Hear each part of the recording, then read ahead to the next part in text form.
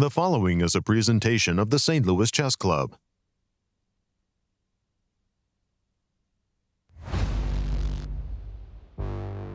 The final leg of the 2022 Grand Chess Tour is underway at the Sinquefield Cup in St. Louis. Tour leaders face a brutal field as they battle for remaining GCT points. Former U.S. junior champion Hans Niemann fearlessly fought American superstar Aronian, but the legend deftly drew the game. The World Championship rematch of Magnus Carlsen and Ian Nepomniachtchi yielded the same result as their title match, with Carlsen masterfully defeating the former challenger. Magnus has the early lead, but we're just getting started. Round 2 of world-class chess coming up next.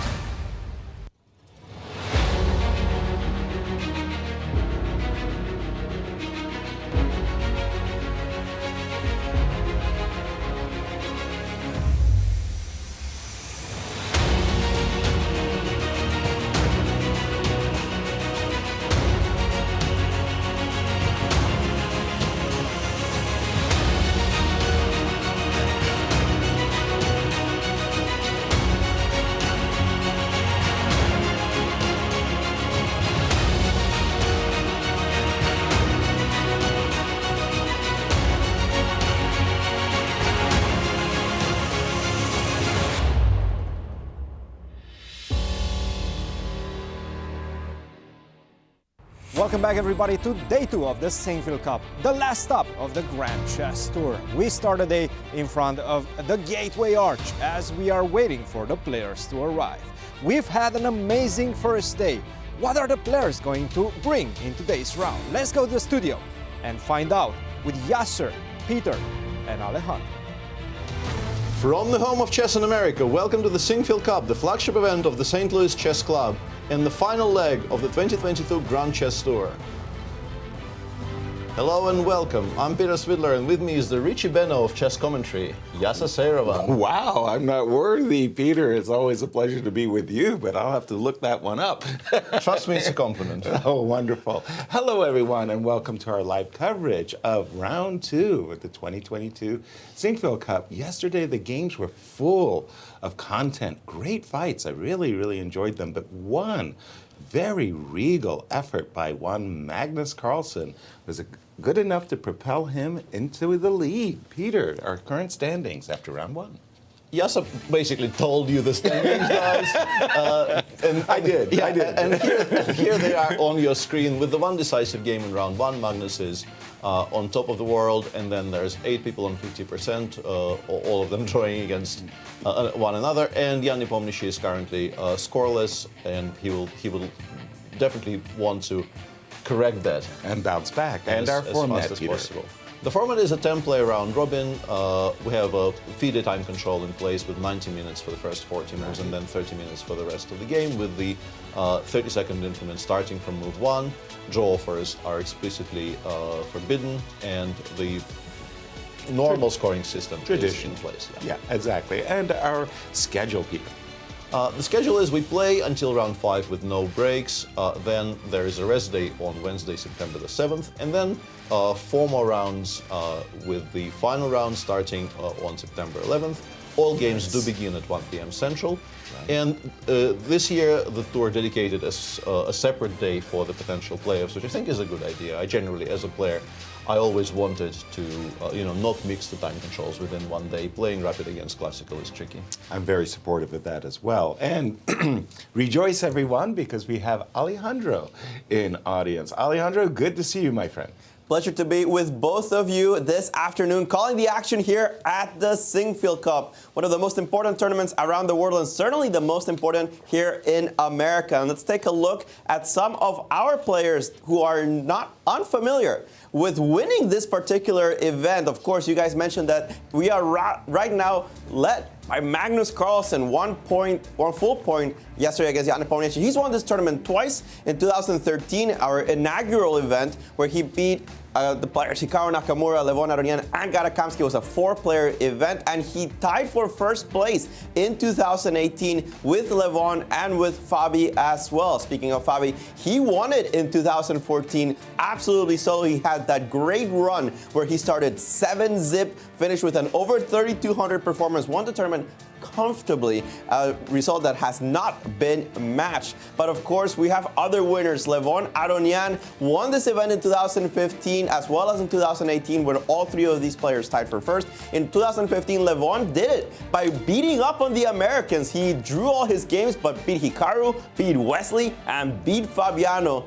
And another player that's won twice in the Sinquefield Cup. Vachier-Lagrave won solo in 2017 after clinching this tournament with a white victory against Jan Nepomniachtchi in Najdorf. And of course, he is our defending winner from 2021. The only person not in this list, because he's not participating in this event, is Ding Liren, who won it in 2019. Meanwhile, Wesley So is the player that won in 2016, but has not won since. And I have the feeling that, well, our woman grandmaster, resident media specialist, Anastasiya Karlovich picked Wesley to win the tournament, and it might be to even things out. Anastasiya, welcome. It's a pleasure to be here, and yes, you're absolutely right, Alejandro. The idea was to pick up Wesley So, hoping that he will make it twice as the same as the other winners, as Magnus Carlsen, as Fabiano, and the others. So I hope I'm really rooting for him in this event. And we actually have Saturday today, and expecting many spectators, many visitors for St. Louis Chess Club. Unfortunately, they cannot enter the playing venue, but all of them, they gather in the club, they play some chess, and of course they follow the commentaries of your team. And yesterday we had really great spectators, VIP guests. We had Robert Thomas from St. Louis Blues, and we also had another VIP person, the rapper, American rapper Logic, with such a great name, his chess name. So they played some games against each other. They also visited the playing hall. They met with players. And we also had this cute kid whom you can see now on the screen. He was waiting from the morning to catch Magnus Carlsen and get his autograph, and he succeeded at the end. So we're expecting lots of action today. And please follow our Instagram and our Twitter accounts, our social media of St. Louis Chess Club and Grand Chess Tour, because you will find there lots of information. And I'm coming back to Peter and Yasser because the second round is about to start. Anastasiya, thank you so much for all your work, and I know that you clobbered them in Bughouse, so that was a good job. And Peter, lay the table for us for this round two. Absolutely. The pairings, as will be the case every day, as we see people actually waiting to get wanded. Not only getting wanded, but the lineup, they're backing up. Waiting to get wanded there. As we see Ali Reza waiting his turn. Yeah, but there they are, the pairings for round two. Hans Niemann with his second white in a row, very kind of a warm, welcoming start for the tournament for him. It's Exactly. nice to have a bit of a safety cushion there as somebody who's never really played these fields in classical chess before. Right. Fabi is white against Dominguez. They've worked together in the past, so they know each other pretty well. Right. Jan Nepomniachtchi plays against Firouzja. A very interesting pairing in which Jan generally seems to be doing well, but Alireza is on a very hot streak right now. Indeed. Aronian versus Carlsen they're nearing their 200s game against each other if you count all formats. Yeah. Wow. A fantastic volume of chess played between those two. And Vachier-Lagrave plays white against Wesley So. And as we were coming into broadcast, you were mentioning that MVL actually has a pretty dominating score. It's Peter, remarkable. It's truly remarkable considering how strong Wesley is and also how solid Wesley is. But Wesley doesn't really lose games of chess very often. No, he doesn't. But not only is the score 6-1 in favor of MVL, we checked, and Wesley won that one classical game that he did win against MVL in 2022. Right, this year. So it used to be a 6-0 score in MVL's favor until very recently, until the Grand Prix in the spring. The players are going to be fighting for 2 weeks, and what are they fighting for, Peter? The prize fund here, as you can see, is about $350, and the first prize is $100,000, a very nice prize for the winner, 65 for second, 48 for third, and all the way down to 10.5 for the last place. And of course, there's a separate purse for the winners of the GCT Tour, which means that those GCT points on the right are also incredibly important. Very crucial indeed. And big shout out to Brian Priester. He's coming back with another Brilliancy Prize, Peter. Absolutely, and this is a tradition which I think existed in most top tournaments at a certain point, Right. and then started gradually disappearing, and it's very nice to see it supported back. supported here by Brian. Yeah, it's his effort to preserve it, and we're very grateful for that.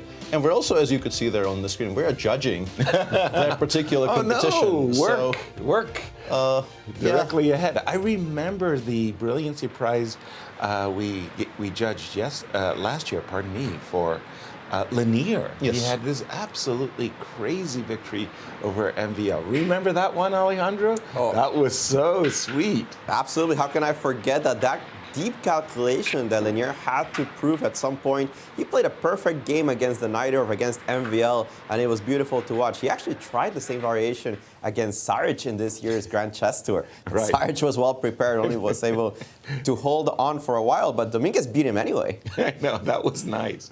That was nice. So there we see the butterflies as the players take their seats, they get ready. Now, this pairing in particular, Nepo, coming off a loss, feeling that angst to get back into the tournament groove with a victory, and yet he's going up against a very hot player, Peter. Absolutely. What's the, how do you say, the psychological, well, first of all, Magnus, world champion Magnus is arriving. Let's see how he gets wanded through. Yeah. Sort of, to a degree, maintaining that tradition that I saw.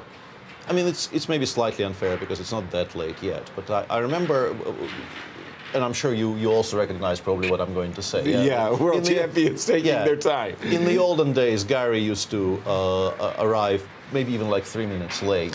Maybe more, 7 to 8, in fact, because there was the 5 minutes for the photographers at the start of play. To avoid the crush and to avoid the people swarming his board to take pictures from extreme close range, which does sometimes actually upset your concentration. But Magnus there, still with plenty of time. He's an old veteran at this kind of stuff, so it really does not bother him. But once you get into your mindset of like, okay, let's play chess, you really want the photographers to leave you alone. Although, yeah, we all learn to tune it out fairly successfully, because otherwise, playing in public becomes a problem if you can't. If you can't successfully tune out these Let me press you a little bit about the Nepo Firouzja game once again, because the underlying tension, the dynamics of Nepo having lost his first game, and meaning that he's got to bounce back. How does he put pressure on Alireza? I think it's, so much of the very, very elite chess of which this tournament, of course, is a very, obvious representation, is heavily opening related. So not everything is in your hands there, but I think it's good for him that he plays Alireza specifically, because Alireza so far does not have the greatest record against him. These things do play on people's minds a little bit. And he's won some important games against Alireza over their somewhat short history of meeting, and he gets to play, by the looks of things, he gets another to play Catalan? a Catalan, which I think he will enjoy.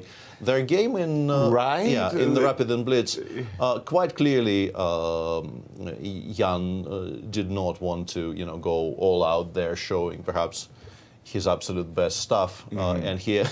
For a brief moment there, he was significantly worse. Yes, he was. And that game ended in a draw. Out of the opening as well. We do, in fact, have a Catalan on the Jan versus Alireza game. And again, it was a very dissatisfying look, as I remember Nepo being slightly worse and then struggling to make a draw, which he did do. No, eventually he even pushed for a little bit. But yeah, there was, and Alireza in that game played d-take c4, bishop g2, c5, which is, everything in the Catalan these days is heavily theoretical. Catalan has become a very, very mainline thing that a lot of very top players are doing. So there's plenty of theory to go around. But this does have, I want to say that does have the advantage, but I don't know if it's an advantage necessarily, of getting a lot of pieces off the board quite quickly, and the resulting endgames might look exceedingly dry. Right. But they're not always as empty for white as that particular game between these two players may have made it look. as we get into the start of round two. Anything in particular caught your eye, Alejandro? I'll be taking a look at this game between two players that you mentioned, Peter, know each other very well. Fabiano Caruana with the white pieces against Lenier Dominguez, specifically in a variation that they worked on together. And I know that they worked on together because I was also part of that team. We all worked together in this particular file of the Petrov, this knight c3 Petrov, specifically against bishop e3 playing knight d7, knight f6.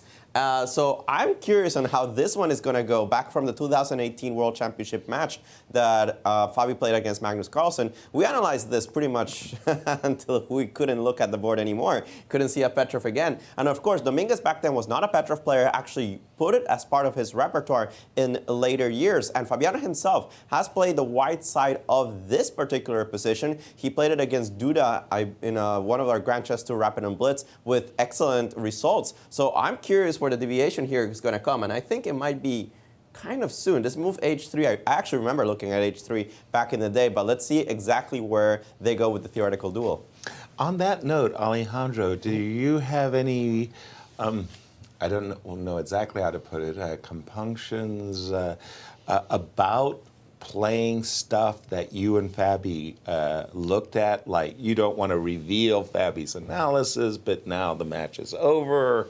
You come up with some great novelties. Did you get a chance to use them, or were you reluctant to use them? I don't play chess that much. That's what it comes down to. Okay. I don't have the opportunity to be using a lot of those novelties, but even if I did, I try not to go into variations where Fabi and I looked at something. And also, and not just Fabi, but any of the students that I work with, including my university students. They're strong 2,600 players, and when they play against elite in elite events like the World Cup, even the Sinquefield Cup, I don't use their repertoire and I don't use their files. But that being said, I think that after 2 years, most of those files are just... Right. You know, they're completely obsolete. New engines come in. They put so many holes into these variations that it has to be redone anyway. So I think like a 2-3 year margin is more than good enough. Perfect. And for you, Peter, too, for example, Yeah, you work with Vladimir Kramnik. I've had those situations come up, and yeah, there's definitely a time lapse on these things because, as Alejandro said, like in the used by such and such a date. I mean, sometimes those things are even sort of codified in the agreement you have with the person you work for. But even if it's not, I think there's a general understanding that some ideas are more important than others. But I don't know, within a year, if it's not used by then, you have to assume that it's now sort of public domain, and it will be discovered if it's not used. The boss should not be upset if you actually show it in an important game. And I mean, you probably shouldn't be playing it in a random blitz tournament, but Sinquefield Cup is it's pretty prestigious event. Plenty strong enough to be showing your best stuff. Yeah. Time to roll it out. We have a Bogolyubov game between Levon and Magnus. As we came in, you said they've passed 200 games in different formats, whether it be blitz and rapid and classical. The Bogo, bishop b4 check. I remember queen e7 was getting a very nice workout back in the day, as was a5 and even c5. All of those things I associate much more with the Bogo than the move bishop takes d2. Bishop takes d2 is a bit of a... it's weird to be saying newfangled about such a kind of a bare bones system where Black says, yeah, we'll have a solid position. I'm not really trying to do anything fancy. Right. I'm trading this bishop away to make my castling faster, but my structure is somewhat more passive. My bishop on c8 will be slightly worse, or maybe even not slightly worse than the bishop on g3 or wherever it lands. Right. Honestly, my initial reaction every time I see something like this is this cannot possibly fully equalize. Right. But then I saw Ulf Andersson back in the day playing it as a religion and nobody managing to defeat him. Yeah, but that is exactly the point. The point is, if you trust yourself to play these types of slightly, stolid... it's the second day in a row I catch myself almost using the word boring to describe a chess position, which I generally don't do. But these are not very exciting positions. We have to be honest with ourselves here.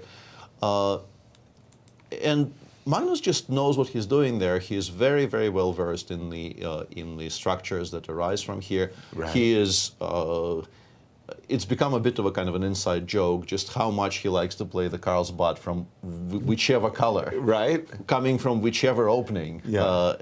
And because black has Queen E7, I think, is, as Yasser has already indicated with arrows, is very much aimed at, if allowed, playing Rook D8, perhaps taking on C4, playing C5, just liquidating everything along the D and C files.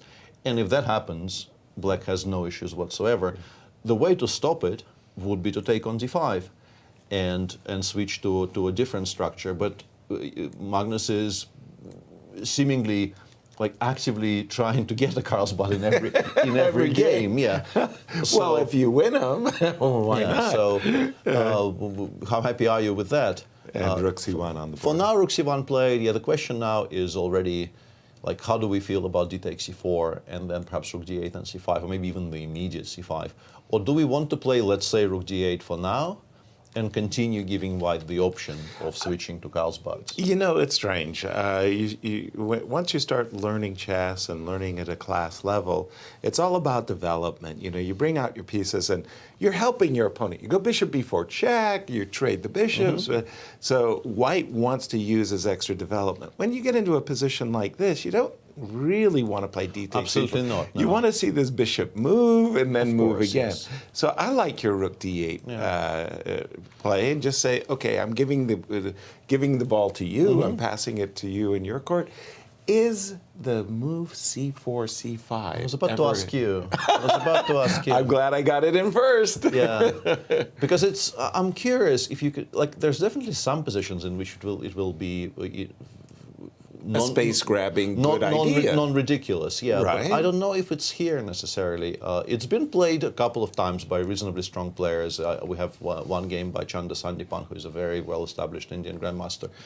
But it seems to me that this may be slightly off point. Even the immediate b6 followed by a5 followed by trading everything seems playable. Again, this is a Rook d8, c5 and space grab. Yeah. And you were saying black can reply to it in two ways, I think. One is this, which is very concrete: go a5, and then we try to take. I mean, if you play a3, which maybe is not forced, but if you do play a3, I take on b4, I take on c5, I play bishop a6, I guess, to get rid of that bishop on c8. Not waiting for me to move my bishop, but going and immediately. And this feels like it shouldn't be very much, right? We did gain some space, but a lot of pieces will come off the board.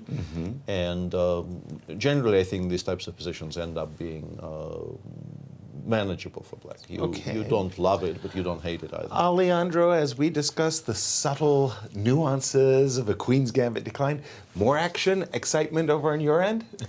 Let's take a look at the Hans Niemann game here against Shakira Mamedyarov, because I mentioned yesterday that Hans loves these crazy imbalanced positions, and when I saw his matchup against Mamed, I thought these guys are going to be in for a fight. And in for a fight, we are going to be. We had this English with the 4 knights, and Yasser, you were mentioning yesterday in passing, you passed my board at some point, you were shocked that the move e4 is currently one of the best moves in this position. But truly. It truly is, and a lot of theory has developed from this position, and a lot of it is crazy. Let's take a look how this game proceeded. Bishop c5, and the entire point of this setup for white is to take on e5 in this position, take advantage of the fact that if you take on e5 right away, then you have the move d4, regaining your piece and gaining some space in the center. What's the downside? Black has this move, bishop b4, and after pawn takes e5, this capture on e4 immediately puts pressure on the knight on f3, on c3, sorry.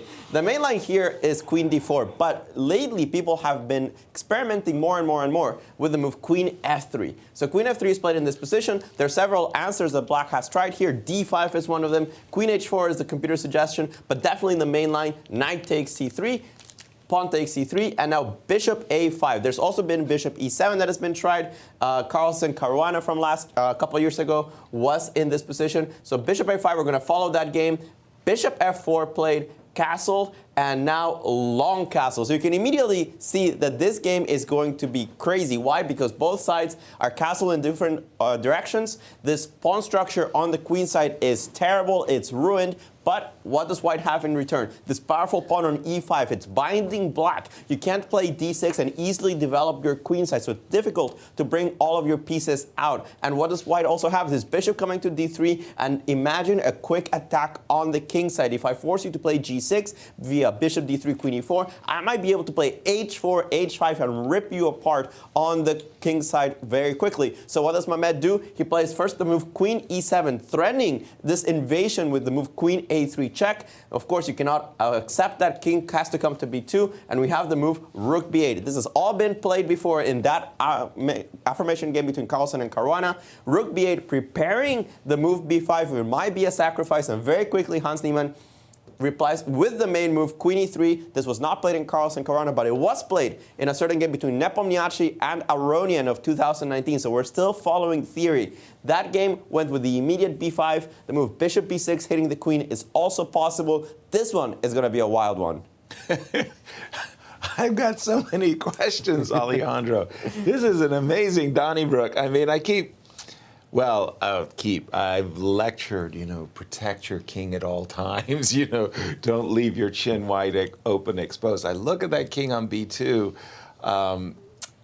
Peter, and what can I say? Modern chess? Yes. What is this?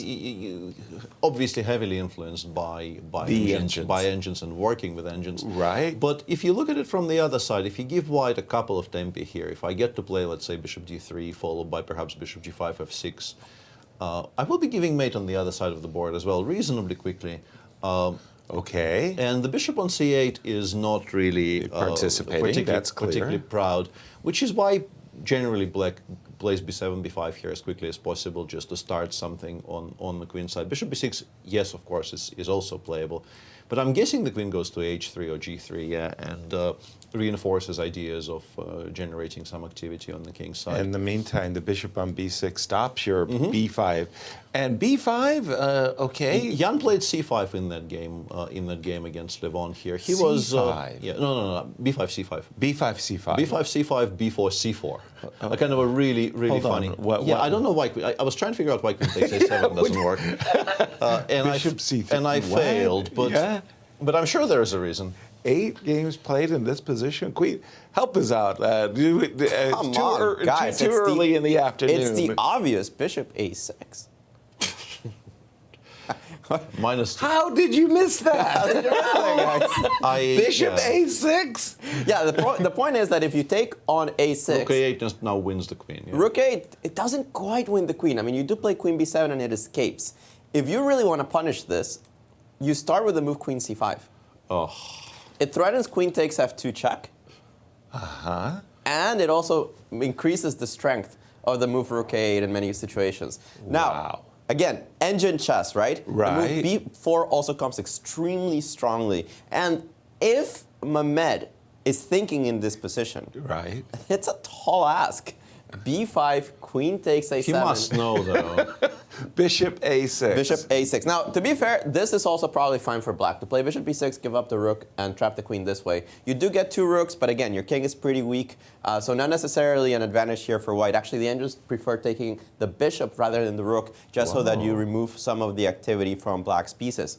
But after queen e3, b5 is certainly the most challenging move. Let's try to continue that game that you guys were mentioning between Jan and Levon. c5, b4, and you mentioned c4 in this position. Now, of course, this has been reached several times. Considering the strong ratings of everybody that I see in this list, and considering that I don't recognize anyone, it must be a correspondence database set of games, which is cool because that means that engines are looking at this position. And 100% of the games go with the obvious move, b3.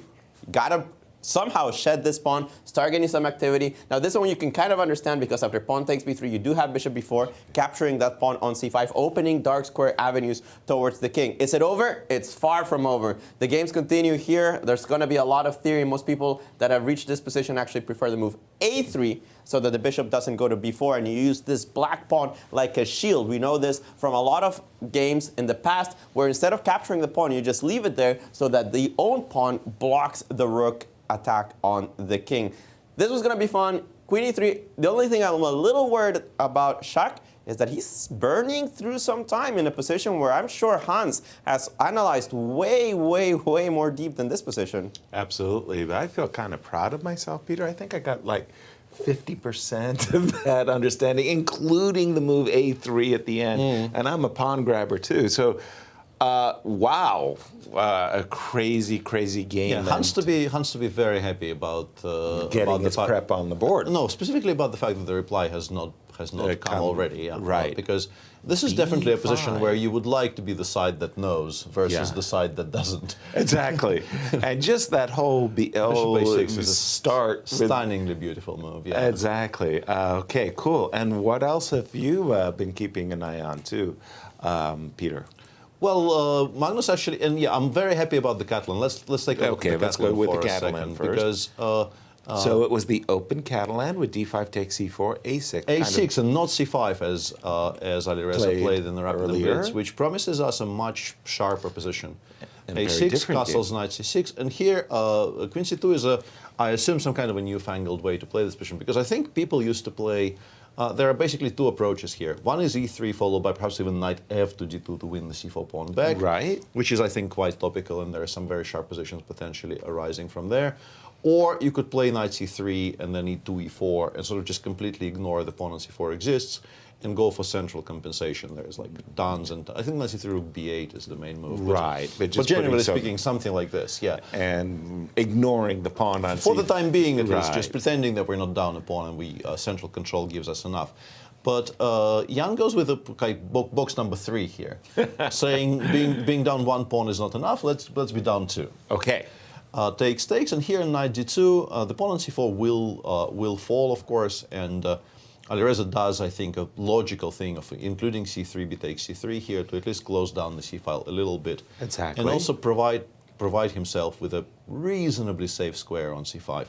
It's not that safe, but I think it's much better than it would have been if we didn't include c3, b takes c3. Agreed. And Jan appears to be thinking here, as far as I can tell, this position cannot possibly be a new one for him. I think even I have seen this. I haven't analyzed this, but I have seen this. And for somebody who is very seriously playing the Catalan these days with the white pieces, this cannot be a surprise. Exactly. I'm guessing he's trying to figure out exactly the move orders.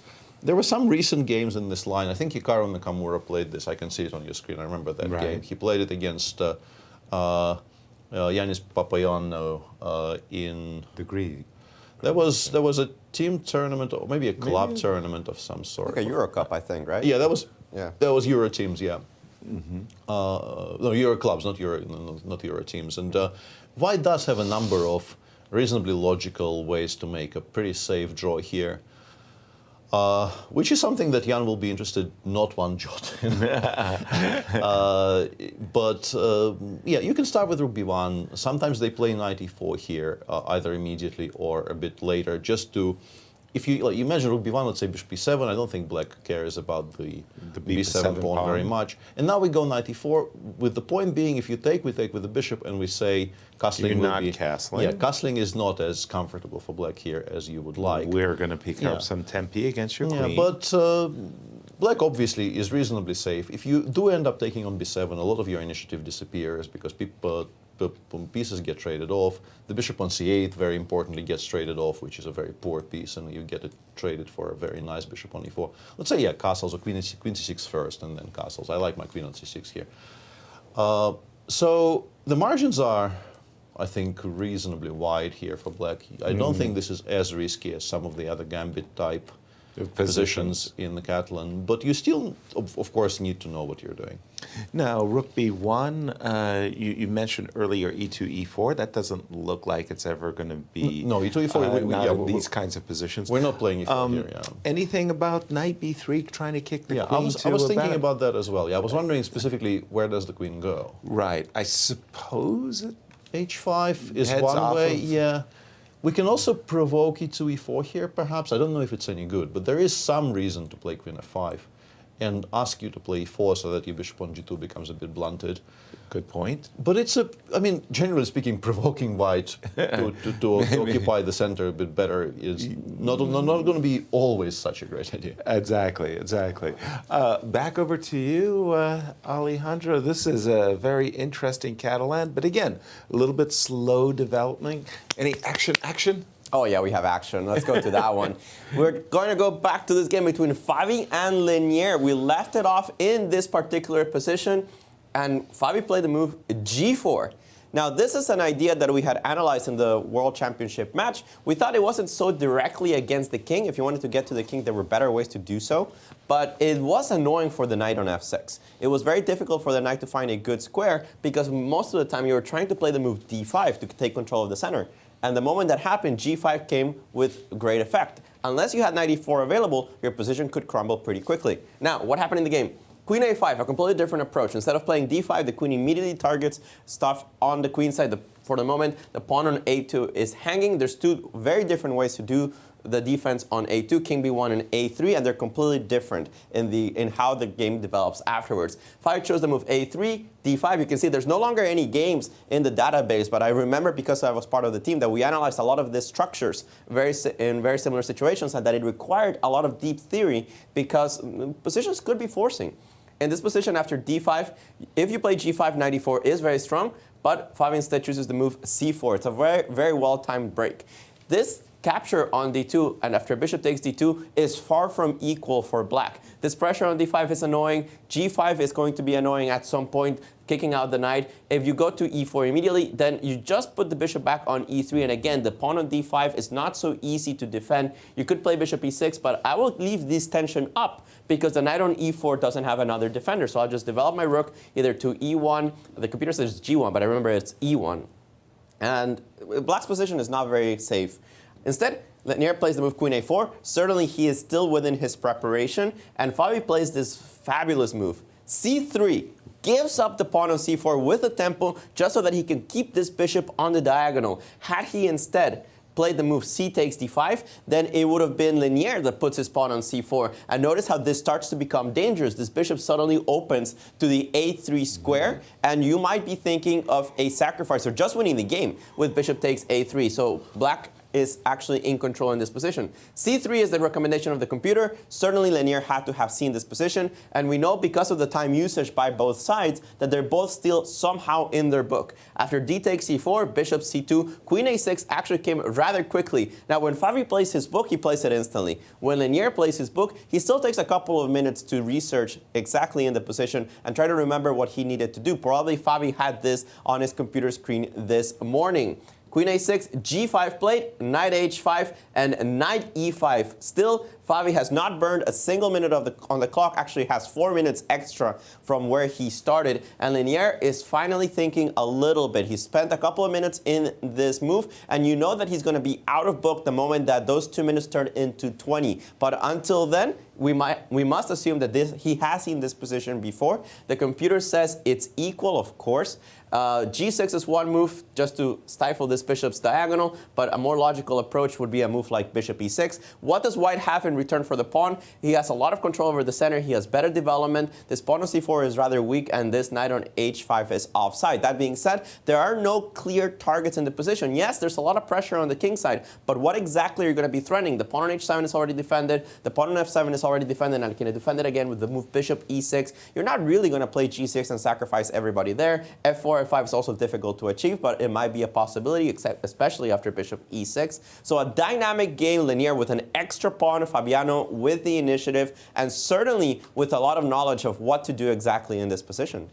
Wow, super double edge, Peter. You just knee-jerk reaction to this pawn sacrifice by Fabi. You feel it doesn't. You feel good for white? Well, if I didn't know anything, like if I couldn't see the clock situation, if I didn't know the names below the screen, you know.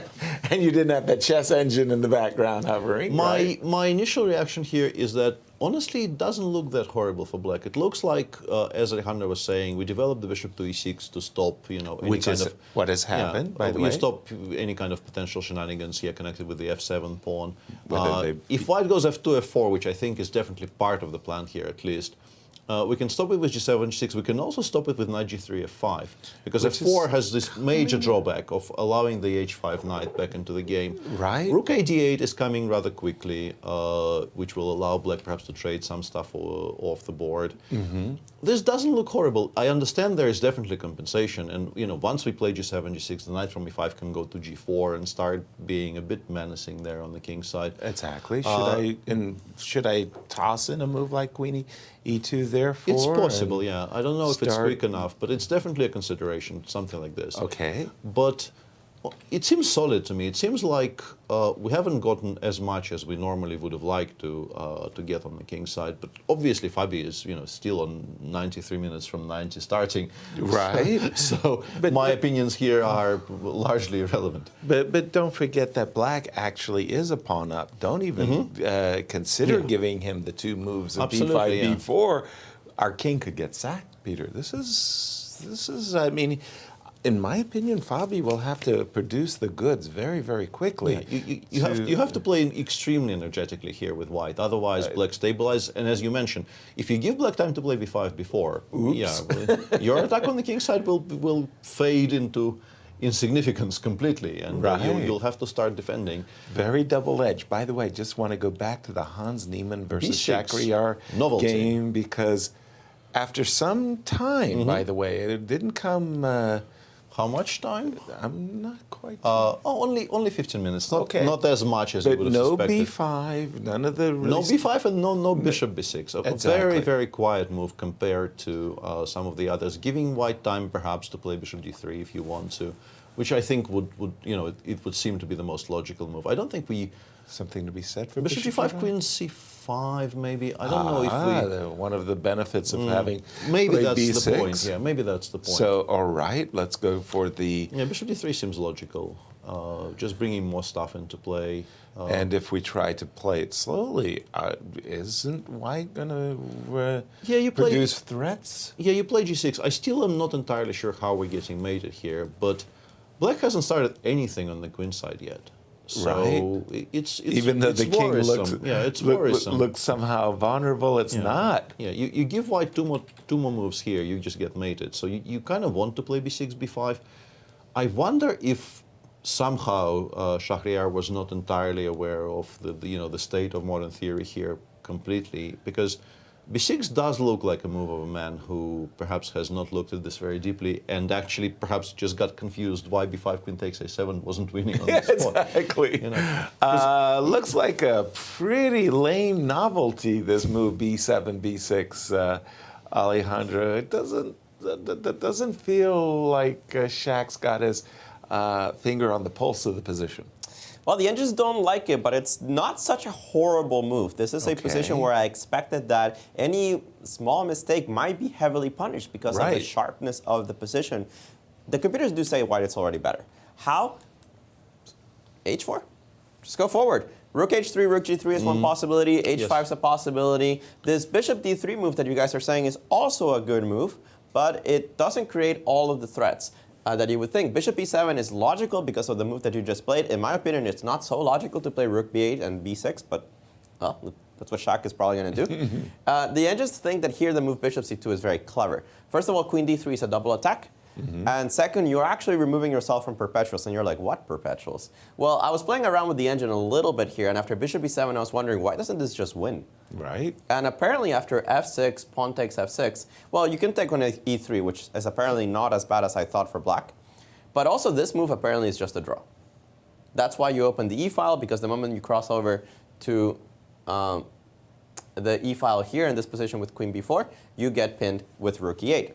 So this somehow draws the game immediately, and it just shows that black actually still has a lot of resources, despite the fact that he played a move that, as you said, Yasser, it's a little on the slow side. It's kind of lame. h4 in this position makes a lot of sense in my view. Of course, after h4, the engines want to go b5. But things that are not going to happen. And bishop d3 is, of course, what I think is the more human move. Yeah. Thanks for the chuckle. By the way. Yes, I was going to say. We clearly are, suffering here from. We're actively trying to, kind of replace this, move this game away from our field of vision. No, it's there. We have to see it. Yes, we have to mention that these guys are playing. Come on, let's go, guys.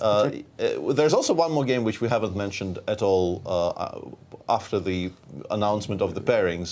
The game where MVL is white against Wesley So. Let's do it. Yeah, we're just going to get straight to move 19. I'm not going to. This is a Berlin endgame. I assume most of you RG viewers know how the Berlin endgame appears on the board. of the three of us, perhaps Alejandro has some idea of what the current state of the opening is. I lay absolutely no claim to knowing anything about this. Right. I mean, my knowledge of the Berlin endgame is as follows. And thankfully, nobody with white tests black on the Berlin endgame, so I don't have to learn it. that is the current state of my theory on it. But luckily for us, you know, with the movie 5e6, which just has been played on the board, the situation, you can finally use common sense. Black will take on e6. The question is how you take on e6. I think generally Black likes in these types of positions to get as much stuff off the board as possible. Let's do it. So I wouldn't be surprised if Wesley actually takes with the bishop, and then maybe even the rook. And then white takes on e6, takes on c7. And this is actually, I was about to say, but it's a straight transposition to a game which I have very, very painful memories of. Really? I knew it looked similar, but I didn't know it was the exact same position. This is a game from 2012, a game between Alexander Grishuk on the white side and Sergei Movsesyan on the black side. And the reason I have painful memories of it is that it was, I believe, round 6 of the European Club Cup. And Sergei Movsesyan was playing for my club from St. Petersburg.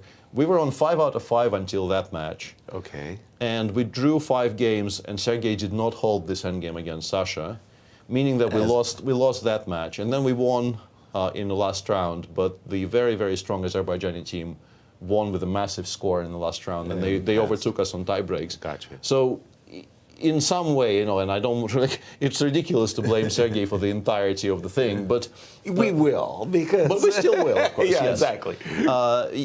Basically, that one loss cost us a very, very clear win in the European Club Cup, yeah.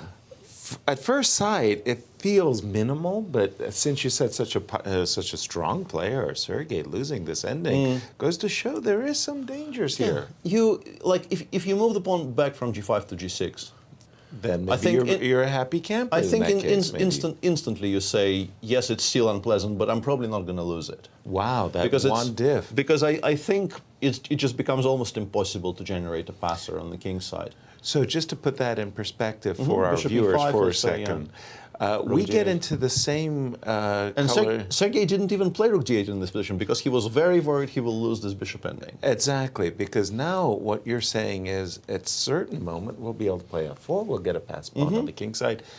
Thanks to the fact the pawn is on g5, we put it back on g6, and maybe it's easier. No, this bishop ending becomes just dead drawn if it's on g6. I'm pretty sure there's just no winning chances. So yeah, this is something I've seen before, and I'm pretty sure it's holdable with precise play, but it's also not very much fun. Exactly. And it's very, very possible to lose this, as is evidenced by the fact that it had been lost. Which begs the question, why then would Wesley be so willing to, maybe I can improve the idea and maybe just keep this in abeyance for a moment? And play g5, it might become a weakness, though. Yeah, you could do that, and bishop takes, we'll see in a moment, because Wesley did take with the bishop on e6. I'm pretty sure knight takes e6 will happen. Right. Leaving the bishop alive seems illogical to me, and then we will see what Wesley prefers, 4 rooks or 2. I'm just suggesting that maybe I'm a bit worried that, like, in this position, like I take, and I play, I don't know, rook e4. And then I've got weaknesses everywhere, I start immediately hinting that like rook d4 might be. I was going to have to get rid of that one, that second rook. Takes. I'm assuming I recapture with the king, just for whatever reasons. reasons. King h2. I don't know how happy you are about all of this. Yeah. I'm definitely not happy. You have bishop h4, but it might be losing to f3. Right.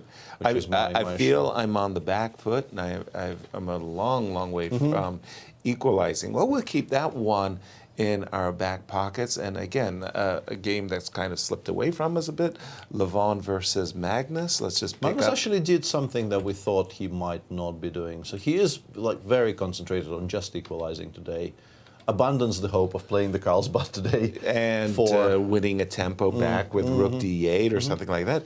But rather going into a Queen's Gambit accepted kind of ending where it's 4 versus 4 on the king's side, 2 versus 2 on the queen's side. And these types of positions are, of course, if black finishes development, there's never anything at all for white. Like if you imagine black playing bishop d7, e8, rook a c8, like you're completely fine due to the absolute symmetry and very, very solid structure.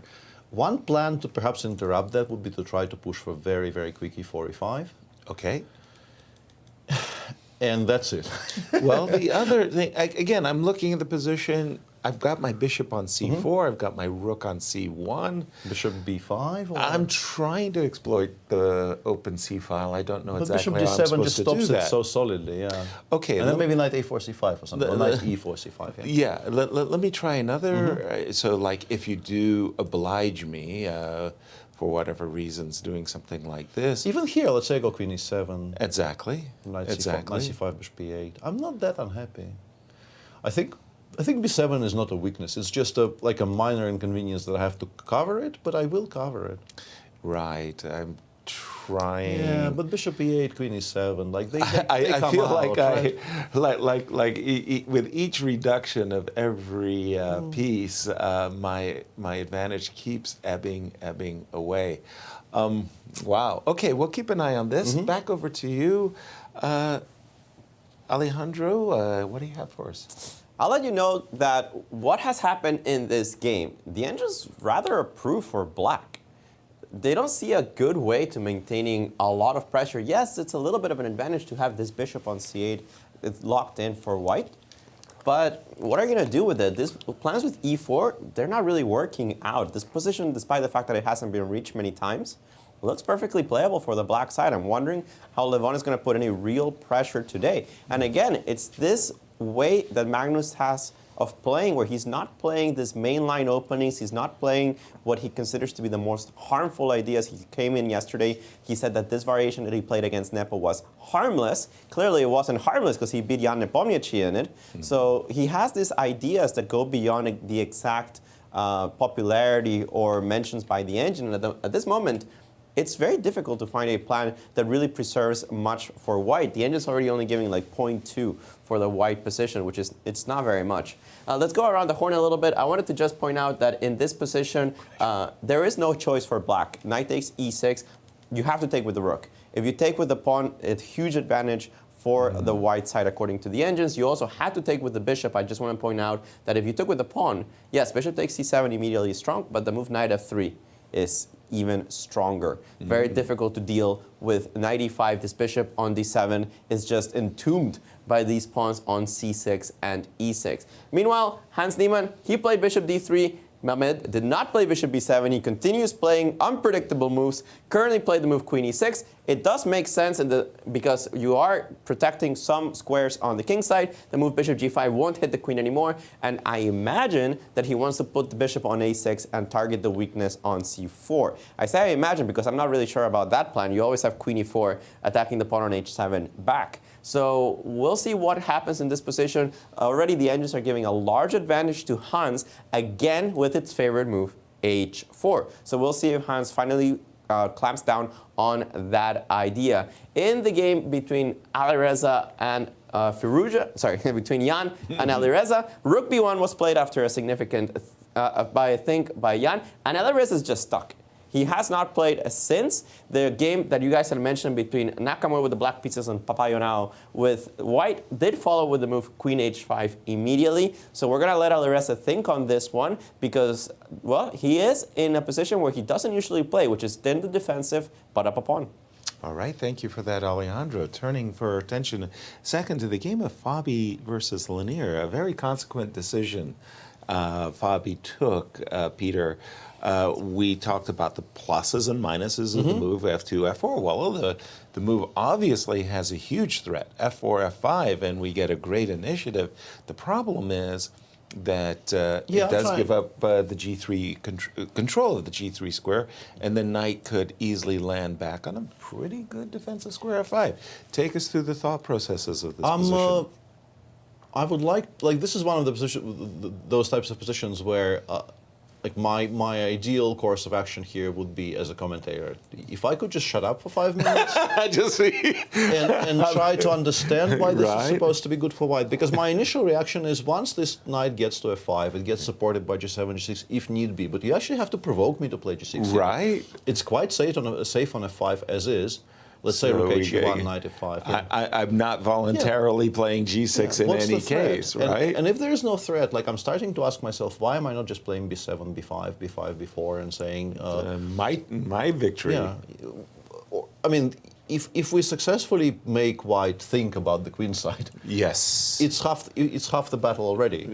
The battle won, in Yeah, fact. and it's very confusing. I understand Fabi is not bluffing here. Fabi No. has some idea, but for Any me, I'm trick- struggling. Yeah, me too. I'm trying to find some trickies It's there. utilizing the knight on e5. It's there. Keep trying. Keep trying. Hey, look at that. Look, we're being encouraged, Peter. Yeah. I mean, and Alejandro's a tough task. It doesn't win. Master. Some But sort of bishop c5, bishop f5, and queen d5. that's exactly it. He told me to Peter. look for it. He told me to look for it. That's the problem. When you're in a tournament game, nobody comes up to you and taps you on the shoulders Exactly, yeah. and says, "Hey, Peter, you got a combination." Actually, that's kind of a pretty one, actually. It's cute, right? yeah, it's cute. But I was prompted. Yes, precisely if so. you prompt me, I suddenly become a much stronger player. You know, it's, well, I still remember this game from Zagreb between Sergei Karyakin. It was this one move win. It was just one move. Sergei came in and they said, "Sergei, show us a good show us a good move." And he went, "Oh." Yeah, and that's it. Oh, okay. Knight f5, bishop c5. okay, we're not forced to go knight f5, perhaps. Maybe we could. But then queen f2, bishop takes c5 is an actual no combo, very straightforward But threat. did yeah. did we make a judgment on that final position? By the way, I mean, did we say, "Oh, what a wonderful combination," and White's got a great advantage? Well, Is that even f7 true? is very important. So we're giving up the bishop on c5. I'm pretty sure we're not giving up Yes, f7 and f5. correct. So let's play. I don't care. Rook e7. Yeah, rook e. Yeah, maybe perhaps rook e7, queen c5, rook a. No, I've blundered the rook there, right? Rook a8, queen e7. Oh, would sorry. be a bit Yeah, painful, yeah. Me too. I did the same thing. Show it for the audience, right? Yes, of Yeah, course. let's- Rook e7. Puzzle rush tactics, everybody. that We've would got a be- back rank made issue. Yeah, that would be quite painful. Yeah. but- Ouch. Okay, so maybe I think it's just that we don't have a good, Bishop- convenient yeah, way but if we play bishop e6, we're also abandoning the most attractive diagonal this bishop has. Maybe you can And we're be kind giving of up maybe you queen. can be kind of bold and play bishop. I got an idea. Or this, How yeah. about this? How about this? I Maybe. guess I mean you're forcing me to play rook d2, but I'm not that unhappy about it. I'm so proud of myself. I got a threat of checkmate in one. Don't you feel ashamed that you've... no, I don't know. And in the meantime, knight g3, rook h1 is on the board. Just to update our viewers, we're actually Yes. we're covering something which could become extremely relevant. Very much so. And here we are. Knight G. By the way, rook e1. Yeah, if you don't move the knight away from g3, G3. queen f2, bishop takes c5 is a very straightforward, very obvious threat that needs to be addressed. Yeah. But Peter, in that case, g7, g6. Okay, again, a move that I kind of reluctant. But if I get you to play queen f2, Bishop c5. I like this. No, this I suddenly very much like for white. In particular, if the dark bishops come off, like knight g4, knight f6 will start becoming a major issue if there's no bishop on say a7. no more. I completely agree. No, this is very enjoyable. That turns south. Wow. A fun position, I must say. Knight g3, rook e1 on the board. Well, do you want the evaluation? Please. Yes, please. I mean, you know the evaluation. Yeah, we know the Zero. 0. Of course. Let's take a look at some of the lines that Please. follow this variation with bishop takes c5. Bishop takes c5, bishop takes f5, bishop takes here, queen d5. Now, believe it or not, black's top three moves are 0-0. Completely different approaches. One, the greedy one, bishop f2. Wow. Forces queen takes f7, knight takes f7 just doesn't work. King h8. And because knight g6 can be met with either bishop or queen takes g6, defending that rook on e8, those combinations don't work. The only move is to take on f5, and bishop takes e1 is playable. You can either take on e1 or play knight f7 check, but somehow white ends up with no more than a perpetual at any point. This looks absolutely terrifying for the black, because knight f7, knight h6 might even be an idea. That's one way of doing so. By the way, we're going straight into that because knight f5, bishop takes e5 already on the board. So let's continue after this. This, queen d5. There's other ways of playing. One is to play queen e6. Queen takes c5 is absolutely forced. And you can just chase the queen away, or you could even take on h3. That is the most computer move in the history of computer moves. You take this useless pawn, opening up the h file for the rook and giving up a free tempo, but the engine says, hey, it's a pawn. And the last one is the one that you mentioned, rook f8, queen takes c5, queen a4, threatening checkmate here and against rook d2, both rook d8 or rook a8. Actually, the computer is preferring rook d8 a little bit more. Seems to keep dynamic equality. And there, the point, I was kind of hoping for white, but then I realized h3 is hanging. The point is we're forcing queen takes c4. By playing rook a d8, we're pretty much forcing this endgame with queen takes c4. Yes, queen takes c4, takes, and then in the end, we win it back on h3. Takes, you give a check just because it's precise. Doesn't matter where the king goes, up or down. You take on h3, and the engines think it's 0-0. It's not bad for black, yeah. Bishop Wow. against knight in an open endgame, yeah, shouldn't be bad. Peter, this is one of the things, and I really do mean to share this with the audience, that I think that computers have had a huge impact, is that they've shown us positions that we might have thought that were bad. They've shown us ways that we can defend them. And in this case, three alternatives for black, including bishop f2, including queen e6.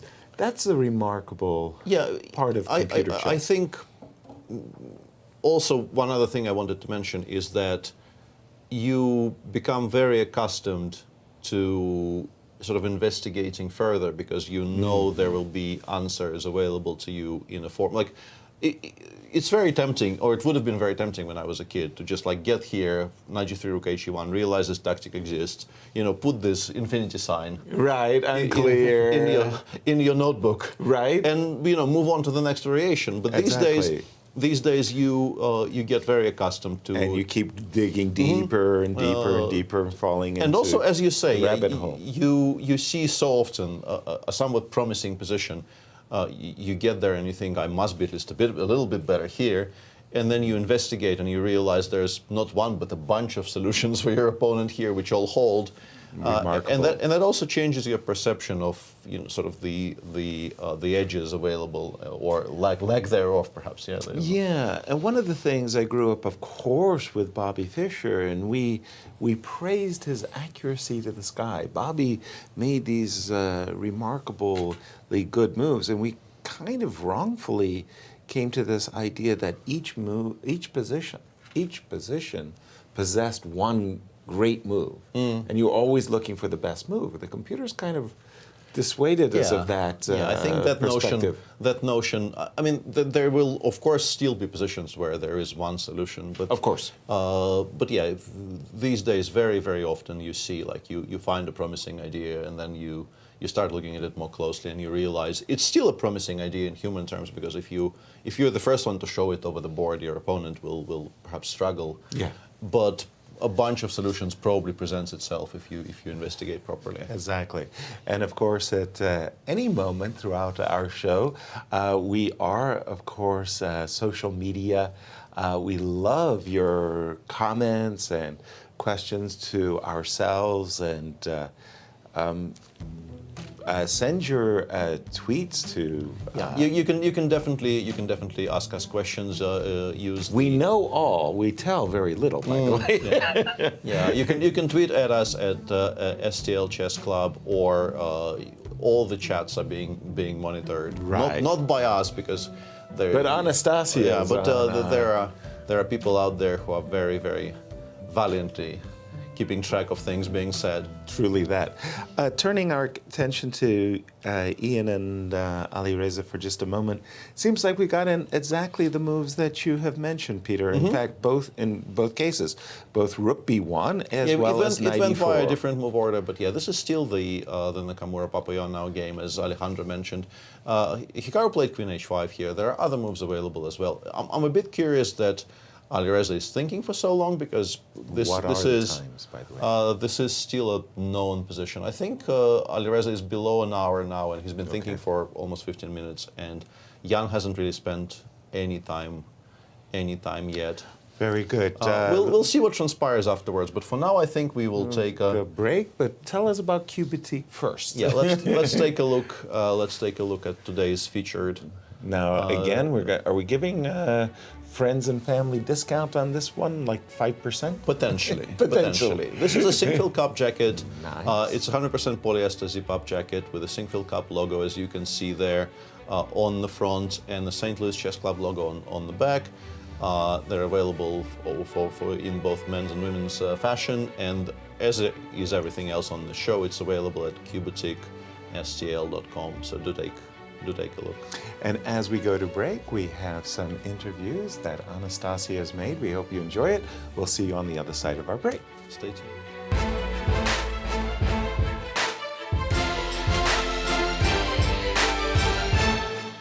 So here we are with American rapper Logic, with such a logical chess name. How happened? Yeah, that's. I probably should have shaved before this interview.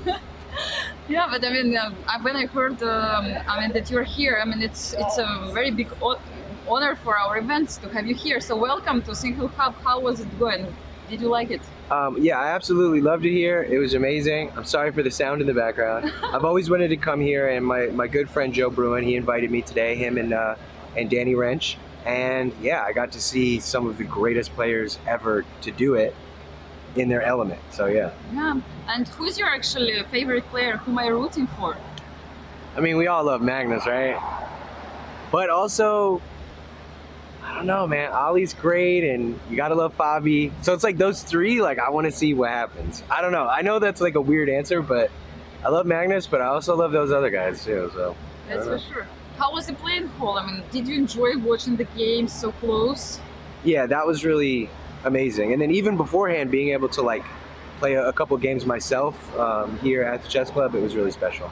Actually, it doesn't happen every day that you play with a hockey player chess. I mean, Robert Thomas was here as well. Yes. And how was it? Who won at the end? He was a real gentleman, and but I took him 2 games. Ah, yeah. That's cool. Yeah. I know that you are going to have a concert, I think today. So Yeah. are you looking forward? Yes, I can't wait for the show tonight. I think it's going to be amazing. Thousands of people are going to be there, and we're going to have a blast. Yeah. Thank you so much. Will you invite also the players? Of course. Everybody can come. Thank you. All the best of luck in the show. Thank you very much.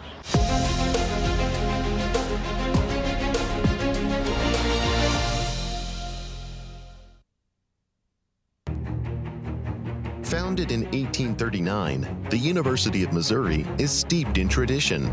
The recently founded Mizzou Chess Program is a partnership between the University of Missouri and the St. Louis Chess Club. Collegiate chess has been experiencing a meteoric rise at the national level. Through its tradition of excellence, Mizzou has always strived for the best. Mizzou Chess is working towards raising the bar by bringing our institution's ethos of respect, responsibility, discovery, and excellence to the chessboard.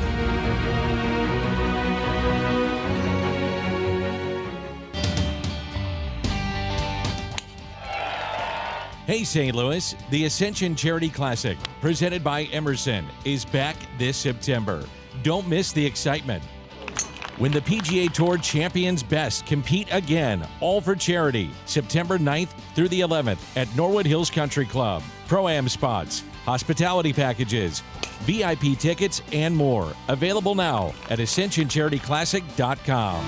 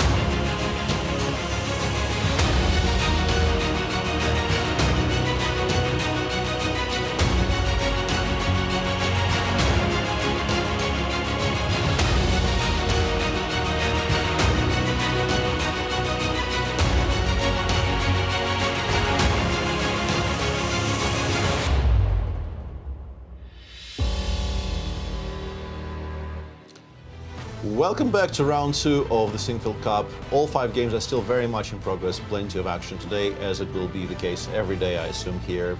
No reason not to assume that. Right. I love the variety of today's games, in fact, Peter. Let's take a look at what's going on. Here, first of all, are the pairings of round 2. And as we've mentioned, we've got good games in each and every one of them. Absolutely. Arguably the game of the round, the one that is the longest standing rivalry among the pairings today, the one between Aronian and Magnus Carlsen, is probably the quietest position of the round so far. Right. There is still something to play there, but Magnus appears to have completely equalized. Everything else is very much up in the air, though, with some very, very sharp positions. But let's talk about this for the moment. What a clash. Yeah, this is a very, very well-known fight. At some point, I think, both of them were, heirs apparent to the throne, so to speak, around the 2012, 2011. Definitely. And the London Candidates in particular, I think, was a tournament in which both of them were considered very, very obvious pre-tournament favorites. And one of them did end up winning that tournament. Levon had a very, very nice first half. Indeed, and then a lot of people forget about that because of faded. that crazy last round. You played your role, but I was there. Definitely, and what that head-to-head clash just showed was their classical matchups. In fact, they probably played upwards of 200 tournament games when you include their rapid and blitz as well. So those two players, Levon and Magnus, certainly have a measure of one another, I want to say. And I think a very, very healthy amount of respect for each other. I think it always is, like the way Magnus approaches those games, in particular, like if we watch what he's doing today with the black pieces, there's absolutely no hanky-panky of any sort. He is playing to equalize. He knows that in a position like this, and you always kind of hesitate to say that Magnus will never have winning chances in a game, because we've seen him win all kinds of positions. But this one is about as solid, but never really ever better for black as you can get, I think, these days. But he's, I think, very safely B3, Queen A5. It's interesting that he chose the A5 square, but I guess it's played with a sort of one eye on the E4, E5 plan, which I continue to maintain is the only way white can get anywhere at all here.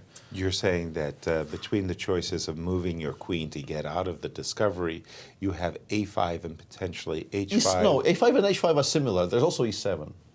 And of course E7, yes, exactly. And E7 is, I think, in terms of stopping E4, E5, it's maybe the least consequential of the choices black has, because it really relinquishes all control over the central squares, and perhaps E3, E4 can be played. Let's take a look at E3, E4 right here, because I understand that I think the engines just say that white is already not better, whatever you do. Right. But I'm curious, how would you reply here with black? My knee-jerk response would be knight G4. I would want to, in particular, control. Oops, sorry, I got my circles and arrows wrong. In particular, I would want to control these two squares, and I would want to play knight G40, so that I could one day dream of playing knight exactly. G4. That would be the dream. I think it's extremely logical, and I think it's once again it shows us why the queen is on A5, right? Right. Because with the queen on E7, I would quite happily, I think, be playing E4, E5 here. But exactly. For example, let's just go back to Queen E7, and here the timing would be altogether wrong. This might just be bad. Oops. This might just be horrible for black. Exactly. Which is why the queen stays on the 5th rank, and Levon has made a very, very not on my radar. Yeah, like it wouldn't be in my top 10 moves in this position. Exactly. I am not sure what this is. Guess again. Queen E2, C4 from the mind of Levon Aronian. And as we were on our break, all three of us were discussing this whole BOGO Indian and how rather confused we were, because Ulf Andersson had been playing the stuff in the 80s. You're just trading off one piece but helping his opponent, and nobody could beat him. And here's Magnus and the computer saying 0, 0, 0s. Yeah. Peter, remarkable. Yeah, it feels like you have to be very, very precise with your move orders, because, as I mentioned, we had this discussion for the first time today during the round, at around move 7, and after E3, Queen E7, we thought this has to be at least a little bit better for white if Right. you play precisely. And then, like 4 moves later, it does seem like completely equal. So perhaps Levon made one slightly inaccurate move somewhere, and it's all gone. Right. Now, I'm going to be very unfair to you, Peter, Yeah. because as you said, Queen in C4 was not even have on no your idea. I have radar. no idea. Help us out. I'm Is giving up. this knight E4 Yeah, ideas? that's the only explanation I like, have. for example, bishop D7, right? I mean, 94, yeah, probably this is the explanation. okay. Let's, But even if you get this, you're not really... Right, exactly. I mean, B8, yeah. give me an indication of what you think the advantage might be. Well, if you could, there is an if you could advantage. play bishop c2 here and provoke g6, maybe you have some hopes. Mm-hmm. But the thing is, queen h5 exists. Also, To begin, bishop yeah. e8 is not forced, so perhaps you can prevent it by playing something like maybe queen b4, rook c4. Actually, I don't mind provoking rook c4. Queen b4, queen e7 here. Just bring it closer to the king side that you are eventually going to have to defend. And if bishop c2 with the rook on c4, I could be maybe even convinced to play f7. Here I start to feel like the queen c4, queen e4 sally does have a purpose. Yeah, but though. also I wanted to mention something. Please. If we go back to the current position, Yeah.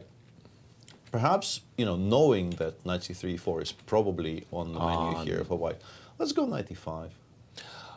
Okay, that takes the game in a completely But different then maybe direction, doesn't queen, it? I think the plan here is queen f4 because I think if you take on Whoa, e5, whoa, you have whoa, whoa, nothing. whoa, my spidey I- sense is oh, yeah, tingling sorry, here. I thought I woke up, but apparently not. Yeah. Good morning, St. Louis. Yes, but then I like knight e5 quite a lot.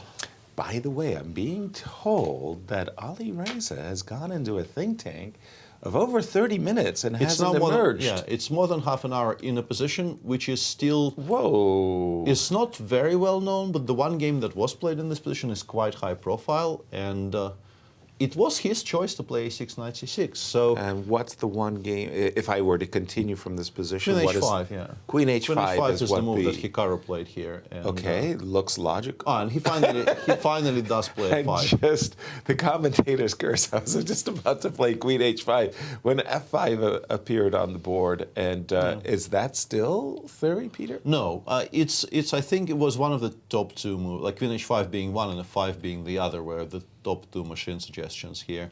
Well, in both cases, what we're doing is blunting the attack against H7 and prepping Yeah, we want to castle short kingside, of castles. course, yeah.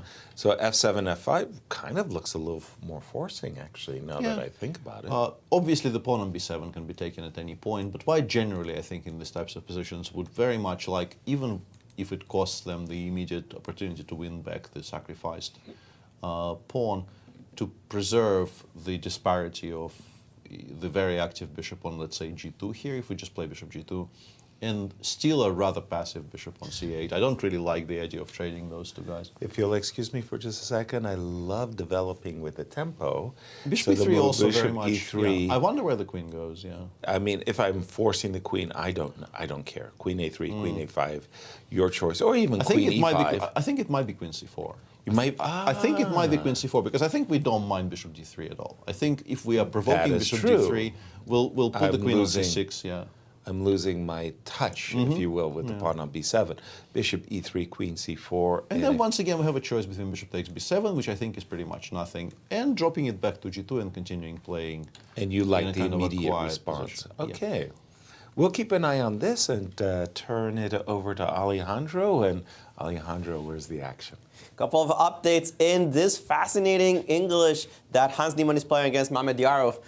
We did get to this position with the move bishop d3. We mentioned queen e6. And after something, Hans decided not to go for this move h4, which was the engine's recommendation. Instead, put the move queen g3 on the board, which is a cagey move because I thought, well, yeah, b5 is possible, as you can see the arrow by the engine, but Mamedyarov already played b6. I don't think you're playing b5 necessarily. I was wondering what about bishop b7 or bishop a6. It immediately loses to bishop g5. Immediately loses, according to the engine. Loses? Yes, loses, like +5. Wow. Bishop f6 is coming. It starts sacrificing the exchange with f5. E takes f6. Rook takes f6. Says, please take my material just so I don't get mated. Instead, Mamedyarov plays a very clever move, the move rook e8, and that means that this bishop is currently stuck defending the pawn on e5, so you don't have the time to do bishop g5 immediately. Now, the move rook h1 is possible, h4 is also possible. Now, funny move that at least I think is funny. The engine's second best move is the move a4. What? Just because you're preventing b5, right? I mean, that way you don't get some of your pieces in play. It's a funny move. I don't expect it. I don't expect this to go this way. But rook e1, I feel, is very logical. I think this would be a very normal way to play after queen g3, since you're able to defend the pawn on e5 and now liberate the bishop on f4. The edges think that with the difference of the rooks, now bishop a6 is playable, and that bishop g5 doesn't win the game immediately because b5 comes here with a lot of tempi. And now that the rook is not on f8, somehow you have different defensive resources. But instead of bishop a6, bishop g5, there's an extra resource here for white now that I brought my rook to e1, and it's to play the move rook e4 and then start attacking on the king side. I have a feeling that bishop g5 itself is pretty dangerous. I'm going to have to look at it with more depth. But even the move rook e4, I think, starts an attack on the king side that can be quite strong. The engines were not in love with the move queen g3 because of b5 or rook e8, but I think it's a rather logical way of playing here for Hans, and I believe that he will follow it up with the move rook h e1 in this position. Thank you for that. One thing that's Alejandro. interesting to me in this entire conversation is that we think, I think understandably due to his age and his pedigree as a modern youngster who plays a lot online, and generally I don't exactly know his coaching situation, but he appears to me from what little I know to be to a large degree not self-taught necessarily, but a bit of a lone wolf studying with machines, right? He's had a bunch of opportunities in this game to play h4, which and resisted each and every one of them. We think that this is so much part of everyday sort of chess parlance these days. The moment h4 becomes a logical move in any position, you kind of make it automatically these days, because you just assume the machine would approve, and you very often will be correct. But he's already passed up a couple of very promising points to play h4, rook h3, rook g3, for instance. And meaning that it's still not as deeply ingrained in players as we sometimes like to pretend. Peter, could I ask you a question that I find a little bit vexing myself? After the move queen e6, right here, I'm looking at this bishop on a5, and I'm saying you're out of the game. You're like the worst bishop I've ever seen. The only way you're getting into civilization is you're going to have it to play b5. So I'm going to play a really look at my pawn structure, and I'm going to even make it worse. I'm going to make it absolutely worse. Queen h3. I'm going to force. Look, I mean, it's abysmal pawn structure. I can't even believe I'm saying this. But at the moment, you're playing a piece down. For the time being, you're going to have to play b5 one day, eventually, and help my. You're gonna repair my pawn structure, and in the I'm not saying that I'm going to checkmate you some beautiful way or anything, but isn't this playing on one goal? I don't think so, but it's definitely playable, which it normally wouldn't be. Like with the bishop on basically any other non-attached player. It would be a great square. If that bishop is on any kind of other dark square where it doesn't get taken immediately next move, f8. Black is instantly probably winning, not even better, but winning. With the bishop specifically on a5, I agree with you, this looks playable, and I can't immediately find a way to, let's say, solve all of our issues tactically. But I don't think anybody plays good h3. No, but I'm just saying you kind of start to understand where I'm going here. Absolutely. There is a half-open d file. There are moves like bishop f5, maybe bishop c2, bishop a4. You could easily find yourself playing a move like d6 and hoping for in some positions. Absolutely, and it's a good thing to show on the board here, because it's very, very rarely that you will be able to make a move like this and not instantly be in deep trouble. Exactly. So it's good to demonstrate this for the viewers, just as a kind of a very, very stark focus on the bishop on a5. And the other thing that was really funny to me was during our break, it reminds me of the way I bowl. I mean, I bowl and I don't hit the pins. I hit the gutter. And what I mean to say is, in this particular variation, it's a kind of a funny example of this bowling ball B pawn going all the way up the pawn. And it just gets ignored. It gets ignored throughout. It gets ignored. It just it's a gutter ball all the way up to B3 and no trades. And yet, I find the position attractive for white. Yeah, even with the pawn on B3. This one is very unclear, but yeah, I can see why I would maybe pick white as well. It's a very, very strange position to judge. And because Shaq took so long in the opening and Hans was playing pretty much his... What's the time? Did Hans catch up with Shaq, or is he enjoying? No, Hans is actually behind on the clock. No way. As far as I can. Let me check this, because this seems counterintuitive. No, it's correct. Okay. So hang on a second. So Hans played everything instantly up until Queen E3. After Queen E3 had 2 minutes up from the starting allotment. Okay. He took 15-ish minutes to So play he bishop went D3. from 90 to 92. Yeah, and then he spent like 14 minutes on the move bishop D3, and then he spent 25 minutes on the move Queen G3, and he is already 15-ish minutes in the tank after Rook E8. So He slowed down. in a way, you can argue that B7, B6 there was like a qualified success there for Shahryar. It may not have been the best move in the game. I think we pretty safely can maybe even dispense with the qualifiers. Right. Was not the best move. It was not the best. Was not the best move. But it made Hans think. Okay. It switched Hans from, I'm just repeating my analysis, haha, you, Yeah. to what is going on here. And he's providing decent solutions, but he's burning a lot of time. And you can imagine the most logical move, Rook HE1, does Right. need to be considered very carefully, because remember this bowling ball pin you were mentioning, Yasser? Yeah. Try it again on your board. Right, and in this case, with the rook on E1, excuse me, the bishop... Shockingly might be playable anyway. A3, bishop E1, rook E1, I don't necessarily hate as much maybe as I'm supposed to be hating this. Because my king now is extremely safe on B2 with this pawn on B3 in front of it and the dark square bishop gone. And then maybe we can finally switch to giving mate on the king's side, you know? Chess is tough, Alejandro. I mean, wow, you just gave up the exchange. No, I assume I'm incorrect. But Right. like in a blitz game, I will... 0-0. Ah, okay. 0-0. And here I'm sitting there, you know, besmirching this bishop on A5, saying you're the worst piece in the world. You just took a whole rook with this bishop, this offside bishop. But speaking of preparation, Alejandro, how are Fabi and Lanier doing? Because it seemed to me like both players knew what they were doing up to this point. Yasser, when Lanier gets surprised in the opening, you know exactly what happens.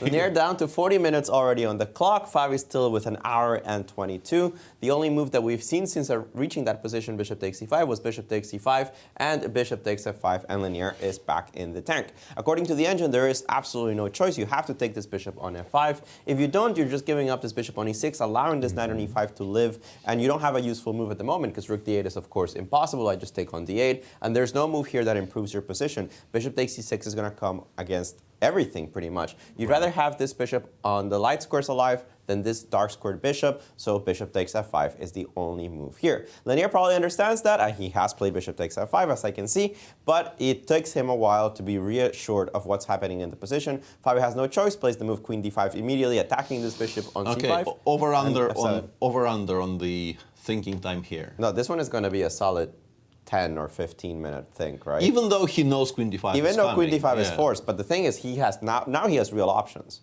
Right, We went through including them. bishop f2. Bishop f2, which I don't imagine he'll ever play. Rook f8, which I can imagine somebody playing. And queen e6, which I can also imagine somebody playing this move, queen e6. Bishop f2, I don't think so. Maybe he'll calculate it to a draw. Perhaps he can be influenced a little bit by their game in the American Cup, which was very similar from the psychological sense, where Fabi comes up with a preparation, and then Lanier has a bunch of choices, and they all kind of look similar, but one of them was a forced draw. And Lanier was almost there in his calculation, like almost reached the end of the variation of the forced draw, but he didn't make it all the way. And he decided not to go for the line. He ended up playing something else, was tortured for forever, and ended up losing the game because he couldn't defend on like the 60th or 70th move. So a little bit of shadows of that game in which Fabi again out-prepares his opponent. It doesn't necessarily mean that he gets a better position. It just means that he's putting the pressure on the board somehow.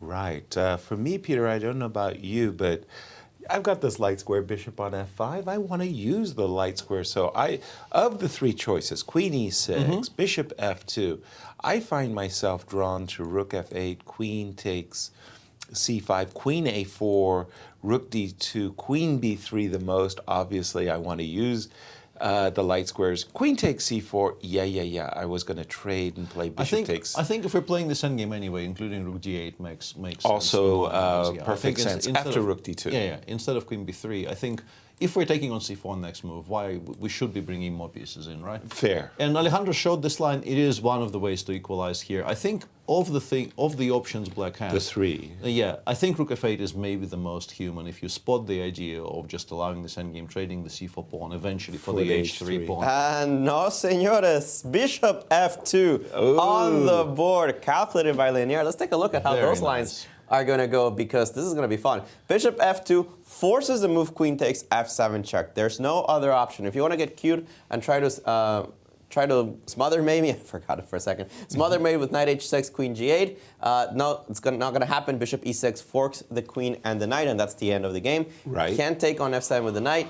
You have to recover your material. You don't have time for rook e2 because, again, bishop e6. So queen takes f7 check, only move. King h8 is absolutely forced. That's the only move in the position. And now, again, I don't have time to play something like cute, like rook e2, attack both bishops, because rook f8 attacks the queen, defends this bishop. No time for that. You have to play after bishop f2, queen takes f7 check, king h8. You have to take on f5. Now, this doesn't make any sense for black to give up so much unless you take back some material. So bishop takes e1 is forced. And now the question is, what do you have in this position? There's a couple of ideas. You don't have to take on e1 immediately. Now rook takes e1, rook a d8. The engines are saying is equal. It's not necessarily a draw. It's just equal. White retains compensation by playing h4, h5. This knight on e5 certainly provides compensation for the exchange. And the fact that you're going to be playing against a weak king might be something that's attractive for Fabi. Now, if you go directly with a move like knight f7 check, king g8, you could still make a draw according to the engines with the move rook d6. Hits the queen, hints at the fact that knight h6 might be a threat. It's still not so clear what you're going to do after king h8. According to the engines, this absolutely forces the move queen a4. Nothing else is good in that position. At least that one is pretty logical. And I guess, for example, a move like queen d5, I don't know how deep Lanier saw in this position, but he has only one move not to lose in this position. It's the move rook e7, just to prevent smothered checkmate on g8. Did he see all of this? We're going to have to ask him after the game. Perhaps Fabi will ask the question on the board, because Lanier must have calculated a lot to be able to play the move bishop f2. And queen f7, as you prescribed, Alejandro, on the board. We're waiting for queen takes f5. Can we just see those positions for a moment there, Peter? Because you do start to think, as is Fabi, you kind of start to think, okay, I can even... No, g6 is ridiculous, right? Knight f7 check. Yeah, we have to start with knight f7 check, I'm pretty sure. If we want to play quote-unquote... I was trying to combine something with rook d7, but sorry, continue, please. Yeah, I think knight f7 check is obliged. Yeah, obliged. It's interesting, like Fabi stopped here, and I wonder if... Fabi, to be clear, Fabi stopped here. Yeah, yes. Here, and he hasn't... I mean, queen f5 is absolutely the only move. He'll play it quickly, but the question is, like, how deeply has he analyzed this position? And also, if he's analyzed it deeply enough, I'm expecting him to probably go rook takes e1. I think against Lanier, who has already played bishop f2 and is showing a willingness to calculate, not to have to defend some position with, not entirely defined borders, but to just calculate his way out of trouble. If you play knight f7 check here, those variations that Alejandro showed after rook d6 in particular, and rook d6 is such a cute move, because the point there is, let's put this on the board for a second. Can we start with rook d6? Rook takes e5 exists, which Well, worries me. queen But then takes the e5. bishop is hanging. Yeah, maybe we can. Yeah, maybe we can. Well, the difference is also Rook f8, maybe. Rook f8. Rook f8 maybe worries me a Okay, little bit. if I'm playing with fire, let me not play with fire. Yeah, but here, the point is, Rook d6 just forces the queen away from e6 squares, g6 squares, all of those squares. Queen a4, queen d5, and yes, those are strictly the only moves. If you play king f8 here, I don't know exactly what you lose to, but you just lose to something. Maybe knight h6. Yeah, perhaps, because and I've got a rook f6 and a queen g8. that looks very, very beautiful. It looks, but rook e7 box. But it's findable. It's findable because you know Everything what the else threat isn't. is. You know what the threat is. You realize that everything else. I think king f8, knight h6 is a findable variation. Right. So for Fabi, the equation becomes: I can take on f5 and then go knight f7 check, and go into this. Yeah. Against somebody who is not on 2 minutes. Linier still has 40. If Linier was on 2 minutes, this may have been an interesting proposition. Right. But Linier is still on 40. You know, we all know how strong of a player he is. So by playing knight f7 check, you're saying, I will show this extremely beautiful variation. The game is like 95% going to end in a draw because my opponent is a very strong grandmaster. He will find only moves. Yeah, when forced to either resign or find the moves that make a draw, he will make it. And by the way, this position is extremely beautiful because if you go knight h6 check first here, probably it's the same. Queen d5, rook e7. Yes. There is a very, very beautiful perpetual here. Rook e7, you can play rook d8 check. Okay. Rook takes d8. Yeah. And knight h6 here. Knight We h6. still cannot go to f8 because queen g8 is made. Nice. So we go to h8. Okay. And we just go knight f7 check. And we've given up everything apart from despair. And it still makes a draw against the entire chess set. Nice. Because otherwise you get mated on the back rank. Exactly. And this perpetual is quite beautiful, yeah. That's your back rank mate, everybody. But yeah, so basically if you go for this with white against Linier Dominguez on 40 minutes, you're saying, this is a very beautiful end of the game. Let's show this to the viewers, shake hands and make a draw, right? Or on move 26, you can take on e1 and play a chess game. Right. Where you have an exchange down and a pawn, but a good knight. Yeah, and once again, assuming, as we I think should by this point, that he's looked at this quite seriously, he must know he's not better here if black plays well. Right. But he also doesn't really look like he's running too many risks because the king on h8 is quite weak. As Alejandro said, the plan of h4, h5, h6, slow as it sounds, is not that easy to parry. Exactly. The knight on e5 is extremely strong. With the absence of the c-pawn, does b5, b4 is not as scary? Not as scary as it used to be, yeah. Right.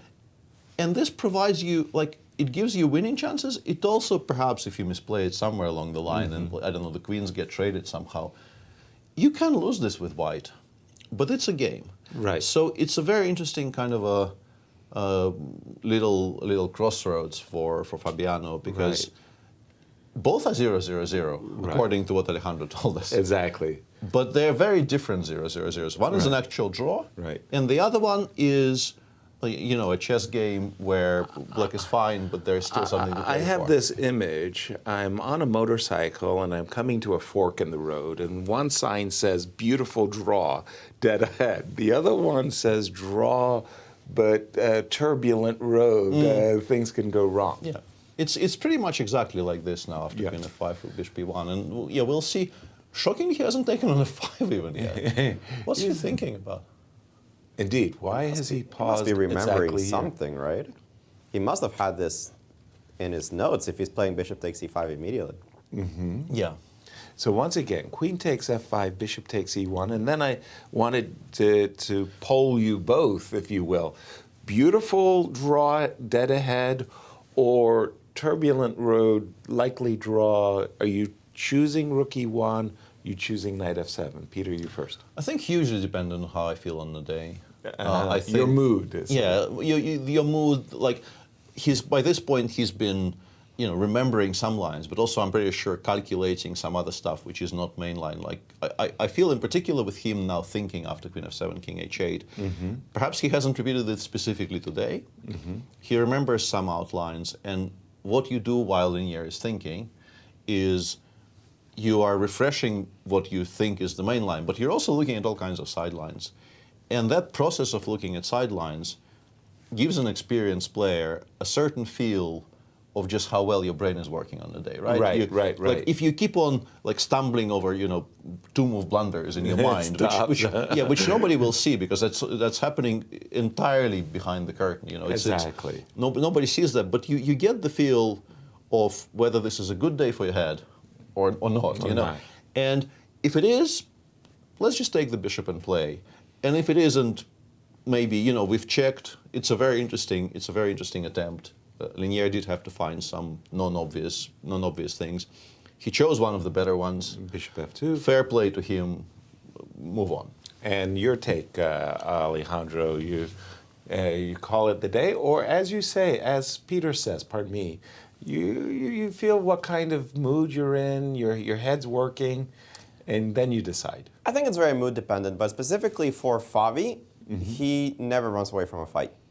And I feel that the fight here is to take the bishop and not to go for the forcing lines. Because as Peter said, you can assume that a player of Linear's strength and of his pedigree will find the moves that he needs to find to survive. And he's probably already done so because this position is so sharp and so concrete. Linear must have already seen a move like, for example, the Rook E7 resource coming up because it is a line that, even though it's tough to see, it's important. And he is one of those players that's very meticulous about analyzing all of the variations that are going to come forward in that position. So if he plays Bishop F2, you can guarantee that Linear didn't sit there idly. He actually sat there and calculated all of these really complicated things. And you're thinking, well, I'm not really going to trick him there. I might as well continue the fight with Rook takes C1. Now, if you were okay with finishing the fight, that's a different thing, but I don't think Favi ever is. He's the type of player that the moment that he sees a fight, he picks up the gauntlet. Good to know. By the way, I game kind of slipped away from us. A difficult challenge for Wesley So. When we left it, we thought he's got to still work hard here.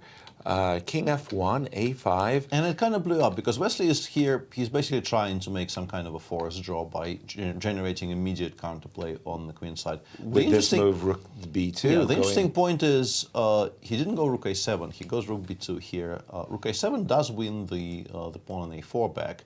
Right. But then I guess we play bishop, I'm not sure which square there's some we're choosing. Yeah. Okay, I'm he just won, maybe.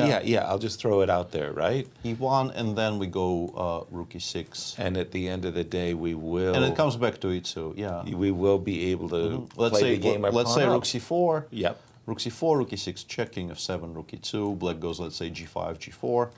My feeling is, out of the 10 games between these two players from here, White wins maybe 3. That sounds like a lot to me, but okay. Yeah, guys, let's switch to the Levon game as we can see the handshake. I think we're going to see a handshake. Coming. Oh, absolutely! Look at that position. Yeah. We're going to see a handshake. We're going to see a handshake. This one is over. Yeah. In fact, have they repeated? Yes, they have. They're just They've checking their repeated score a lot. sheets, looking around for the arbiter. You know those looks. Yeah. Just want to validate the 3-time repetition. And the arbiter says, yeah, you guys did your job. Yep. Yeah, Party hand class. We kind of knew this was coming, and but we knew it from afar, and we're still mystified. If the Bogo Indian can make such a comfy draw, boy, we're gonna. Why aren't more people? We're gonna be seeing a lot of Bogo Indians in our future, guys. Possibly, yeah. But Yeah. I don't know if it's supposed to make such an easy draw every single time if your name isn't Magnus Carlsen, though. That's a good point. Yeah. So yeah, it was a very. I mean, by the standards of those two guys, it was a very, very quiet game. But those do happen occasionally, and we could see it from afar, as you mentioned. Yeah, it's not a shocker for us that this is how this game concluded. The Berlin, on the other hand, is going to be still quite an exciting endgame. I think Wesley. So. Yeah, I think Wesley probably saves it, but it's become a bit touch and go because we can still go Rook D6 even here. By the way, I want to give a tip. to the autograph hounds. If you just saw that brief thing there, Levon Aronian, if you ask Levon Aronian for his autograph, he's going to give you his initials like he's just done it on a score sheet. So I said to Levon, Levon, this is for a friend. Could you give me your autograph, but could you do it in Armenian? And he did this incredibly beautiful, Cyrillic type of signature, but it wasn't Cyrillic. No. It was the Armenian alphabet. It is a very, very beautiful. It was very, very beautiful. And I said, get rid of this. So just for you autograph hounds, when you go up to Levon, say, Levon, could you do it in Armenian? Anyway, sorry to interrupt you. MVL, Wesley So. The difference between this position and the one we were just discussing after Rook A7 is if we play Rook Rook D6 here. After Rook B2, yeah. Rook B2. So Rook A7, you were saying 3 times you might win. I was saying, that sounds like a lot. But Rook B2, yes. Sorry. We can still play Rook D6. Yes. But then after Rook C2, Rook E7, Rook E6, King F7, let's say Rook E4, C6, C5. Black has legitimate counterplay. The bishop probably lands on D4, becoming a very, very active piece. And then we can put the rook behind the A file, the A pawn. All of our pieces are active. Yeah, and it feels like this is probably a better version of the same. Yeah, and interesting choice by Wesley, because I think there must have been at least some temptation to defend passively, but he chose to go for this route. And a very interesting move by MVL, which I would like to have explained to me. C2, C3 on the board. What's the reply to Rook A2? Let's have a look-see. Okay, well, at one point, I'm going to land here, right? So I guess he wants Rook D6, Rook A4, Bishop B4 in some order. Right. Nothing else makes any sense to me, right? So let's put that on the board. Okay. So which one first, Rook D6 or Rook D6? Let's go Rook D6. The point is, here after Rook takes A4, we were not in time to take on E6 yet, because after King F7, our Bishop on A5 is in trouble. So sorry, yeah, exactly back. Oh, come on, go back. It'll listen eventually. I don't know. It likes to pretend you're not the boss of it, but you are the boss of it eventually. No, it pretends really, really, really well. I mean, I don't know about you. Yeah. The problem is the desirable Rook C6. Yeah. And now the Bishop on A5 is. I'm guessing we will have to interrupt this really, really riveting endgame, because we have an special interview guest in studio as we get Magnusov mic'd up for in a second. Yeah, but we do have for Alejandro. But okay, I mean, so how do we make a draw here with black? I mean, you can immediately get 3 against 2 on isn't C5. It C5? Yeah, I think we're okay here with black. Bishop takes. And just take on C3 and play King F7. We shouldn't be losing very many of these, right? Although Rook H6 is annoying. Sorry to interrupt. Yeah, sorry to interrupt. Over to you, Alejandro, as world champion Magnus Carlsen in studio. World champion Magnus Carlsen currently 1.5 out of 2. Magnus, I have to ask you, we're mystified here. Why doesn't everybody play the Bogo Indian and make it look easy the way you did? Obviously, there are many good openings for black. I guess I used to play this line many years ago. I played it against him in the candidates in 2013, and then I think I made some weird move like A6 or something instead of taking on C4. This is supposed to be fairly harmless. I feel like there was sort of one interesting moment in the game where he, after Queen A5, he could have gone for E4.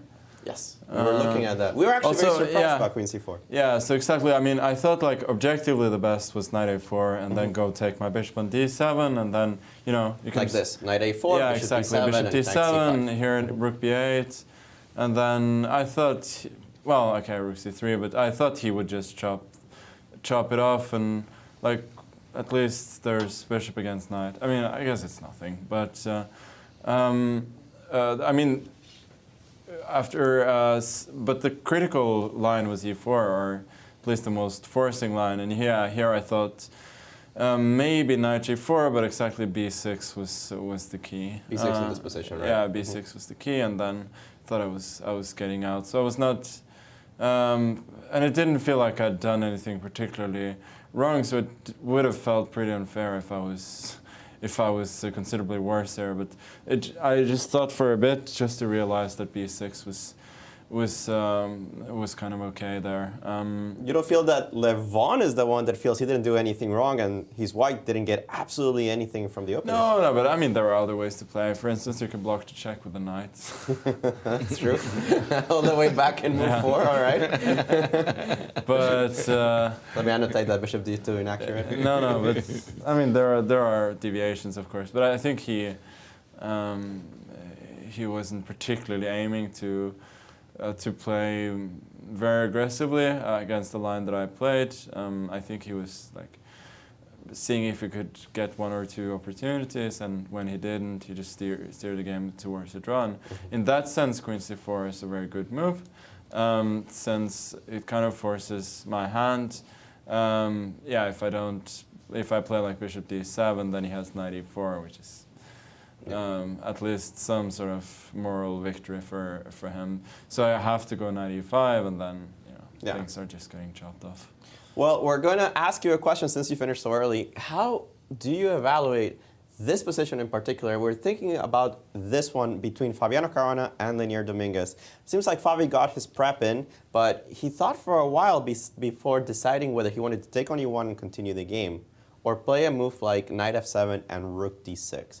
How do you make this kind of decisions over the board? No, I think he probably knows that both lines are zeros, and then he's trying to recall if there are what the critical moves are, and if there's any risk involved in playing rook e1. That's what I would guess. But my guess would be that he doesn't remember a lot from here, just that it's supposed to be zeros, and that he's not risking too much. Well, thank you, Magnus. A job well done today with the black pieces. I don't like to think of it that way. How do you like to think of it? No, it's just, I think nobody really loves these games, but at this level, they happen, of course. Of course, they do happen once in a while. Well, Magnus, good luck in the rest of your games. Thank you. Indeed, Magnus, good luck for you. And again, Peter, I think that Magnus really hit it right on the head. This move, e3, e4, is the most challenging move. Yeah, that was gratifying to hear, yeah. b7, b6 yeah, is a key move. We missed it completely, yeah. Totally. Well, I was looking mainly at knight g4. He mentioned knight g4. But when you stop and think about it, the move b7, b6 is a rather hidden little cutesy. I mean, you're prepping this tempo gainer, bishop a6. And, for those of you who've got your computer engines on, rev them up, because this would be a very interesting challenge, and maybe e3, e4 was a missed opportunity? No, I think black is fine. I think both knight g4 and b6 should be okay. And honestly, if you're feeling like revving your computers up, this is maybe not the position to do it in, because there's so many more exciting positions in today's round that you can spend your... Well, let's ask Levon what he thinks. What do you think about them apples? Huh? Sure. Okay, back over to you, Alejandro. Here with Levon Aronian. Levon, it didn't seem like much happened today, but certainly you were trying. Where did it go wrong? You mean those blizzard and thunders did not impress you? Yeah, I mean, when your opponent plays bishop before check, you should normally play knight bd2. But since I didn't expect it, I thought, well, I gotta just play solid, I think I had a difficult game yesterday, so I was trying to just, not to blunder. Talk to us about yesterday. It seemed like you came under pressure in one of your favorite lines. What happened there? I mixed up fifth move, which is... I mean, chess speaks for itself. Certainly, there's nothing more to say. But you held that game. You felt like you were under a lot of pressure. How did you evaluate it in the middle of the game? Yeah, I thought it's a very difficult position, and I was very angry at myself. But yeah, somehow it's not a blitz. I'm not going to blunder pieces, so I just relaxed and defended. Of course, it's not a great way to start. but held a draw there, now a draw against Magnus Carlsen. How are you taking this tournament? We know that you've been playing back-to-back events in India, Miami, you're here now. How do you feel physically, and what are your perspectives towards the rest of the Sinquefield? Yeah, I got sick in India, and I'm still still recovering. I really don't feel particularly well, but I always overcome, and I will do it this time as well, I'm sure. So it just takes time to find the form. Absolutely. Well, a magician on and off the board, Leon Aronian, will let you rest up for the remaining of the tournament. Thank you for joining us. No, we won't. No, we won't. No, yeah, I was going to say, Levon, we're going to E3, E4. Why didn't you play E3, E4? No, come on. He said, Magnus said it was a critical test. And he's gone. And he's gone. And he's gone. Oh, man. I missed out. And honestly, this position I'm less interested in, but I did. Okay. I'm slightly aggrieved that we didn't get Magnus's perspective on the Berlin endgame. And now Levon is also gone from our studio. Another person who knows a thing or two about Berlin endgames. True. But yeah, all of that experience just disappeared. Just walked off as if it was nothing. Decades of knowledge. Yeah, let's take a look at this once again, just a little bit. We're on the MVL Rook A2 played versus in the Wesley So game. And we were, Peter, I think we were playing Bishop B4, in Rook some takes order. A4, and then Rook D6. And then Rook D6, and then... Yeah, and I think C5 is logical because you don't really want to... The one endgame I think I would like to avoid here with black is down a pawn with the extra pawn being specifically on C3, yeah, something like this. Unless we have an immediate draw with like check, and attacking the F2 pawn, but I don't think it works, right? The king is reasonably safe on, let's say, the E3 square. Okay. And yes, there is some G5, G4 counterplay here. Even this might end up being holdable, but I would prefer to not play this type of an endgame. So let's go all the way back and play C5 on move 31. Right. Rook D6 here. Sorry, Rook D6 here. Yes, absolutely. Yeah. C5 captures on the C file happen. Rook takes C6 happens. We play King F7, and I think it's specifically the move Rook H6 that MVL is pinning his hopes on, because it looks like it might be provoking H5, H4, and then weirdly, like if we play H4 here, okay, I'll fall for it. Yeah, let's say if you imagine even the rooks coming off, and my king getting to G4. This might be just winning, right? Because I will play F4, I will break the chain, and then I will actually win the pawn on H4 eventually. With Bishop F2, so Bishop takes H4. Here it is 3 against 2 on one flank, which generally is quite safe. Right. But this specific structure... Because of the bishop's presence, this specific structure worries me a little bit as black. I'm not entirely certain that it's as completely drawn. The winning idea would be to put our king on F3, put our rook on E4. And try to get the king over to G4, yeah. And to put the king on G4. It's very long-winded. Black is, of course, not obliged to comply with all of this. Like, black will have things to say about this entire sequence. But I feel like this is what MVL is planning for, and I think we are very likely to have this exact position on the board pretty soon, because Rook D6 is already on the board. Yeah. They're heading in this direction. And my knee-jerk is that's a draw. Yeah, but it's still something that you can definitely continue trying in, because black still, you can definitely see how this goes wrong for black. Exactly, the contours of putting your pawns on the dark squares, bishops of the same color, and things of that nature. How did the engine start to evaluate this 3 versus 2? Again, it's the presence of the bishops, Alejandro, that is giving white that extra. But is it enough? 0.01. Not enough. Not enough. This entire line that you guys mentioned here with rook takes A4, bishop B4, C5, takes on C3, check here, king F7, rook here is as good as any other move. The problem is that according to the engines, you don't have to play the move H4. If you play the move H4, then it's only 0.4, still very holdable, but you still get some ideas, as you mentioned, the dark squared pawns could become a target with the bishop coming to E3. Right. But according to the engine, it's easier to just first hit the bishop, force it off this diagonal somehow. Let's just put it on E3 because why not? and then play the move g4. And now you put your pawns on light squares instead of dark squares, not so easy to attack. You can imagine that if you could win this pawn immediately, then you're golden. But unfortunately, after rook h4, you have this check.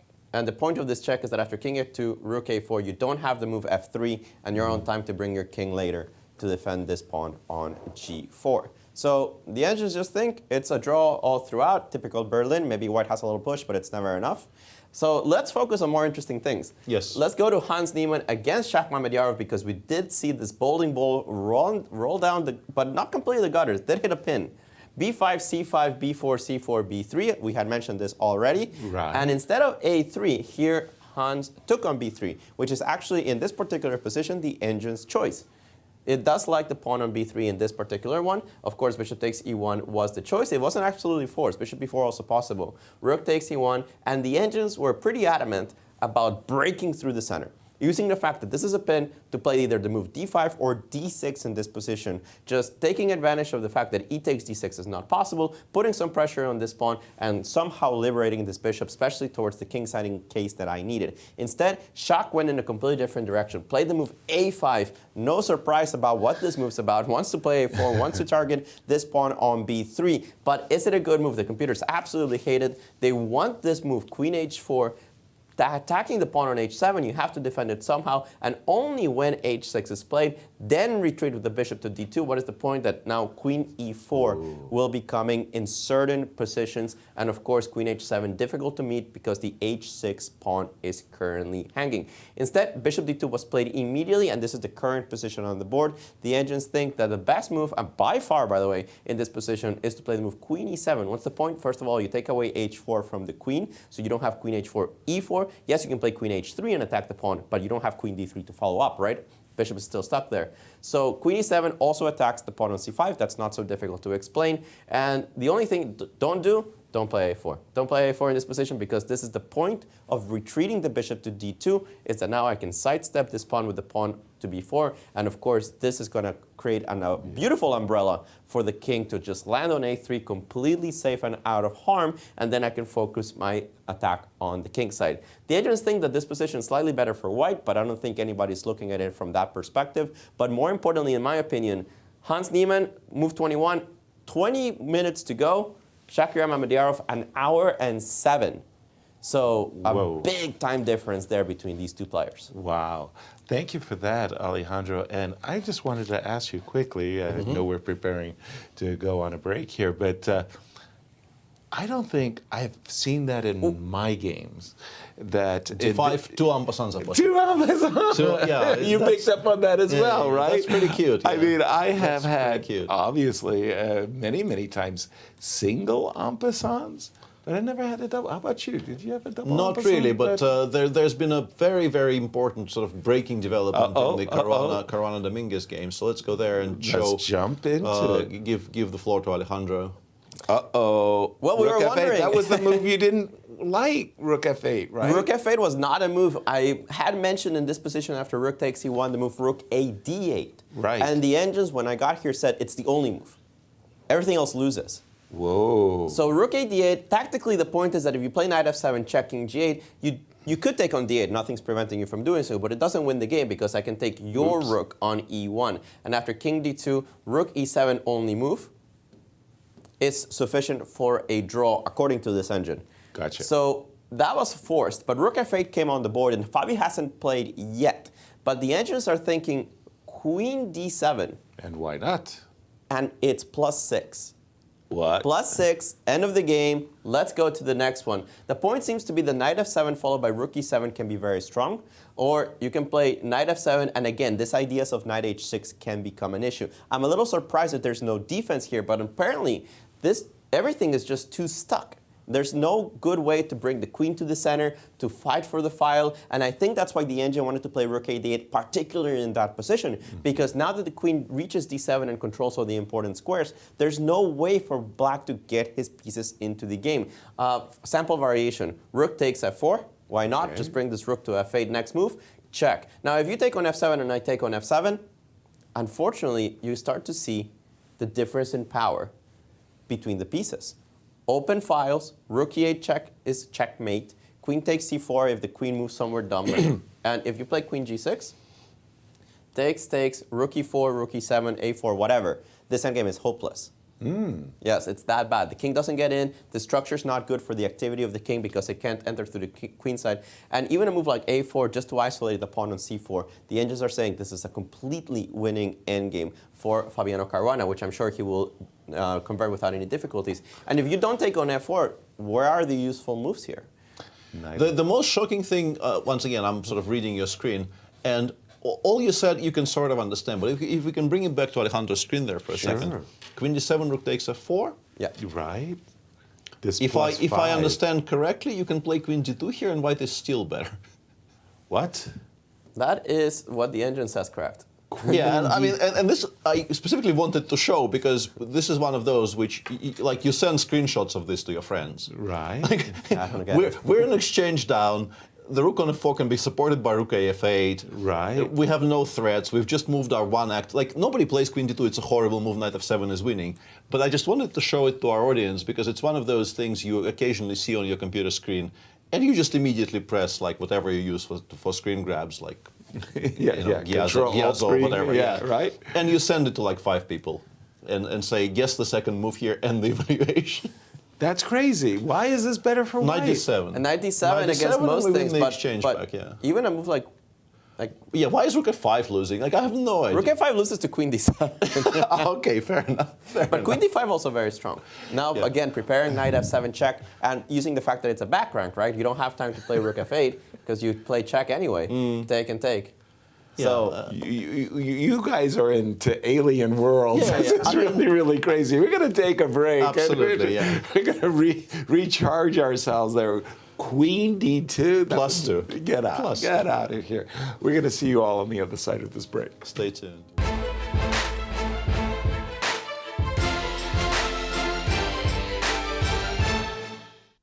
And here we are with Robert Thomas in the St. Louis Chess Club during the Sinquefield Cup at this moment happening in the next building. Robert, tell us your impressions. You just came out from there, so how does it feel to be there? Yeah, I mean, it was pretty cool. Definitely something that I haven't seen before. I've always been a big fan of chess, so I've been watching them online and on the streams and stuff. But just to be in that room and kind of feel the all the powerful thinking and all those plays is it's pretty cool. Yeah, and who am I rooting for in this tournament, actually? Who is your favorite player? You know what, I probably followed him the longest just because I've known his name is Magnus Carlsen. I think he's obviously the best in the world and someone who I've followed since I was a lot younger than I am now. Yeah, I mean, and also I noticed that you are checking the games carefully. I also know that you are a really decent player. So how happened that you play chess? I probably play, I try and play once a week for at least an hour. I played it a lot more when I was younger, but started to get back into it the last couple of years. So I try and get at least an hour in a week and just kind of practice a little bit. Yeah, who taught you to play chess, actually? I'd say my friends. Me and my friends used to play in the chess club back in elementary school, and we used to play in tournaments around our local city. So I think it was just a fun way to compete with friends, and it was something that we always had a lot of fun doing. Yeah, and you are here in St. Louis for many years already, playing for St. Louis Blues hockey team. And how does it feel to be finally in St. Louis Chess Club itself? Yeah, it's something that obviously COVID happened, so I couldn't come here earlier, but someplace I'd always wanted to come, and couldn't be a better time to come than having this tournament here. So very excited, and definitely a place I'll have to check out a lot more. Yeah, I hope so, and we're looking forward to see you again at St. Louis Chess Club, as probably we'll have a chance to play more games. Exactly. Thank you so much for today's games. Thank you, Robert. Thank you.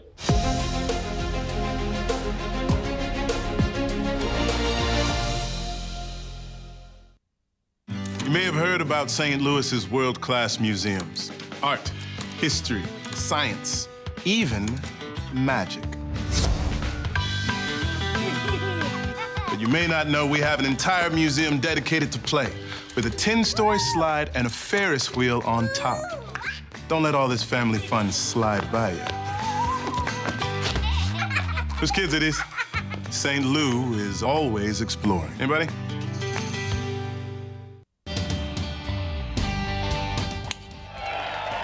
Hey St. Louis, the Ascension Charity Classic, presented by Emerson, is back this September. Don't miss the excitement. When the PGA Tour champions best compete again, all for charity, September 9th through the 11th at Norwood Hills Country Club. Pro-Am spots, hospitality packages, VIP tickets, and more. Available now at ascensioncharityclassic.com.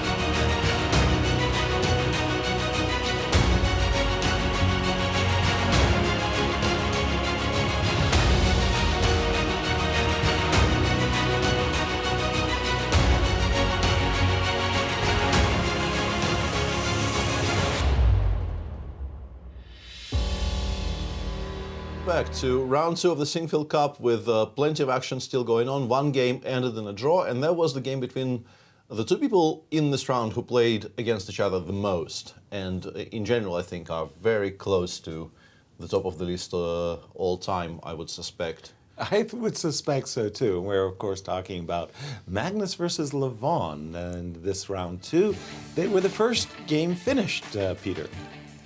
Yeah, it did seem to be a bit of an uneventful game, and Levon, I think, was very honest in an interview. He didn't try to sugarcoat it. He said, I struggled yesterday, kind of tricked myself in the opening. Yes, he did. And then had to, first of all, get the, self-cursing out of the way, and then, hunker down and defend a very, very annoying position for a very long time. Which he managed. Which he did manage, and today when he got surprised in the opening, he felt that, going for the things which would have provided us with a much sharper fight, but perhaps were what Magnus expected, did not seem appealing. And in the GCT Tour standings, let's take a look at where things are coming in to this tournament and why things are so close.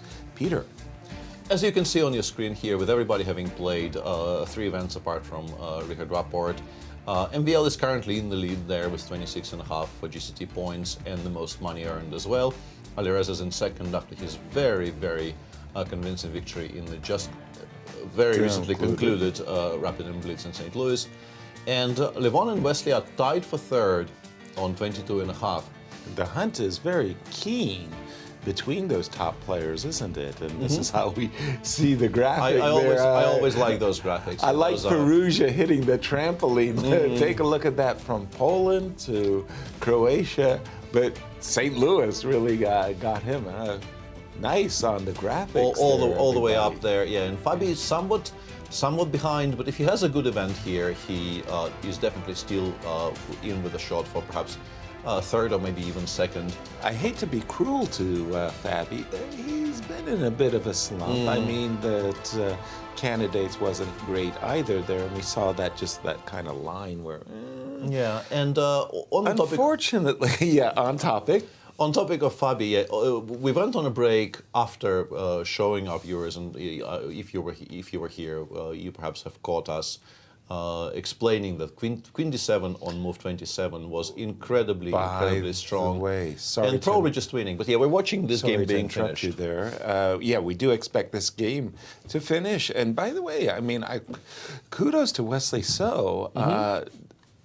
An ending that you mentioned yourself, that Sergei Movizian had lost it to Alexander But I think Grisham. Sergei tried to defend it passively, and that eventually led to his downfall, whereas Wesley took some time straight out of the opening there and went for this really, really concrete plan of opening up the queen side. It did cost him a pawn eventually, but he managed to get the entire queen side off the board, and then 3 against 2 on one flank. Let me tell the audience what you're talking about right here.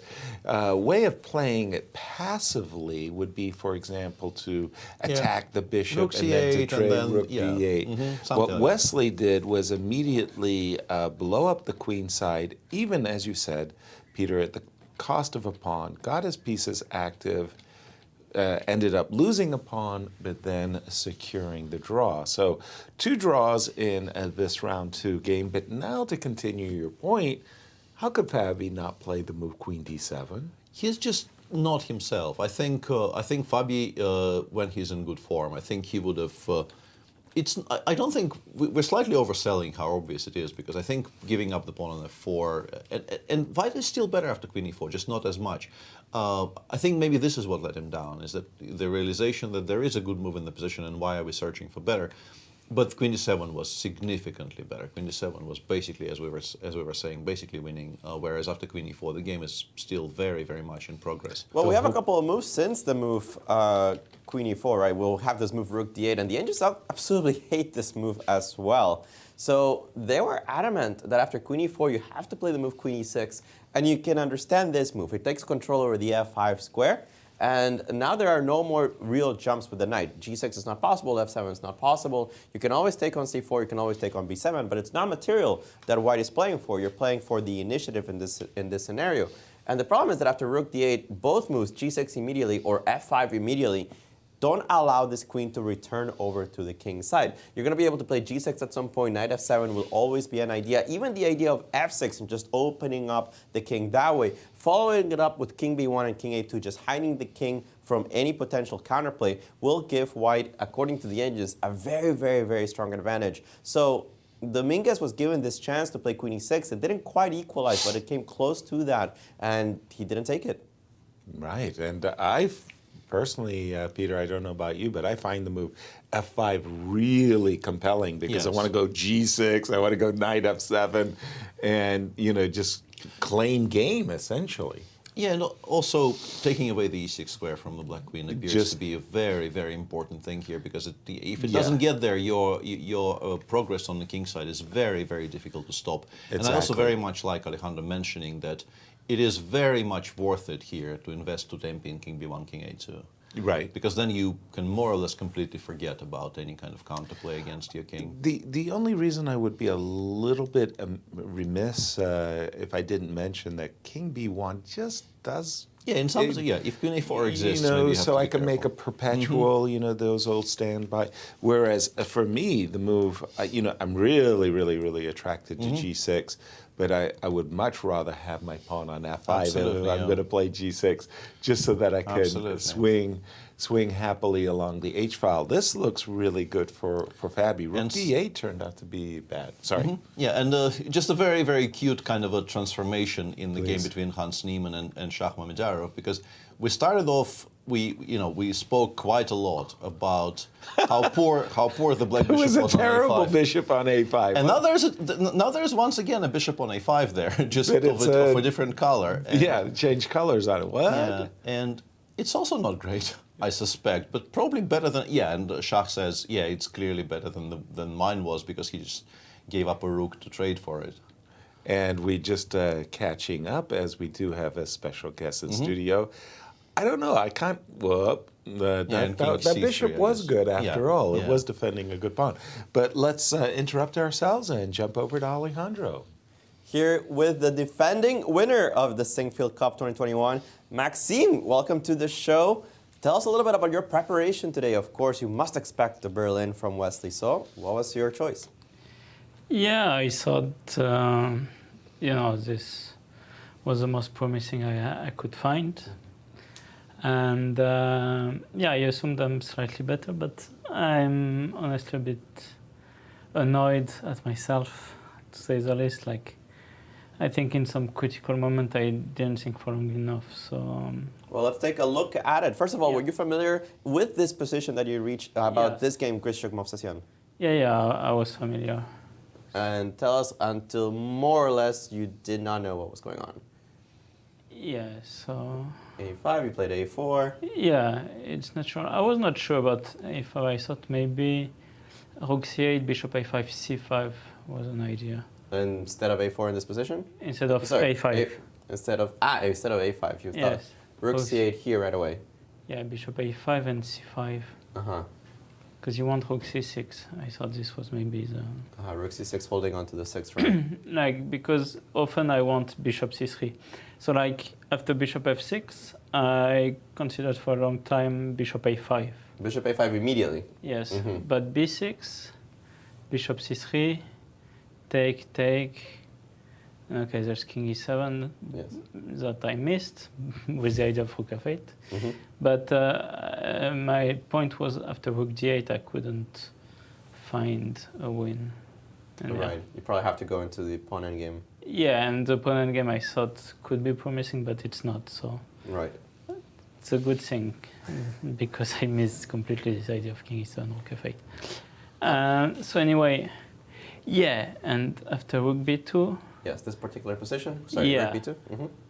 And here, I don't know what happened to me. So I didn't see king e2, but anyway, which is a serious option. Probably draw, but much more of a try than what I did. But even after rook b2, I thought rook d6. Rook d6 in this position? Yeah, I thought rook d6 was a... You have to take? Yes, rook e6. Rook e6. King f7, rook e4. Yes. c5, bishop e1. Rook a2, let's say. Yes, catching the pawn. Yes, g4. G4, cementing these ones. Yeah, take bishop d4, a5. And, well, maybe it's actually nothing because you're in time for bishop f6, bishop d8. But I saw... Very nice, and you pick up the pawn. Also, like, no, bishop d8, you have rook e5, so... Yeah, but king g2, actually, I mean, I thought Wesley was doing nothing in this position, so, you know, when I was thinking after I played c3, because basically I stopped at c5, bishop e1, and assumed it was a draw, but... Right. Although yeah. it does think, the engine does think it's a draw anyway. Yeah, it is, but yeah, I thought c3 made his life easier. But then, yeah, I should just be annoyed at having missed king e2, which was a more serious try. Yeah. Probably draw anyway, but... King e2, rook a2? And of course, the point for the audience is that after rook takes e2, this... You go rook d2 and rook a2, yeah. And this endgame can actually be very dangerous for the black side. It's not, you know, in dangerous realm anymore. Yeah, it's true. But yeah, as Peter mentioned, rook a2 in this position. Yeah, no rook d6. And it's completely different. You get the extra tempo, basically. Yeah. Yes. All right. Very good. Well, we're going to ask you a question here from one of the other games. Turn off the engine so you're getting hints.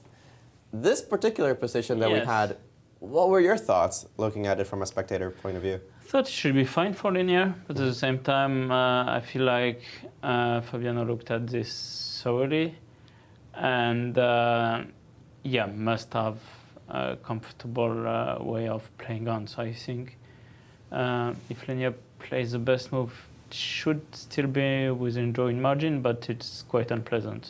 Yeah, he didn't find the best move. And after rook f8, the engines thought there was an immediate win in this position. Okay, so yeah, I thought rook f8 was a move, so... No, rook f8 was definitely not the move. The engines thinking instead rook a d8 was the move. Only move to maintain balance.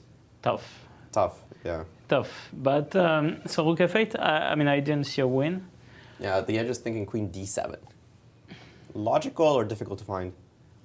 I mean, definitely within like Fabi's abilities. And you, like, if I go queen b6, you just want knight f7, rook e7. Yes. Yeah, and no purpose, sure. Yeah, I mean, definitely I could expect Fabi to find this. Still, the engines like his position a lot after the move rook d8, g6, yeah. or f5. Yeah, so g6 here I thought queen f6. Yes, this is queen f6. Yeah, and if pawn takes rook e8. This one, I assume? Yes, because after knight g6 I'm in time for queen g6. Yeah, now let's show that on the board. And this is unclear, but I don't think black's in any danger. I mean, white could be. Could be in danger, right? Yeah. But instead, I mean, after rook d8, maybe you can take on c4, maybe you can do many things. Maybe you can go king b1. It looks very dangerous. King b1 anyway, yeah. All right. King b1? Oh, no. I thought I can take on f4, but no. No, you cannot take on f4. Let's show that, right? No, this is what I thought. This maybe I can do, but queen f4 is not the channel. Sorry. Queen f4, knight g6 right away. Picks up a couple of pieces here and there. Maxime, how do you rate the start of your tournament? I had a slow start, let's say, 2 draws.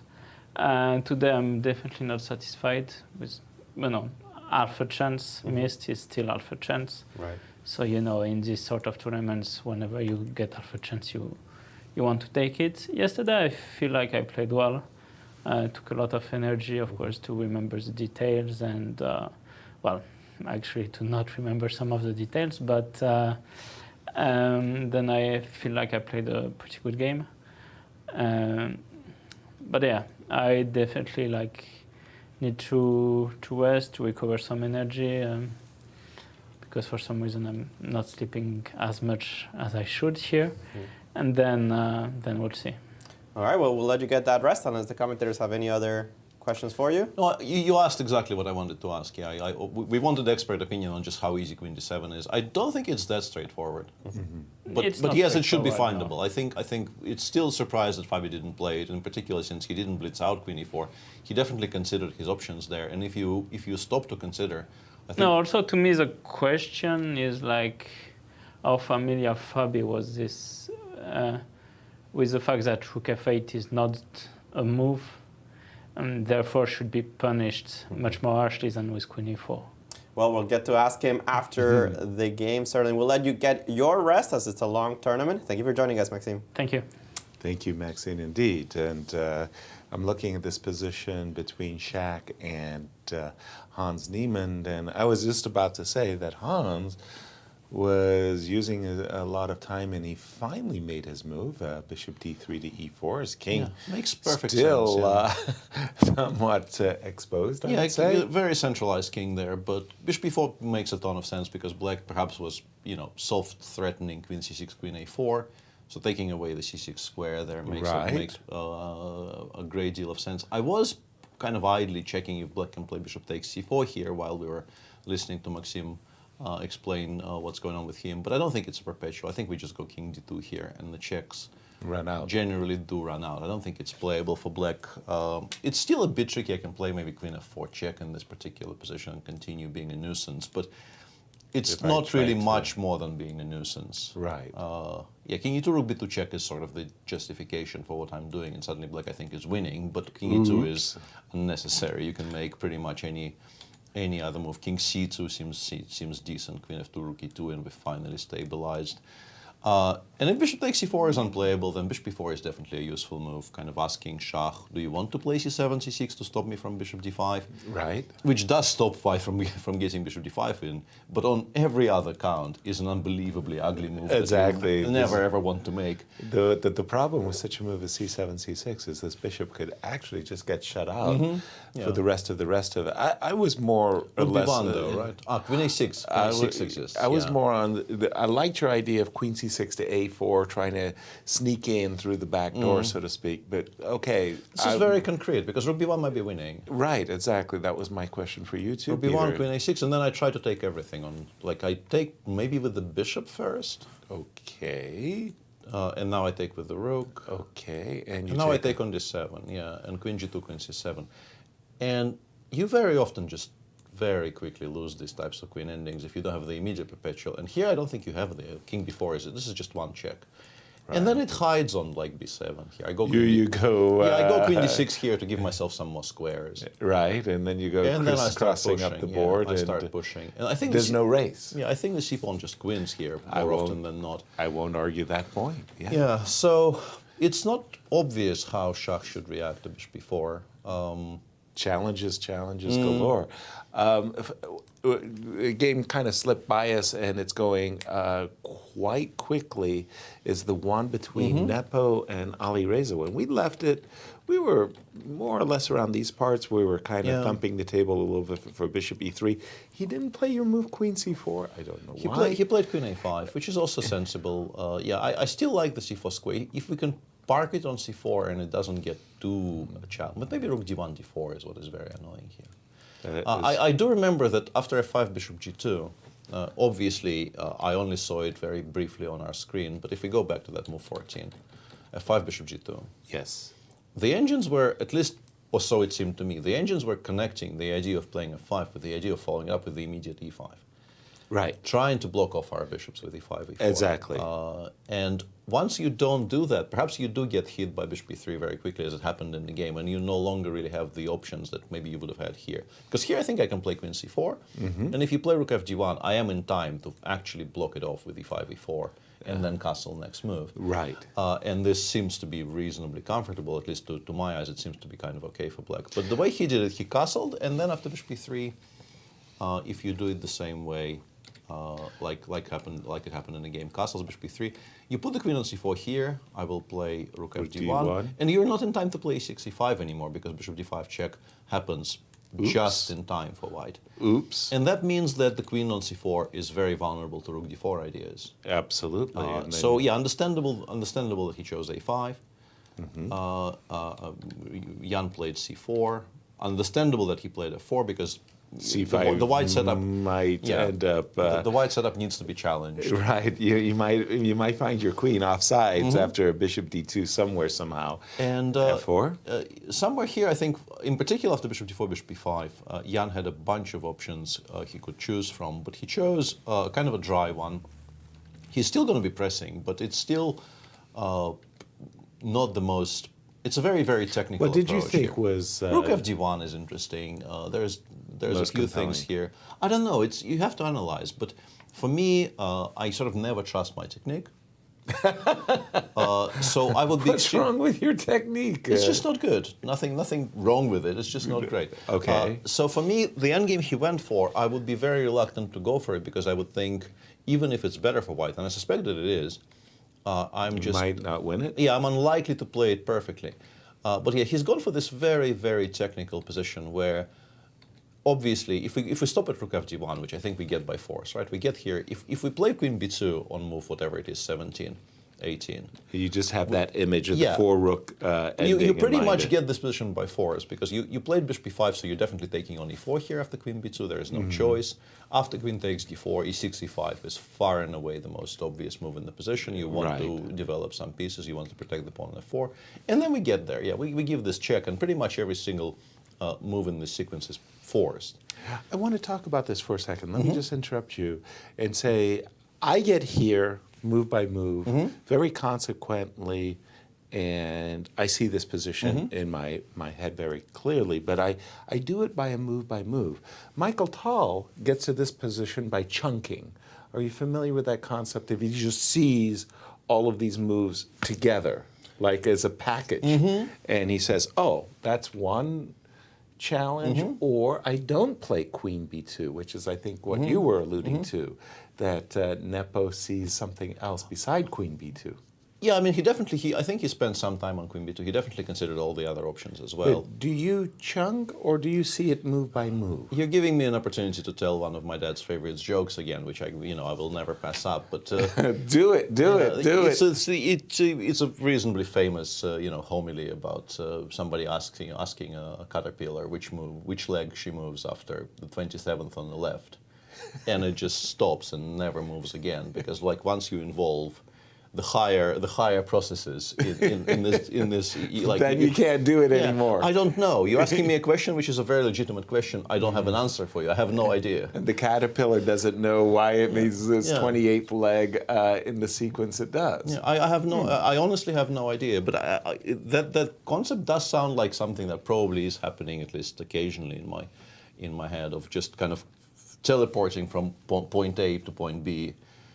With not very much going on in between. Like you start looking at Queen B2, and then there is pretty much a seamless, immediate transition to that rook ending after rook D1. But yeah, I wouldn't be able to say that for sure. Exactly. Furthermore, from that transition to the 4-rook ending to this transition to the single rook ending with the pawn structure favorable for white, is also an easy one to bring forward. Now, again, for me, I look at this position and I say, do you think white's this winning. is lost? That's the point. I like to play it, though. I like to play it for white very much. I mean, you're very happy with this. The challenge is really on my opponent. And I don't know, pick up on this, Alejandro. First of all, are you move by move, or are you a chunker? And secondly, how do you like these apples? I think Nepo's in the driver's seat on this one. I never thought about chess in that way. I just play chess.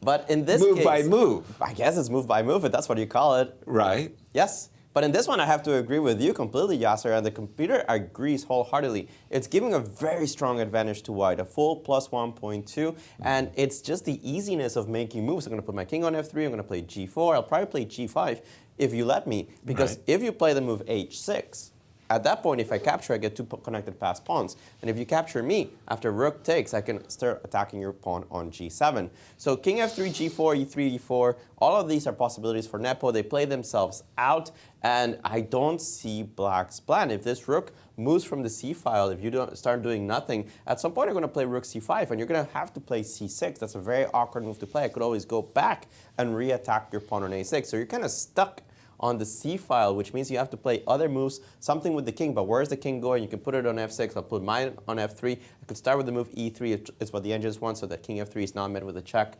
Apparently, the rook on c2 is slightly worse. It looks extremely unpleasant for the black side. I don't know if it's lost, but it looks really bad for Alireza. Yeah, the conversation here is, I think, by this point specifically, are we already lost? Yeah, are we already lost, or is there still a way to defend either actively or passively? I don't know. I saw briefly there on the screen that the engine was in the current position after king f7, f4. It disappeared later, but it was, I think, a striking indication of where we are in the game. Yeah. The engine was suggesting rook c1 here. Rook c1 and just abandon ship and start pushing. It actually did not like rook c6. If you go back a couple of moves, even though rook c6 was the only way to defend that pawn, yeah, it just said, do it. Let's go. Yeah, abandon. Let's go. Pull the emergent. c5, c4, c5, c4. But the issue is, normally 3 against 2 on one side is very easily drawn. But this is 3 in the center against 2 on the side. That's right. No, this is far from easy. And that passed e2 pawn, it's not going to be a 3 versus 2 easy draw. Liquidating into this requires either hard cold knowledge, or a great amount of skill. Yeah. Exactly, real understanding. Well, keep an eye on that one. Again, Hans, by the way, did establish down his to 5 bishop. minutes. He did establish his bishop on d5, though. That's what I wanted to say. That Hans, well, I mean, he's going to be more than satisfied with his play in these first 2 rounds, as he really did put some very annoying pressure on Levon in round 1. And then finally, let's go back. And a f4, f5 played by Fabi. Yeah. And oh boy, for Lanier, I think he's coming to grips with the fact that he's got no play, and he's facing some very, very dangerous attacking ideas. G6. Yeah, G6 knight f7 is one. But I keep on trying to figure out if there are some situations in which I can play f6 and then do something for follow, like f6 gf and then something.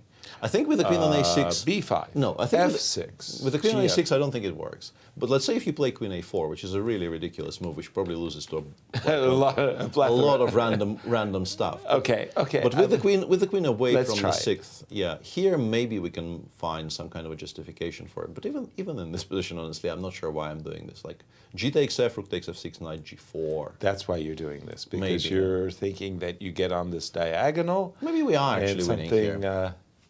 Is it that easy? It's possible that we are. Yeah, queen e5, knight f6. Rook g7 exists. But then, knight f6. Queen e8 is not a threat, though. Yeah, we randomly put our queen on a4 and stopped our combination. Knight h5 is a threat, though. But obviously g5, g6 is just simpler. I don't know why I'm so drawn to the idea of playing f6 instead. And he's played the move b5, defending that pawn on c4. I don't know if there's a secondary idea to this, because I don't think b5 Which is actually kind of funny, because I was looking for a random move and I wanted to suggest b5s, but I wanted Peter to show why he wanted f6. No, I think b5, yes, the pawn on c4 is not protected, but mainly it's that black is, like, you would like to play rook e8, but you can't play any rook to e8 because I think it loses by force. Right. And the queen has no good squares. So let's just make a random semi-useful move. Exactly. And just pass the Okay, and let's take a look at the most obvious and most forcing. We had some positions like this queen a f6, while ago. I think, right? We always play queen f6 here. Right. Okay, so obviously we can win back our exchange, but I think we were going down a pathway that looked like this, right? This doesn't look as horrible as it used to. Because remember, queen takes f4 check was a previous line. King takes h7 now exists, for instance. King takes f7. This actually looks playable for black, because we're not really giving mate yet. GH doesn't look right to me. You could also take on f5, right? Or that, yeah, but I wanted to go for more. Like, queen f5, I'm returning the exchange. I think I'm fine, but I'm returning the exchange. King h7 is an attempt to perhaps even introduce some winning chances into the position. Okay, so can I be cruelly suggestive that I'm playing at the... Is b5, b4 an idea? b5, b4? Probably not, but I just want to float this and see how we think about this. b5, I think my biggest issue is that a takes b4 and queen b1 exists, and I might not like that endgame. But otherwise, maybe it's something you could attempt. I'm a little bit worried that g6 and knight f7 might rock your world here. So long as I'm not... Yeah, BA and AB, or BA and A2 even in some positions. Right. If I'm not getting mauled. Maybe getting mauled, though. That's the problem. So maybe there, sorry, maybe there's actually a point to b7, b5 apart from just being a passing move. So you got b3. But now is there? Now can I? Do I have time to get away with something as menacing as this? Well, I can take on b2. You have to take, I think. And now we can either give a check on d2 and then look for something forcing, or I can play queen f6 and say to you, your knight is now pinned, which gives me kind of an important tempo, right? Yeah, that's to do something next move. I don't know what that something is, but to do something next move. That is a annoying kind of a. I'm not doing this right. Help me out here, Alejandro. Jump to my rescue. b5. It feels like there should be something more forcing than what I'm playing with for the moment. Help me. I mean, there's an engine line, but you're not going to like it. Okay. It starts with knight c6. ¿Qué pasa? Yes, I understand. You're putting the knight on the wrong side of the board. But the point is that this rook in particular doesn't have a lot of squares. You need to stay on the 8th rank. That I think is clear because otherwise queen e8 is going to kill you. Okay. So if you play to c8, knight e7, the engines are saying this is an improvement. The knight is on e7, which means that I still have this knight g6 tricks, but I am preventing you from getting to a lot of squares, and now the move queen h4 is also available. So rook e8 here? Well, rook e8, I think I can play. Yeah, and then here f6. And the idea is if you take, I have g6. All computer lines. But it's the same point as if I played knight c6, rook a8, so that I don't give this tempo, right? Right. The same thing, f6. Pawn takes, and now here you don't go g6, you take on f6. You play rook takes f. Well, come on. Thank you. Rook takes f6, and here the point is knight b4 with the idea of queen d4, knight d5. So nobody's going to play this.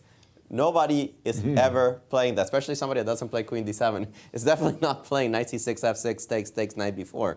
But after b5, there are other ways of playing. You could play it quietly with something like king b1. It takes the edge off b4, which, for example, after h4, b4 is fully playable. This isn't a bad endgame, actually, because queen b1 takes. Remember that f5 is hanging at the end. Yeah. So it's playable completely for black. Again, just giving 0-0. So king b1, just to avoid the move b4, is a possibility. You could start with g6. The engines are not thrilled because, okay, queen f6 is absolutely forced. I think that much is clear. And you could get your exchange back. You would think you're cashing in your chips a little bit early. But after the move queen c6, you still have a lot of threats. Queen takes f5 is impossible because of rook e8, as usual. Queen takes b5 is now on tap. So you have to give yourself some kind of loft and give up the pawn on b5. It's still a long defense for black, and the engines still think that white is a lot better. But the winning move, it's knight c6, guys. Wow. Yeah, this is not easy, but I think it's, once again... First of all, thank you for that, Alejandro. Really, that knight c6, followed by knight e7. I wouldn't have guessed it intuitively that the knight is actually better placed on e7. But I was very gratified to see my idea of f6 followed by g6. Yeah, because with knight on e5 it never works because you play g6, for a second there you create no threats, and black is just in time to just pick my knight up on e5. When it's on e7 it's much safer.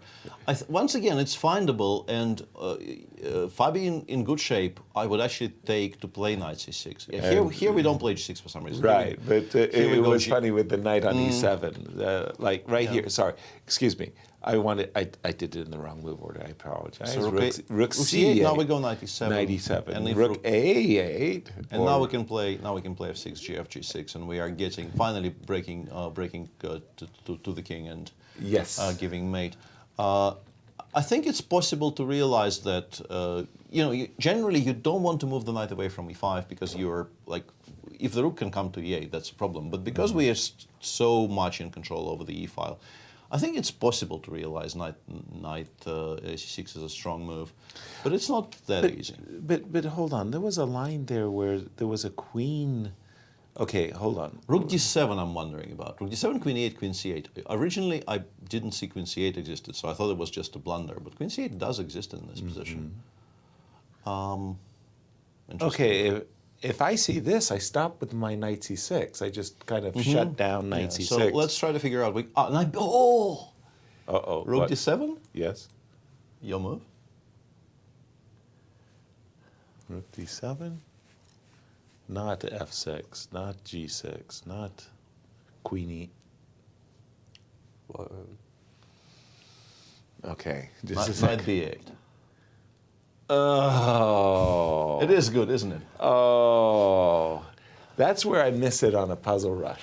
You know, of course I see the back rank mate, but knight b8 wasn't looking in that direction at all. Knight b8, dang. Yeah. So once you piece some parts of this together, right? I think it's very possible to realize just how strong the idea is. But it's not the most natural thing in the world, especially considering that you have strong moves to fall back on, like g6 is always available.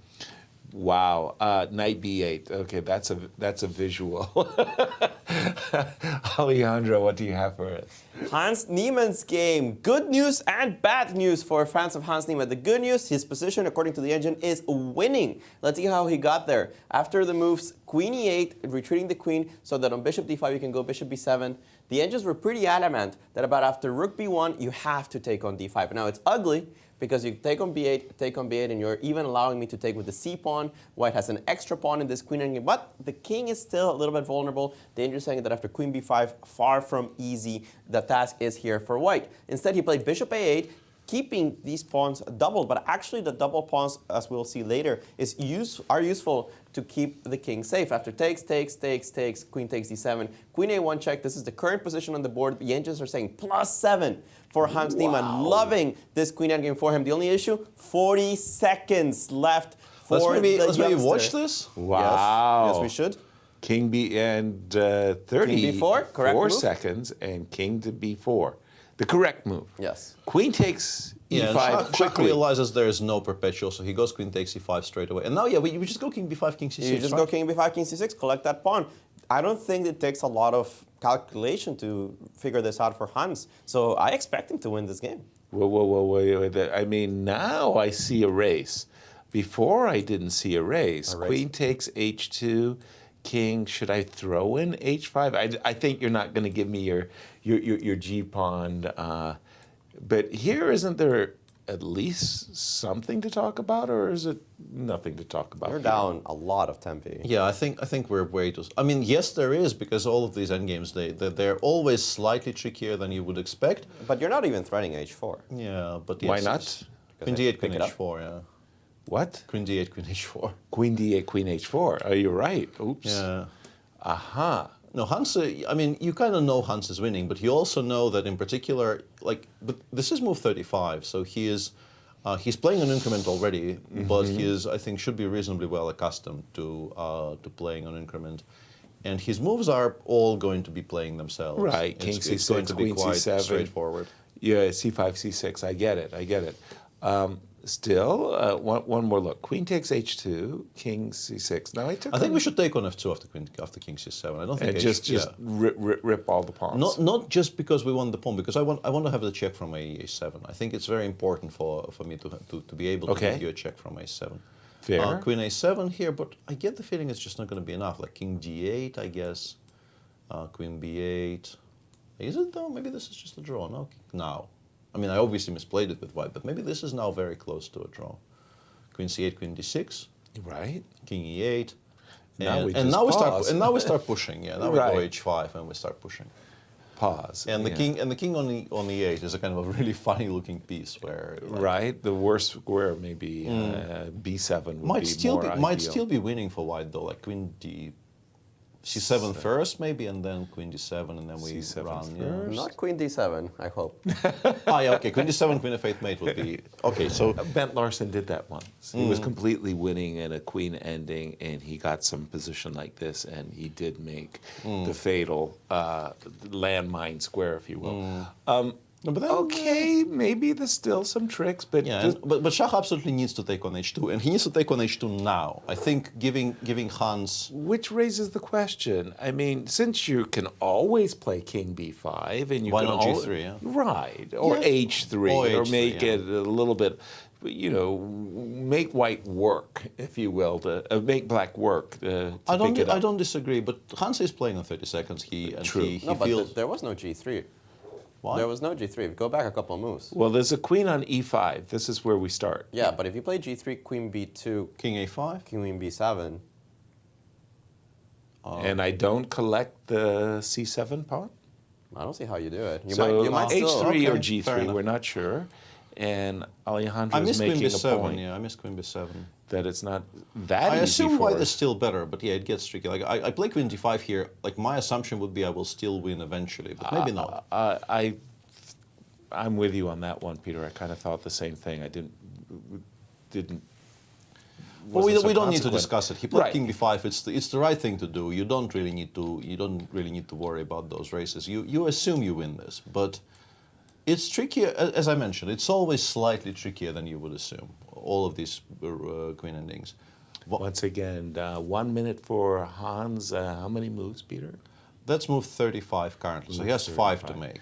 But Shaq has all the time in the world, I'm Yes, assuming. I just, like, from a purely practical viewpoint, I just don't understand why that pawn on h2 is still on the board. You're giving your opponent time to think, Right. and if you don't take it, you know the c7 pawn is gone. Right. There is no King way. C6, there's no queen way to stop C7, that. there's no stopping. Yeah. So you need to generate some sort of Counter. ghost of a counterplay somewhere. Yeah. So yeah, maybe he thinks queen b2 check followed by queen takes f2 is somehow faster in terms of generating passers, but I don't think it is. I think it's quite clearly optically not the fastest way to generate counterplay. Meaning this is conceivably what avenue Yeah, I'm trying to figure out what he's thinking about. he could be thinking about, right. But also, I think I go queen e8, queen e5 check, actually. I think I go, if you play queen takes f2 here, I go queen e8, king g7, queen e5. I love that much, much, much And then I take more. on c7 with the king. Oh, yeah. And No, then that's I go say no more. This looks done, frankly. Truly. Speaking of looking done, Yes. I think Alireza looks done. Look at Alireza what's looks happened done? in the game. Basically, Alireza has made no Oh, moves. this Alireza is has the not made a move. dream. And look at what Nepo got. I think this maybe is the he's dream. arguing that this holds, but I guess the threat is e5, king e4, king d5, right? This is maybe because e5 still doesn't generate an immediate threat. So I guess Alireza was kind of banking on this position holding on itself, on its own. Well, no, not even close, right? I mean, it just looks No, like come a on. dream position. yeah, the absolutely. pillow. Even I'm sure there's more than one way to break this passive defense if you just stay. Even a move like g5 at some point will be very dangerous. Well, dangerous, yes, but let's say, just for like as a thought experiment, king f7, g5, hg, king g5, king e7. Just give you two tempi here, and go back to e7, you play e5, I go back to f7. How winning is this? Terribly. Yes. Just completely winning. Terribly. Just completely winning. Okay. The rook will one day make a just completely grand entrance, as will the Yeah. king, and that's all she wrote, I'm afraid. Yeah, that's. I mean, if this is how it sort of ends, it's a very, very nice comeback game for Jan, who suffered greatly yesterday. Just did not get the position he liked. Right. And also, like, he will be the first one to say that he didn't play it particularly well. Right. But I know him well enough to know that he will be his harshest critic. And honestly. more news. He might not have found queen d7, but Fabiano found knight c6, guys. Wow, Knight that looks like a C6. much harder move to find Right. than queen d7. Knight c6 on the board currently on linear, down to 8 minutes, still 11 moves for him to make. Wow. It might be that we have a bunch of decisive games, one after another, after the 2 draws that started the round. Wow. First of all, thank you for that breaking news. I'm a little bit stunned that Alireza would play this passively, thinking that allowing white to push his pawns to e5 and f5 would somehow still keep the game in a draw. That is a shock for me. This is a dream come true for a Nepo. And finally, wait a minute. No, those are our 3 games. Yeah, those are. We've had 2 draws already. And currently, our thinking is white might be winning all 3. Right. Yes. White maybe even should be winning all 3 is how we should be putting it. By the way, I find the move knight c6 to be a lot trickier than queen d7. Yeah. I mean, well, I would assume so as well. Knight c6 in the game of Fabi. I mean, I'm referring to that move in particular. And there was a. No, I can't. First of all, it's so easy to miss this one. I think that's a real visually beautiful move. Rook d6, Is it also queen e8, by the way? Queen e7. Queen Here e7, it's simple. sorry. Here you don't have to find any brilliances. You Nope. just win immediately by queen That's e7. right. And, well, there was a line. What was the line? Rook c8, knight e7, right? Mm-hmm. And rook anywhere we go f6, g6. Yeah, this is what we're discussing. Even rook ce8 here still loses to f6, g6. f6? Gf g6. Yeah. G6. Queen h4 is a threat, and you can never play queen d6 because g7, knight f5, among other things. But amongst others. I assume amongst other things. But yeah, seems just crushing. Wow. Sorry, I'm looking at rook g8. Yeah, I guess gh is one way. G8. Yeah, because I do get to play knight g6 check next move. Yeah, like it's such an ugly thing to do, but it kind of makes me play knight g6 next, which I like. No, because which I like. I don't like it. which I will enjoy greatly. I don't want it. Yeah. Boy, knight c6 is really putting the pressure to.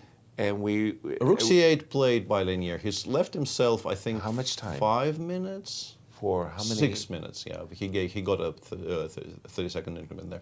11 moves to go. 11 moves to go. 11 moves to go. Well, that's a real challenge because knight e7 just plays itself. Once you've played knight c6, knight e7 is an easy one. Yeah, I mean, he clearly played it to play knight e7. Ah, isn't this the one?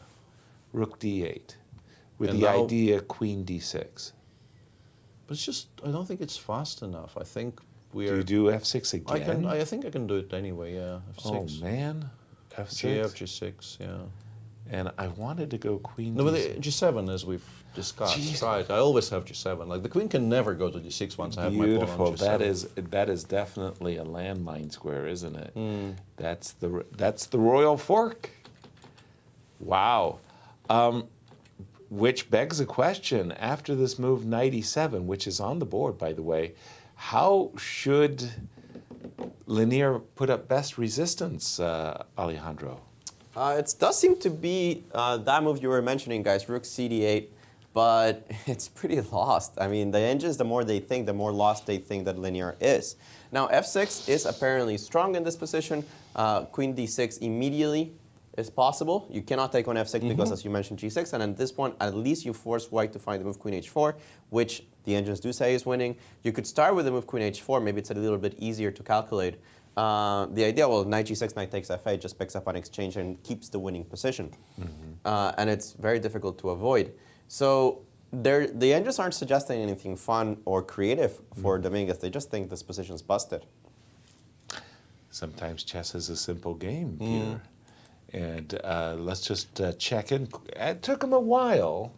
Yeah, he actually played h5, and Hans didn't play h3 or g3 or any of that stuff, which is a bit surprising. I would have just played g3 here, I think. I think so too. I would have, because nobody's stopping king c6. I mean, that is not a.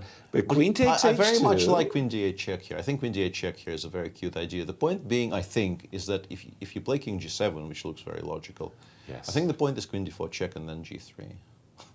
Queen g4 check? Queen d4 check, and then whatever you do, I will play g2, g3, and I have suddenly, like, there's no more counterplay left. I'm just taking on c7 next move, and that's a powerful queen. You do have g5, h4 counterplay, but it's never going to be fast enough, I don't think. And if king h7, I think king h7 maybe is a slightly better choice practically instead of king g7, but it also, no, previous move. Oh, sorry. Yeah, here. Do not allow queen d4 with a check.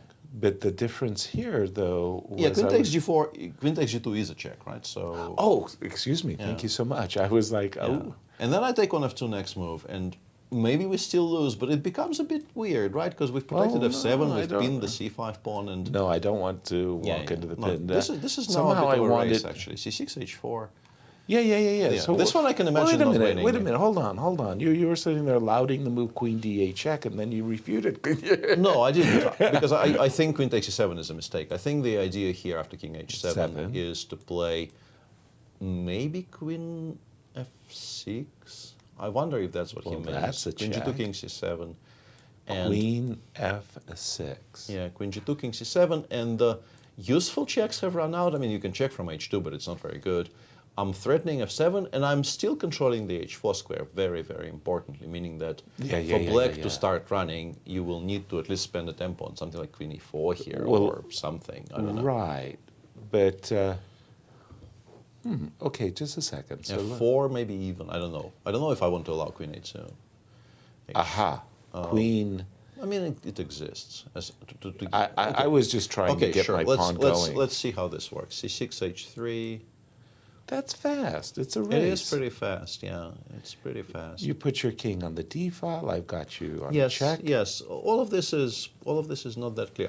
Which is why we would have played g3 or h4 or h3 or something quite a while ago. And again, I'm assuming the time is similar as before, 30 minutes or more for Shaq. Yeah, Shaq has a 1 minute or a half oodles of time, and Hans is on about a minute from what I can see on that screen. Yeah, it's a bit too small for me to. A minute and 6. Yeah, a minute and 6. Yeah, this is what I.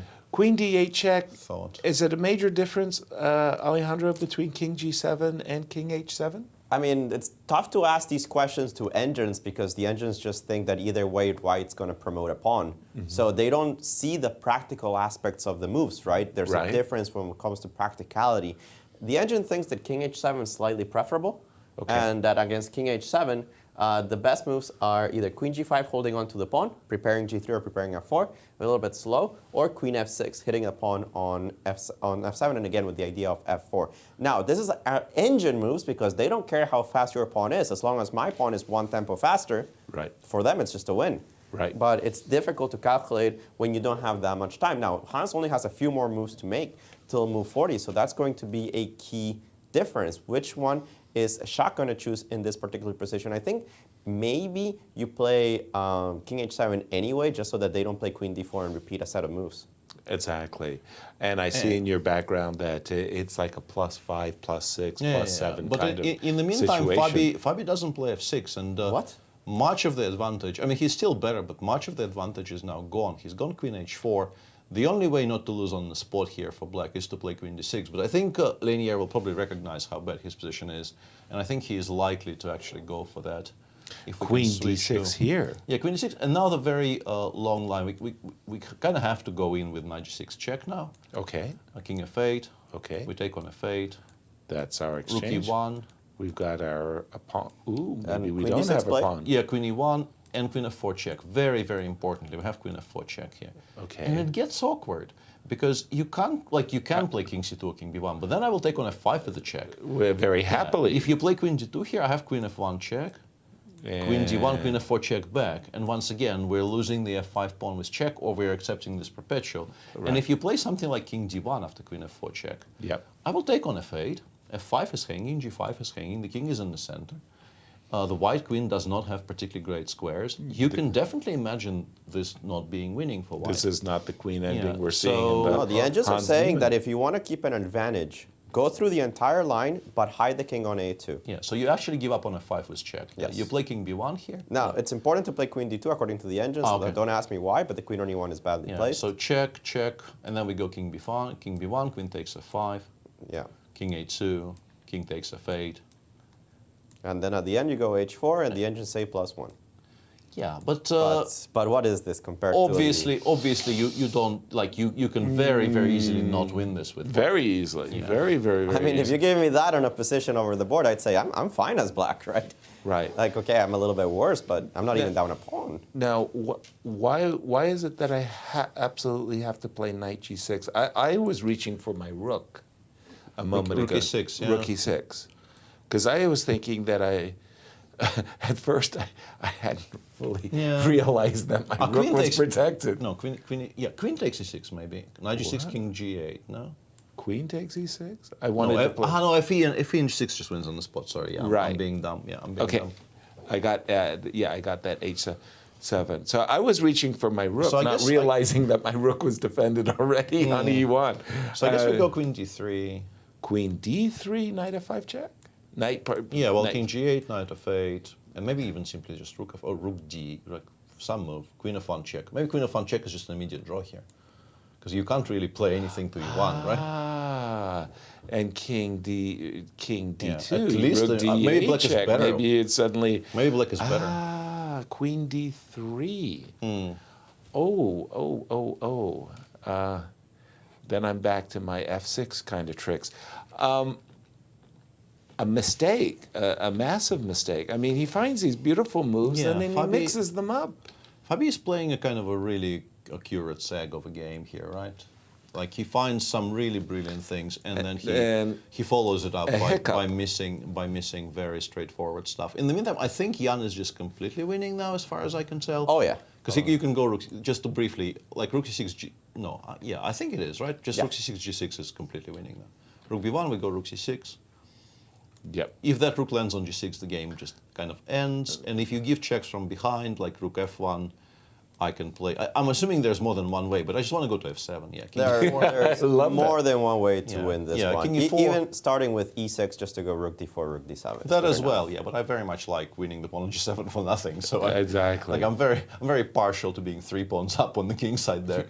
3 connected. Yeah, 3 connected pastors. Yeah. But. Yeah, that's flogging a dead horse for sure. This looks feeding a fed horse. Feeding a fed horse. I like that. Okay. Is that a Russian very important expression? Russian expression? No, that's a Peter expression. Yeah. Peter expression. Feeding a fed horse. That's okay. So that game is in the books. What about Hans's game? One more move for Hans to make time control, and I can't imagine somebody not taking on f7 with check. Yeah. Well, why would you not? Why would you not? Why would you not? Yeah. And the end is saying, yeah, that's just completely winning for white. The pawn on the c file will queen faster than the pawn on the h file will make a threat. Absolutely. Yeah. Can we take a look? Like, yes. Show me the first line of the queen. Like, yeah, queen f7, king h8. King h8. King h8. No, h6, of course. Sorry, we're never going back. I'm H6. misspeaking there, yeah. Yeah. And the top engine move is apparently f4, but I'm wondering if I can just play c6. Am I missing anything? No, c6 is still fine. I just wonder, like, how do we win this position? Just. All right. It likes to go back to f6 since it forces your. So let's go forward just for the sake of King h5. Yeah. King h5, and now we move out of the way. h3. h3, c7. Oh, we just don't have checks. Like on d7, it's just so safe, right? It's pretty safe, and of course, if you play h2, I promote first and I checkmate you. Yes. Yeah. Nobody doubts you. You don't survive that. Yeah. Yeah, and this is already on the board. King h6 already on the board. +8 is the current evaluation, but more importantly, move 40. Hans gets an extra 30 minutes to think about it, and I'm sure he will convert this one. Wow. Yeah, looks convertible. Yeah, and nothing in his previous play gives us any indication that he's not going to win this. The chess speaks for itself. let's not taunt the young man. Yeah. It won't go there. All right, and for Nepo, a very move 40 with his half an hour. So yeah, very much needed bounce back, rebound, whatever it is, and for Alireza, not a confounding game because he just kind of played passively, I think. Yeah, he did not play throughout. this game. He did not play this game particularly well, you have to say. And then for Fabi, this kind of lurching, misfiring at times, if you will, this position. Now let's Peter. I'm looking at this position and I'm still a little bit confused by everything. Break it down for how would you're looking at knight g6 check, you're looking at rook d1s, you're looking at f6, you're looking at all of these kind of tactics, f6, like let me just put some moves on the board, and how do you break these guys down? Well, here rook takes e7. This is why we shouldn't have allowed queen d6. Exactly. This is why the inclusion of queen h4 and queen d6 is such a huge deal for black, is that for a vast majority of this play, once this endgame with an exchange down was not endgame. This position where white had a knight on e5 and the queen supporting it. But the queen was on a6 out of civilization. Yeah, right? Much of our advantage as white there was very much based on the fact that the queen wasn't really participating in the defense at all. Exactly. And queen h4 allowed it to get back into the game. I think what happened there is that Fabi perhaps did not realize that Queen F4 check, this intermediate check on F4 exists in the line after Knight G6, Knight F8. Right. Because I think without it, Black is busted still. I still would prefer, like, I was so drawn to the idea of F6, GF, G6 from a purely aesthetical kind of, point of view, that I think I would have played it here just because I like it so much. Exactly. I like these types of pawn breaks so much that I would have been very drawn to it. Right. But also, it wins. Yeah, it just flat out wins. Yeah, but if we go back, if we go to Queen H4, Queen D6, and we play this whole line, Knight G6 check, King F8, Knight, King G8, Knight takes F8. And we start looking at, let's say, Black taking on F8 here with the rook, and we play Queen E4 in reply. Or Black takes on E1, and after Queen takes E1, Black takes on F8 with the King, and we go Queen E4. We're happy. We assume we will win this. And actually, in this particular case, we probably win this even comfortably. I don't think it's a particularly difficult queen ending to win. So perhaps it's just a straight-up miscalculation that he thought, I mean, you don't miss Queen F4 check, but maybe you don't realize that after Queen D1, Queen G2, Queen D1, yes, it comes back, and we still don't have a good way of dealing with those checks without losing the F5 pawn. Exactly. So I think what happened there was just a straight-up miscalculation. I think he thought Queen H4 was winning very comfortably. And now he's coming to the realization that there is still a game going on. And he's let his advantage slip. We're going to take a quick break, and we're going to see you on the other side of this break. Stay tuned.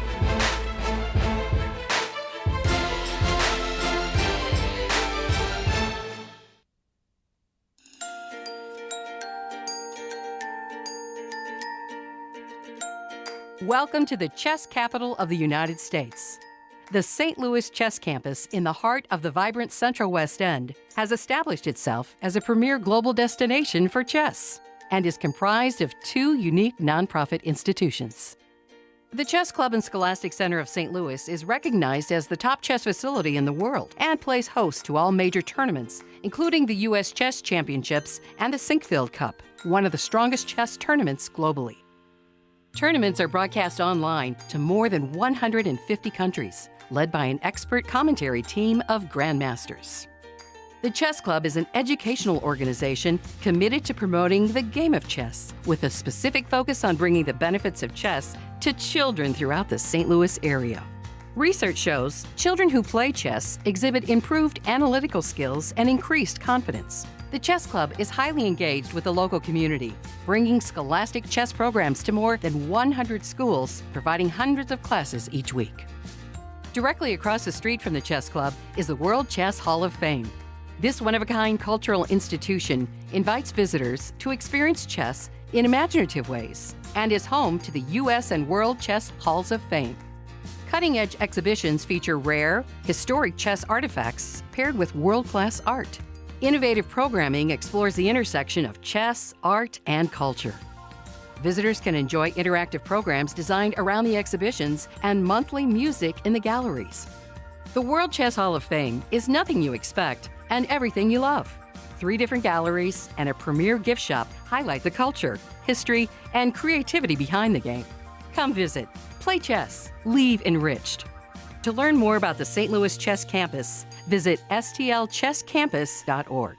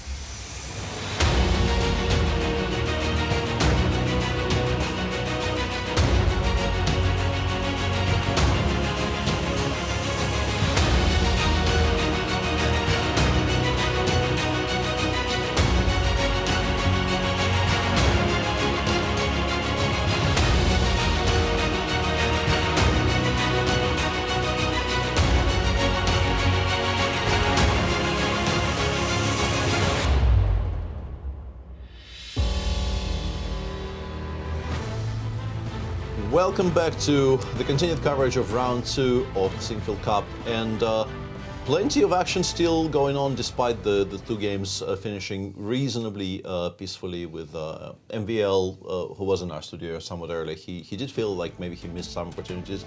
These are the two draws you're talking about between Levon and Magnus? And MVL versus Wesley. So MVL felt a bit aggrieved he did not spend a bit more time at a critical juncture there against Wesley, but he wasn't really. I don't think this counts as a full-on missed winning opportunity. Speaking of missed winning opportunities, of the 3 remaining games, we had actually thought that White was going to win all 3. Guys, well, let's go to the linear game. He has 26 seconds left. Yeah. Let's show. Fabi. Yeah, we can continue talking about the Fabi's game against Linier, but we should be watching it from the bird's eye view because Rook E4 on the board. Rook E4 and Rook D8 only move found by Linier. Found on very little time. Yeah, Linier made it with like 15 seconds on the clock. So. Oh dear. As he's, I really feel like removing ourselves from the picture altogether and watching the players here is the way to go. Rook D8, Linier needs to calculate this very carefully, but he appears to be out of danger now, and it's, once again, it will be very good to him, the fact that his moves will be more or less forced from here on out. Knight G6 check appears to be the only way to even put any pressure on his position. Knight G6 check, followed by, after King G8, the move Rook D4. Because, stopping mate. Getting mated on D1 was probably not advisable. Not great. And then, once again, if you don't play H takes G6 here, you're probably in a tremendous amount of danger. Queen H2. Queen H2, Knight F8, I don't think we're making a comfortable draw there. Pets. I don't but think you're so. saying we're going to go into A2 rooks? HG, Rook D6, FG, Rook takes G6. In these types of positions, I think generally, very often, are even comfortably drawn by black. It's a bit awkward that our queenside structure is so extended because it might start hanging. And we at some do point. have Knight G6, King G8 as you prescribed, I think Peter, on the board. I think the entire sequence is extremely likely to appear on the board. One thing we will mention is that Rook E4, that move that Fabi made after Queen E6 after prolonged thought, is a kind of a cute one because it seems like the knight on E7 is hanging. Yes. But it's not, because Rook E7, G6 will win it back very comfortably. Don't allow Queen takes H7 mate or, as you said, Peter. And another very important part of this decision is if you play Queen D3 here, which we were playing after Rook E6. Previously. Yeah, that runs into a bit of an issue.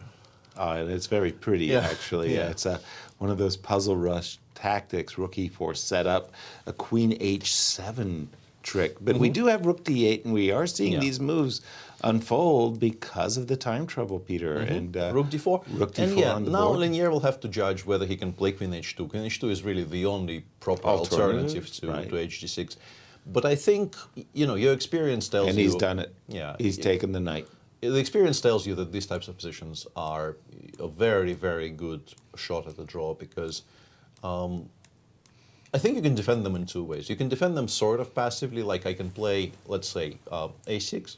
Okay. H4. Right. I mean, if I get the pawn to H5, I'm a bit worried, right? It's well, it's sort of like I want to centralize the queen, D5, and as you say, I want to combine it with these back rank mate let's not play A6. Let's play Rook D6.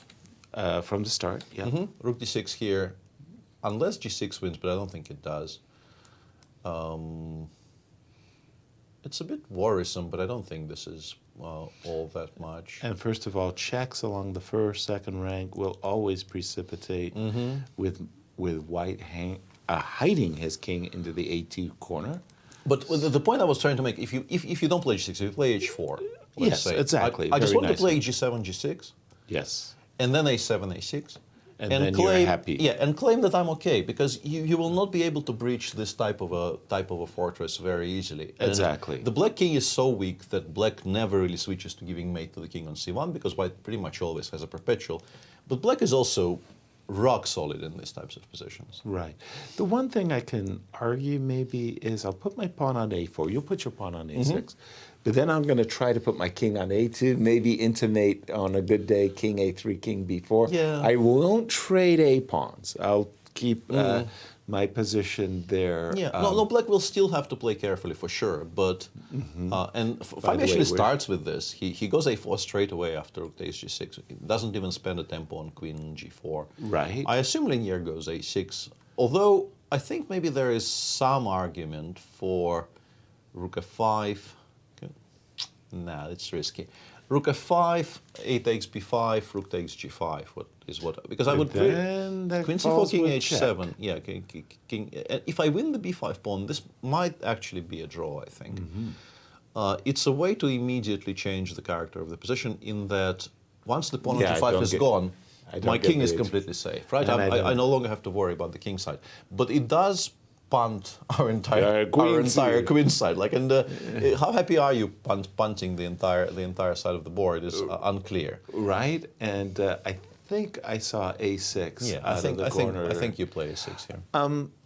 Alejandro, there's something about the move a3, a4 I like. It doesn't make the position that more difficult for Black? Not to an engine. The engine just says zeros or close to zeros with pretty much everything. They liked white just a smidge in this position, but it was with one of several moves. a4 was one, queen h5 was one, queen g4 was very close to zeros, and in the current position, the engines are very adamant. If you play anything else, it's just a draw, but okay, you still have to do it. Queen h5 seems to be the way to try to do something, but the problem is that if you just play the move rook d6, your desirable g6 in this position, you can give a check. You could go here, you can give check, king b1, rook d, d2, and even though you collect a lot of things here, check, king f8, check, king e7, check, king d6, you're still not defending b2. So at the end of the day, the best white is going to have and black's going to have is a perpetual. Yeah, it's on move 41. You would assume that this is findable. If Linier has to make that dive on move 37, like if Abi finds queen h5, and Linier has to realize allowing g6 is necessary, and you still have to go for it, it might be a bit tricky. So I think it's time to ask this question now. Queen h5.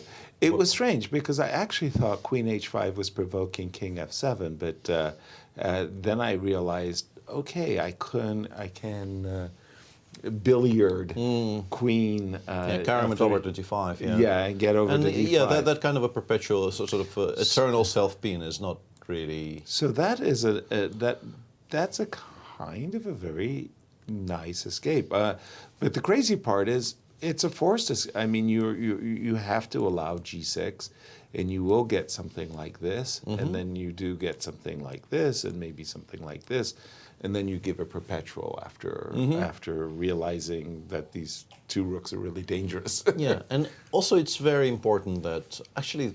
Maybe not that important. I wanted to say that in particular with the rook steal on d2, the position that Alejandro showed, right? Let's say here we give all those checks. Yeah, we go rook d2. We give all the three checks up to g7. Right. And then the king goes specifically to d6. Right. And very, very cutely, there is not even a single check white can give, because the rooks on d2 and f2 control every single checking square. But after king a1, rook takes b2, there will be some checks, but they are not very relevant, because the counterplay is just so strong. Yeah. And that's how you make a draw. Now, in our winning games, how winning is Jan? Jan is very winning. Alireza got a pawn, but check out that king on e6. It's even going to try to checkmate its opponent.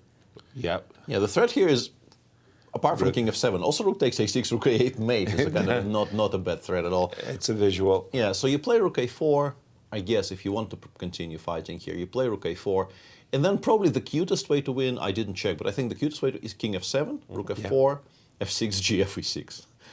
It's one way of winning. Yeah, you can also just take the G, a6 pawn. Huh? You can also just take the a6 pawn. Sure, but like I kind of like this. e6, rook e4. GF. No, e6. G e6, yeah. Rook e4, well, let's say rook takes a6 here. And then, I mean, I will win the full rook for this pawn very, very comfortably, and they're not. By the really way, running. there's still an a2 pawn in the position too. So even if we might be winning even without it, but because it's on the board, it's like not in question. It's a definitive. Yeah. So that one's really over. And how is Hans doing in his game with Shaq? Well, that's pawns on c7, and the That's a opponent's good pawn's sign. not on h2, so he's very, very close. Just needs to find a couple of accurate moves to push it forward, and that should be the game, but he still has to find them. There's no immediate forcing of the pawn forward. If you go king b7, I still have this check.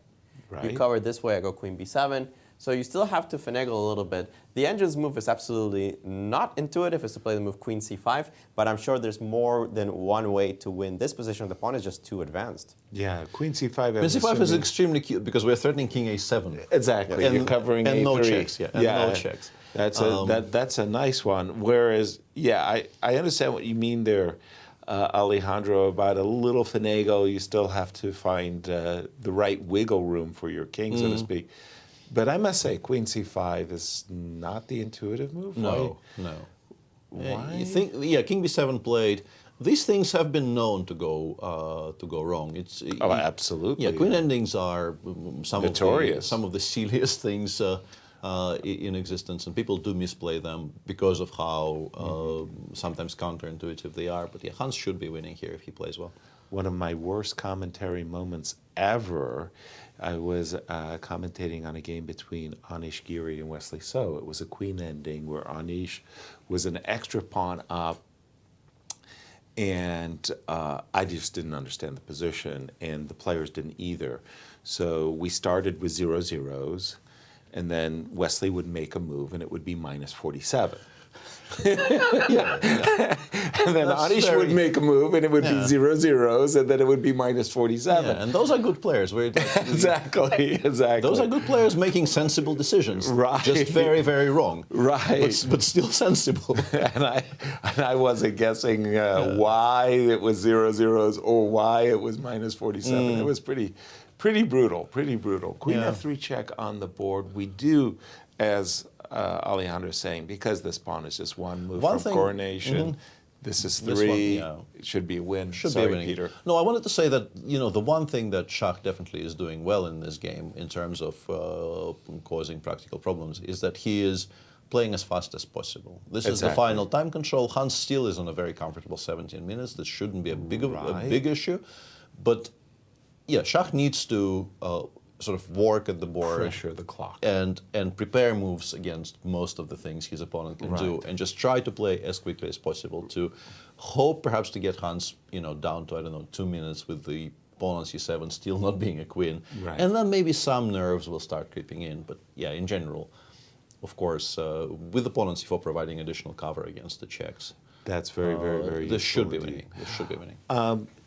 Alejandro, is Hans like linear? Is he a person that enjoys playing time trouble, getting himself into time trouble? We saw that he did play on increments in the first time control. I just don't know Hans that well as a chess player because remember, this is the first time that he plays a classical tournament as a super tournament. He has played some of these players before. He just came from the FTX Cup in Miami. And looks like Shach just resigned after something. Shach just resigned after something happened. Yeah, Queen d5. Queen b3, and the game is somehow over despite our boards not even updating, looks like. We will... I guess he didn't even want to wait for king c6? King c6, we still have checks. I don't know. I understand, but otherwise I can't guess why he... I'm not sure what happened there because, this King position c6, is no better or no worse than it was with like any of the previous positions. Right? Yeah, no, but I think this one is just over, right? What, after king c6? Yeah, what do you do here? Check from a4. Queen b5. Check from a8. a8. King d7. Queen. That is actually, queen a7 though. Yeah. I still... c5, h3, queen b6, but then there's check from a4. I thought I was being cute. Okay. I thought I was being cute. I mean, you could still play 1, 2, 3. I don't know. I mean, I guess I wouldn't resign either. I would have. Well, we'll get a chance to ask them. I would, but I mean, I'm not the role model here. Back to the two rooks versus queen, and Fabi surprised me by trading the a pawns. I would have thought that he would want to keep that tension. I think he wants very specifically to be able to take on b5 straight away. He played a b, and g6 specifically and now rook f6 actually wins the g6 pawn, because after queen b8, rook f8, you can't protect it. But you can take on b5 and c4, and this is why he kind of weakened the b5 pawn. So we'll the thing get is, something like yeah, this. the thing is, even this, I'm not sure how easily winning this is. But obviously, this is the absolute best scenario. But if I play rook f6, queen b8, rook f8, it's an instant draw, right? Because queen takes b5, rook f1. We have an immediate perpetual, It's right? an immediate perpetual, unless you want to get mated. Right. It's just a perpetual. It's just a We perpetual, can't right? get to the b1 square. No. We would like to go because, b1, a2, but we don't have access to b1, a2. Yeah. Ooh. So rook f6 is just a draw. It's just a draw. It's just a draw. Yeah. Okay. Triple And zero that's draw. not a surprise. Yeah. No, it's not. It's not a shock. No. And it's his last move before move 40. So we should perhaps somewhat zoom in on. Yeah, on and he it here. can start with check on f1. There's no problem. Yeah, rook f6 played. Rook And f6 he's done played. it. Yeah, this will end in a draw pretty much soon, right? Right. Yeah. Yeah. Because you can play king b1 now. No. First of all, rook f1 Rook check f1. still. Yeah. We've lost. Yeah. King b1, rook f1 F1 resigns. loses. Resigns. Yeah, Resigns. yes. Very nice move, Peter. Well played, sir. Well played. Your choice of mates. Yeah, your E2, choice of E2 mates there, or for sure, yeah. A6. Wow. That's quite the visual. You don't see that every day. By the way, which is why if I had the pawn still on the board. I wonder why. We get here, this is where I kind of was thinking that I'm not opening But up then, the A but then I file. think what happens is what I was describing earlier. I go g6, I go rook f5, rook fe5, and Rook nothing F5? like ever gets touched, right? Like I just put this guy on e5, and I say both rooks like yeah, this. Like and- this is your setup. yeah. And then I You go can't g7, tickle- king g8. and You can't tickle my A pawn. You're not going to go H5 anytime. Pardon me. even if you allow, like queen g4, I can play king g7, h5, gh, queen takes h5. I don't know. Rook g6 exists, but I don't even need it. Right, you just pause. I think I can pause, yeah. And then you say, go ahead, Yeah, just reload. do whatever you like. This setup is, I think, completely impossible to shake apart. Fair. But what has happened in the game with AB has made it that much easier or simpler, if you will, for Lanier in this case. So draw expected, 1 win for our round 2. So we're keeping. And pace. Jan will probably win that rook ending, bringing the sum total of decisive results to 3. And 2 in this round. Yes. Yeah, Alireza played king c8, rook a6 played. And it's perfectly good to resign here. Yeah, king b7, rook drops back, and then the f-pawn queens. Basically, like you can't really defend against the f-pawn queening with your king on b7. Exactly. It's way too much. It's Right. way too much. By the way, I see a bar on the side of my board. Just went almost up through the border. Wow. Okay. So two wins expected for this round 2. And we do in a moment we will have an interview with one of the players who has already won the game.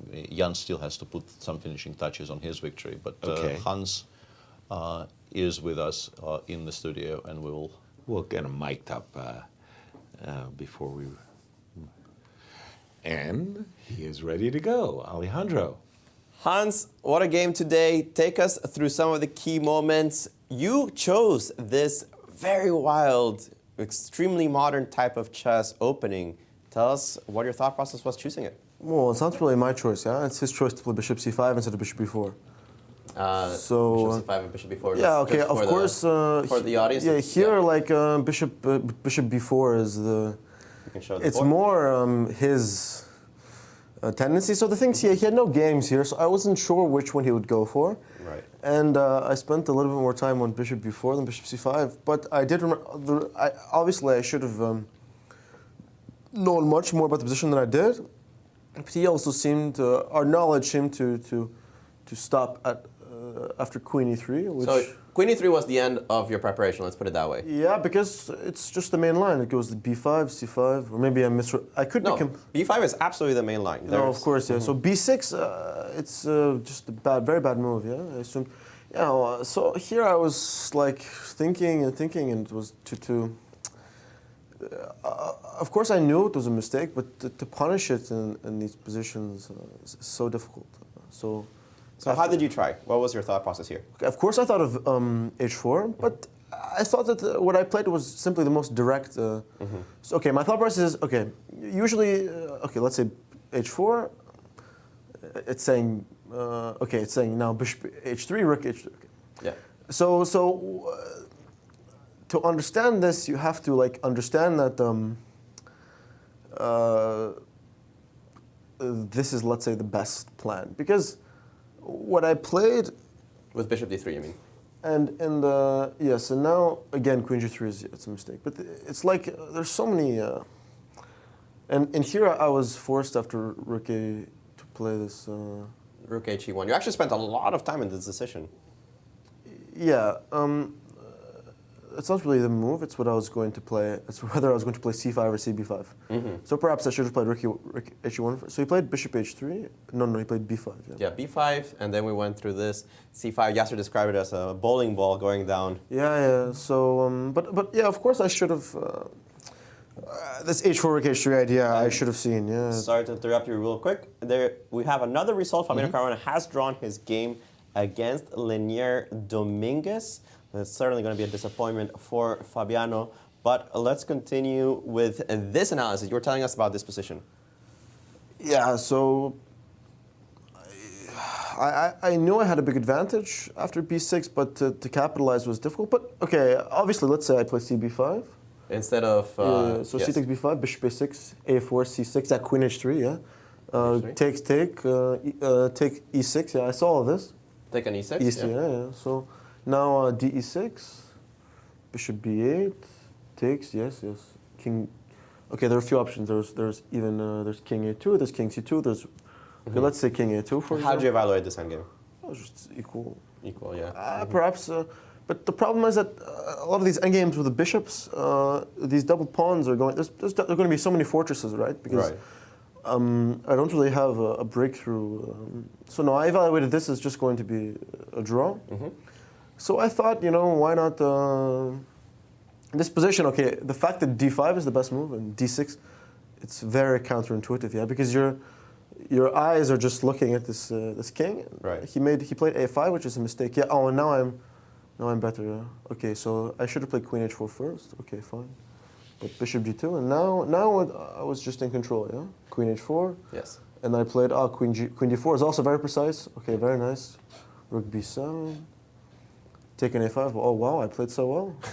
You seem so surprised with yourself. Well, when you're going down on time, it's like the thing is that in these first two games, I know my opponents are playing terribly. I'm like, what are these guys doing? I thought they're supposed to be top players. So I'm trying to punish, and no, of course, yeah, this is all correct. Yeah, rook eb8, but he was just way too optimistic. When were you sure you were going to clinch this point? Okay, the queen endgame, I was completely sure. Now already, when we got very far, yeah. This position. Yeah, this position I was quite confident because I had foreseen this position and foreseen that to have the pawn on g6. Is very nice in these endgames because you always have some triangulation checks, Right. So, and I thought like in any case, I should be faster with these two double pawns, and it's really nice to have these two pawns because it's just you cover this queen b5, king b7. And I found the right construction. So he plays queen a1, and maybe here, what was I supposed to play? King b4 is correct, yeah. Yeah. But you should note, like I have like 30 seconds here, so perhaps I wasn't that precise.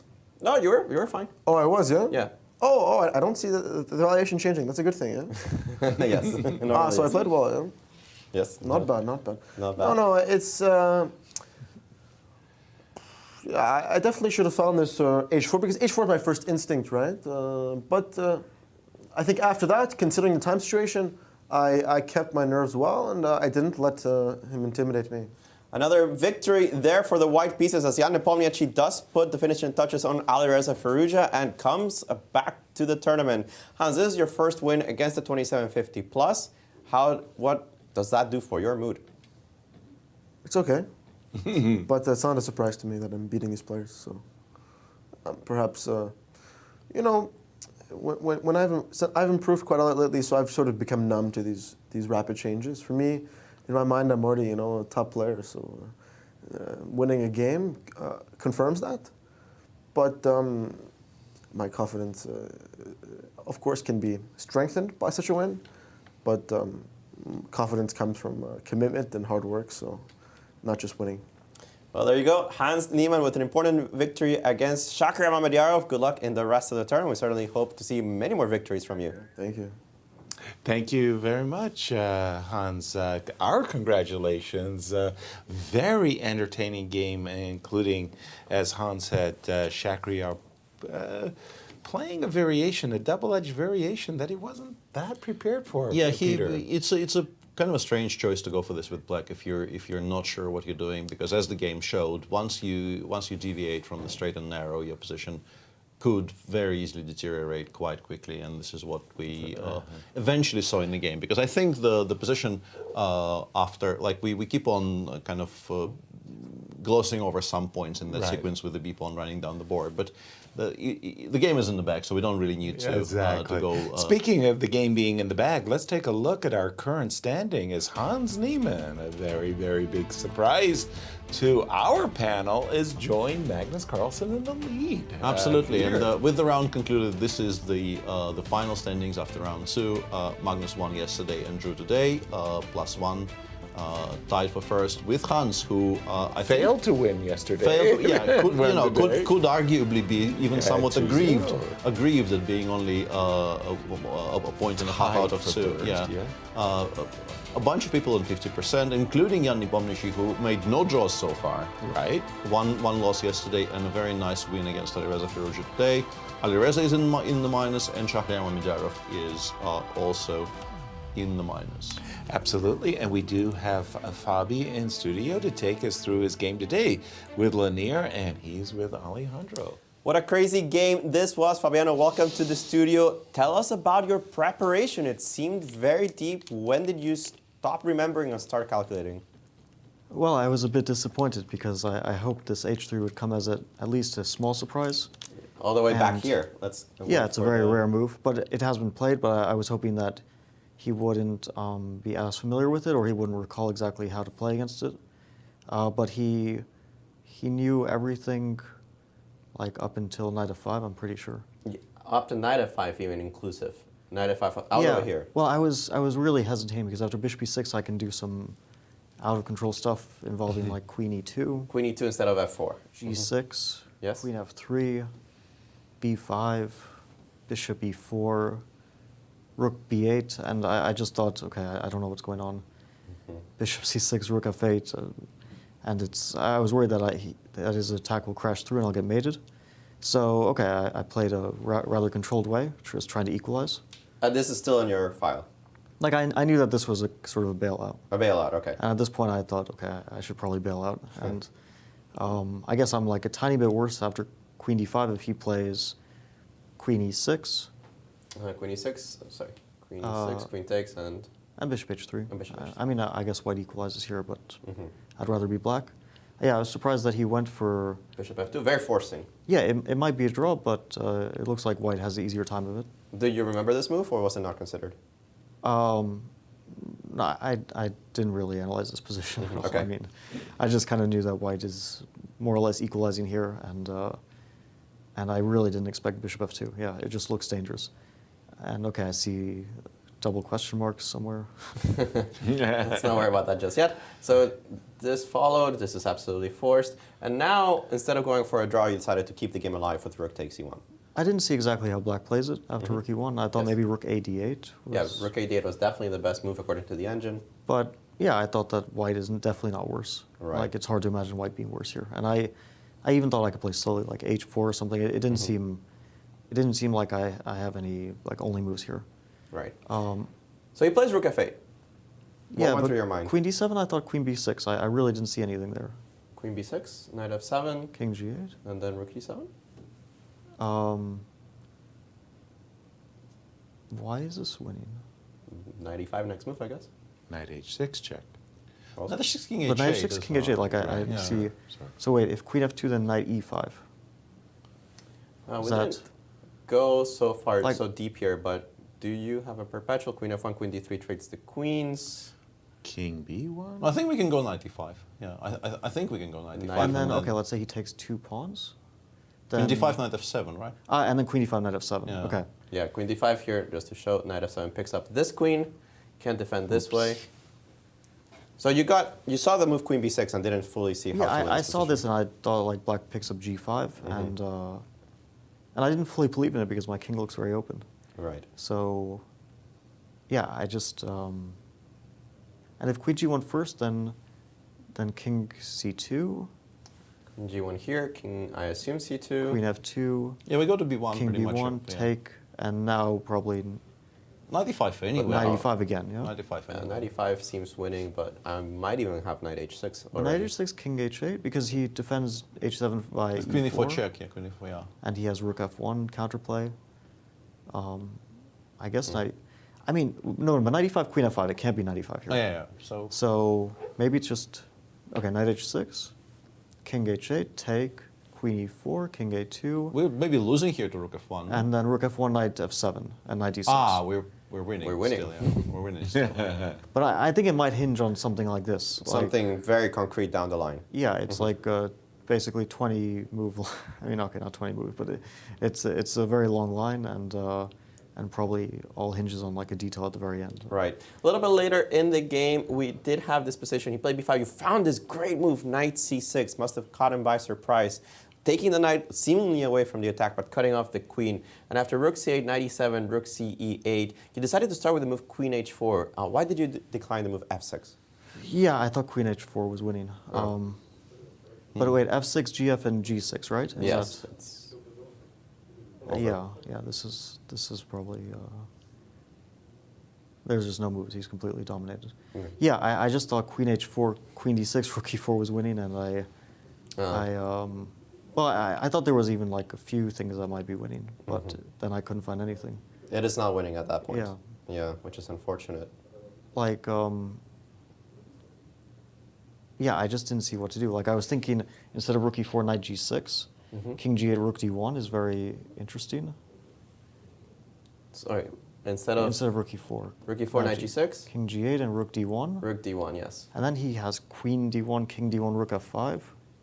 Oof. Trapping the knight. Knight f4, rook e4, g6, hg, queen d8, king h7, and my knight gets lost. Like, it was kind of remarkable to me. But yeah, I guess my king is really chronically weak. Yes. Yeah. And here I just need to take a draw with queen h4. Yeah. Absolutely.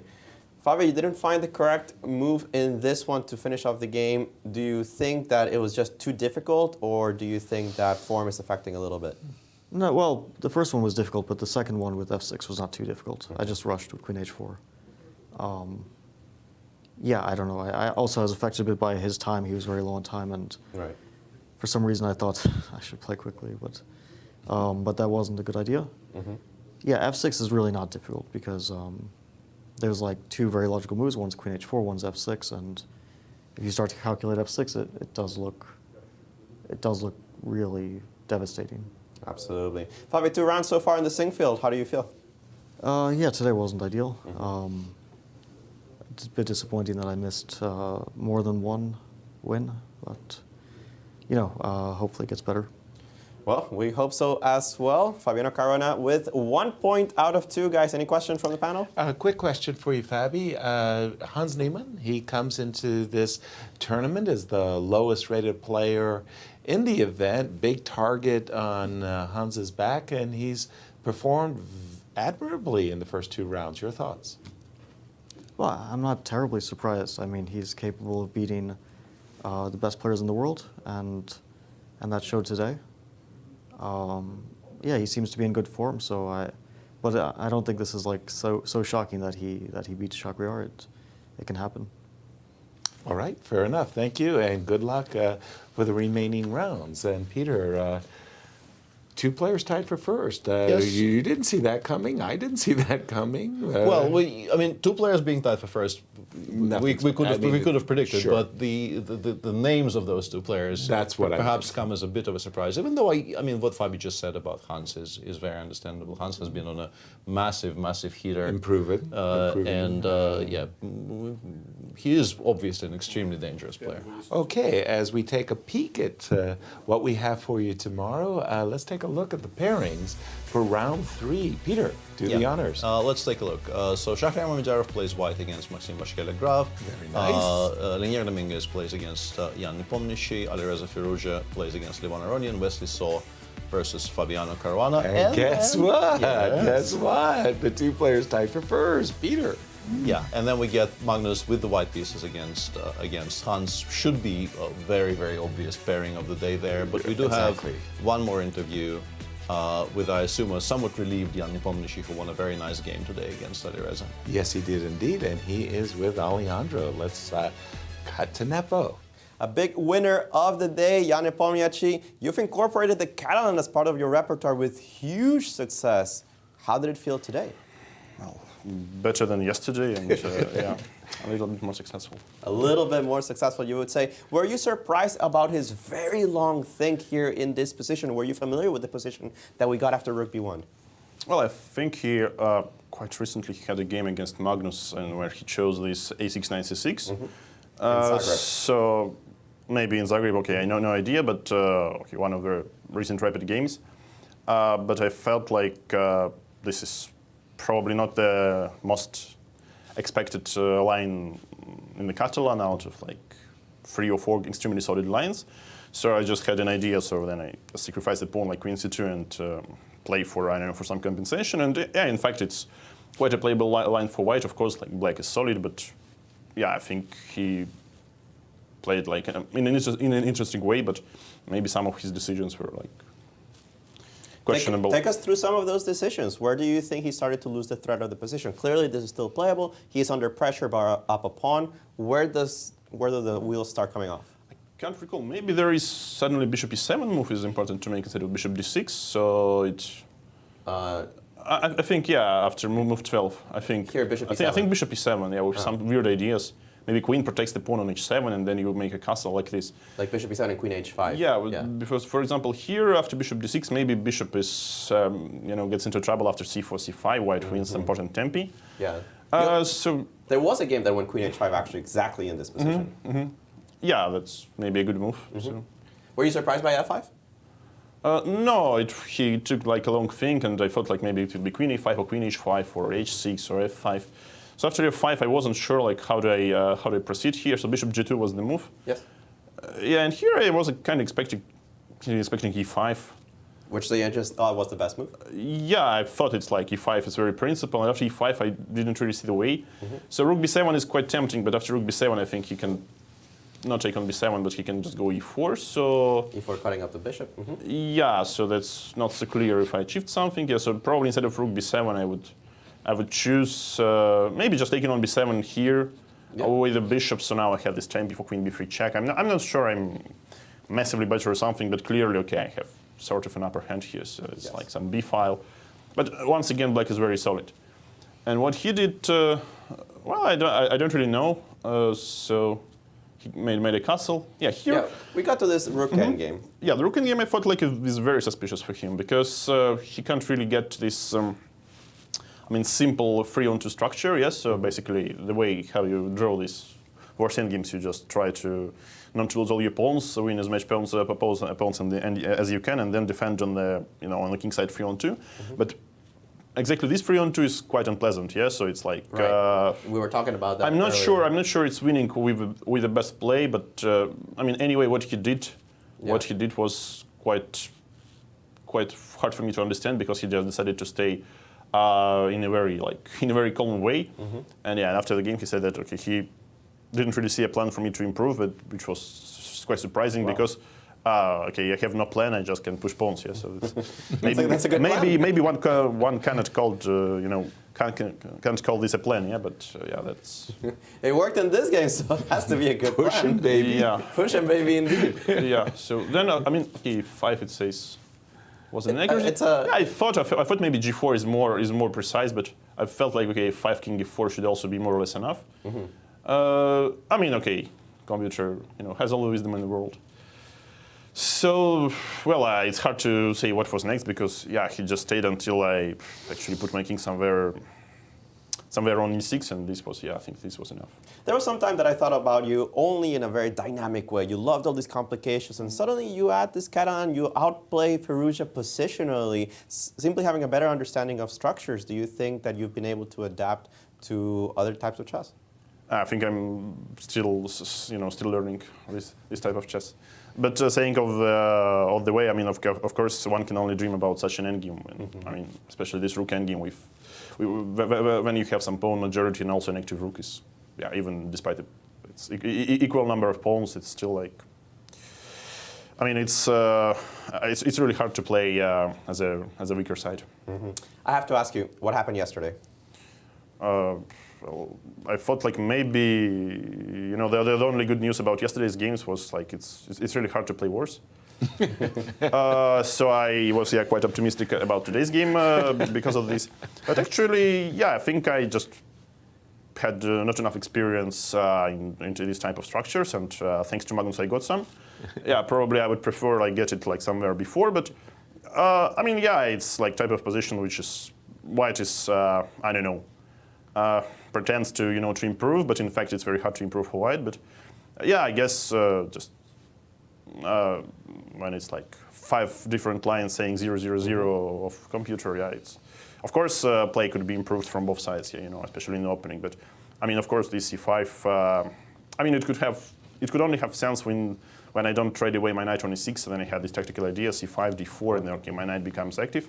But as it was in the game, I guess he just got some nice 2 bishops, and okay, this before b5 idea, and it also was based on some blunder, because after bishop d2 I was going to play knight e4, and then okay, I noticed that okay, bishop a5, b6, bishop e1, and my position just falls apart.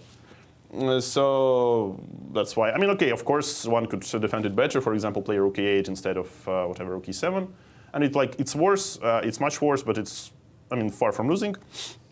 But it's not as as they say in Russia, it was not Beckham's day.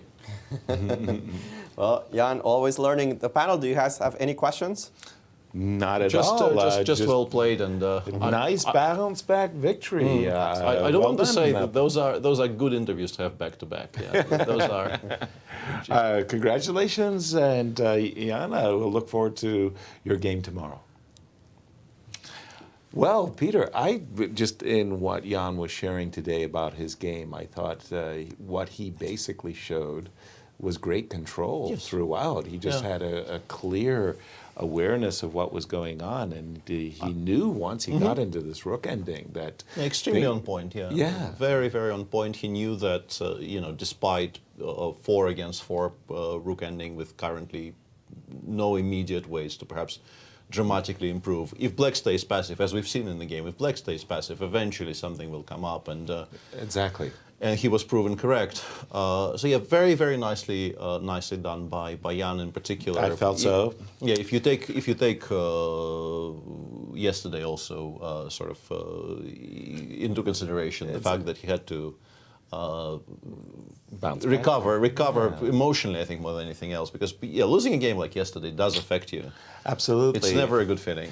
Let's jump back to Alejandro and Anastasiya for their final thoughts of a very eventful round 2. Alejandro. Exactly, it was, and it was really nice to see now Jan happy coming to the studio right now. It's been a really long day, and we had many spectators, including Rex Sinquefield himself. He was watching your broadcast in the chess club. We had many visitors today. Many of them went to the World Chess Hall to watch this exhibition devoted to the anniversary. Bobby Fischer played against Boris Spassky. So also, it was really nice to see the players in a good mood. Levon Aronian met with his chess fans and gave them autographs, and he was they had this really nice chat. And also Magnus was in a good mood.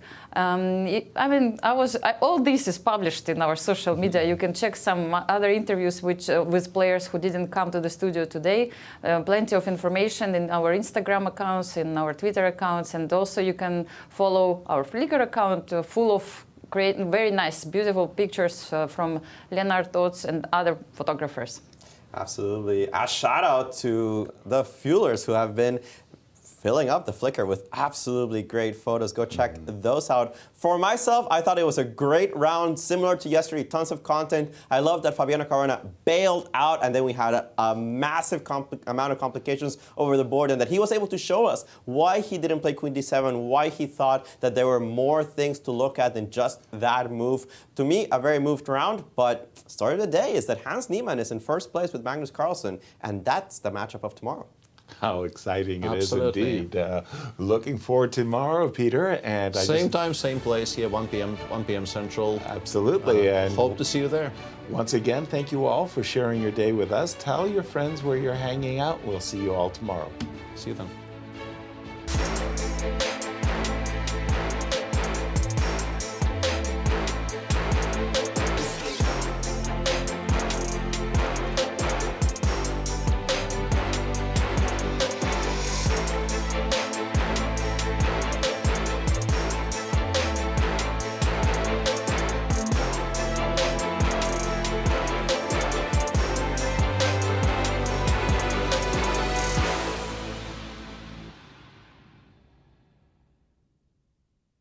This has been a presentation of the St. Louis Chess Club. Any reproduction or distribution of this content without the express written consent of the St. Louis Chess Club is prohibited.